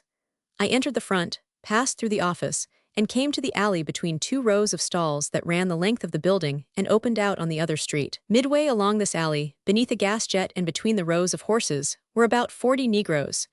I joined them as an onlooker. I was broke and couldn't play. A coon was making passes and not dragging down. He was riding his luck, and with each pass the total stake doubled. All kinds of money lay on the floor. It was fascinating. With each pass, the chances increased tremendously against the coon making another pass. The excitement was intense, and just then there came a thundering smash on the big doors that opened on the back street. A few of the Negroes bolted in the opposite direction. I paused from my flight a moment to grab at the all kinds of money on the floor. This wasn't theft, it was merely custom. Every man who hadn't run was grabbing. The doors crashed open and swung in, and through them surged a squad of bulls. We surged the other way. It was dark in the office, and the narrow door would not permit all of us to pass out to the street at the same time. Things became congested. A coon took a dive through the window, taking the sash along with him and followed by other coons. At our rear, the bulls were nailing prisoners. A big coon and myself made a dash at the door at the same time. He was bigger than I, and he pivoted me and got through first. The next instant, a club swatted him on the head and he went down like a steer. Another squad of bulls was waiting outside for us. They knew they couldn't stop the rush with their hands, and so they were swinging their clubs. I stumbled over the fallen coon who had pivoted me, ducked a swat from a club, dived between a bull's legs and was free. And then how I ran. There was a lean mulatto just in front of me and I took his pace. He knew the town better than I did, and I knew that in the way he ran lay safety. But he, on the other hand, took me for a pursuing bull. He never looked around. He just ran. My wind was good, and I hung on to his pace and nearly killed him. In the end he stumbled weakly, went down on his knees, and surrendered to me. And when he discovered I wasn't a bull, all that saved me was that he didn't have any wind left in him. That was why I left Washington, not on account of the mulatto, but on account of the bulls. I went down to the depot and caught the first blind out on a Pennsylvania Railroad Express. After the train got good and underway, and I noted the speed she was making, a misgiving smote me. This was a 4-track railroad, and the engines took water on the fly. Hobos had long since warned me never to ride the first blind on trains where the engines took water on the fly. And now let me explain. Between the tracks are shallow metal troughs. As the engine, at full speed, passes above, a sort of chute drops down into the trough. The result is that all the water in the trough rushes up the chute and fills the tender. Somewhere along between Washington and Baltimore, as I sat on the platform of the blind, a fine spray began to fill the air. It did no harm. Ah-ha, thought I. It's all a bluff, this taking water on the fly being bad for the bow on the first blind. What does this little spray amount to? Then I began to marvel at the device. This was railroading. Talk about your primitive Western railroading, and just then the tender filled up, and it hadn't reached the end of the trough. A tidal wave of water poured over the back of the tender and down upon me. I was soaked to the skin, as wet as if I had fallen overboard. The train pulled into Baltimore. As is the custom in the great eastern cities, the railroad ran beneath the level of the streets on the bottom of a big cut. As the train pulled into the lighted depot, I made myself as small as possible on the blind, but a railroad bull saw me and gave chase. 2 more joined him. I was past the depot, and I ran straight on down the track. I was in a sort of trap. On each side of me rose the steep walls of the cut, and if I ever essayed them and failed, I knew that I'd slide back into the clutches of the bulls. I ran on and on, studying the walls of the cut for a favorable place to climb up. At last, I saw such a place. It came just after I had passed under a bridge that carried a level street across the cut. Up the steep slope I went, clawing hand and foot. The 3 railroad bulls were clawing up right after me. At the top, I found myself in a vacant lot. On one side was a low wall that separated it from the street. There was no time for minute investigation. They were at my heels. I headed for the wall and vaulted it. And right there was where I got the surprise of my life. One is used to thinking that one side of a wall is just as high as the other side. But that wall was different. You see, the vacant lot was much higher than the level of the street. On my side the wall was low, but on the other side, well, as I came soaring over the top, all holds free, it seemed to me that I was falling feet first, plump into an abyss. There beneath me, on the sidewalk, under the light of a street lamp, was a bull. I guess it was 9 or 10 feet down to the sidewalk, but in the shock of surprise in midair it seemed twice that distance. I straightened out in the air and came down. At first I thought I was going to land on the bull. My clothes did brush him as my feet struck the sidewalk with explosive impact. It was a wonder he didn't drop dead, for he hadn't heard me coming. It was the Man from Mars stunt over again. The bull did jump. He shied away from me like a horse from an auto, and then he reached for me. I didn't stop to explain. I left that to my pursuers, who were dropping over the wall rather gingerly. But I got a chase all right. I ran up one street and down another, dodged around corners, and at last got away. After spending some of the coin I'd got from the crap game and killing off an hour of time, I came back to the railroad cut, just outside the lights of the depot, and waited for a train. My blood had cooled down, and I shivered miserably. What of my wet clothes? At last a train pulled into the station. I lay low in the darkness, and successfully boarded her when she pulled out, taking good care this time to make the second blind. No more water on the fly in mine. The train ran 40 miles to the first stop. I got off in a lighted depot that was strangely familiar. I was back in Washington. In some way, during the excitement of the getaway in Baltimore, running through strange streets, dodging and turning and retracing, I had got turned around. I had taken the train out the wrong way. I had lost a night's sleep, I had been soaked to the skin, I had been chased for my life, and for all my pains I was back where I had started. Oh no, life on the road is not all beer and Skittles. But I didn't go back to the livery stable. I had done some pretty successful grabbing, and I didn't want to reckon up with the coons. So I caught the next train out and ate my breakfast in Baltimore.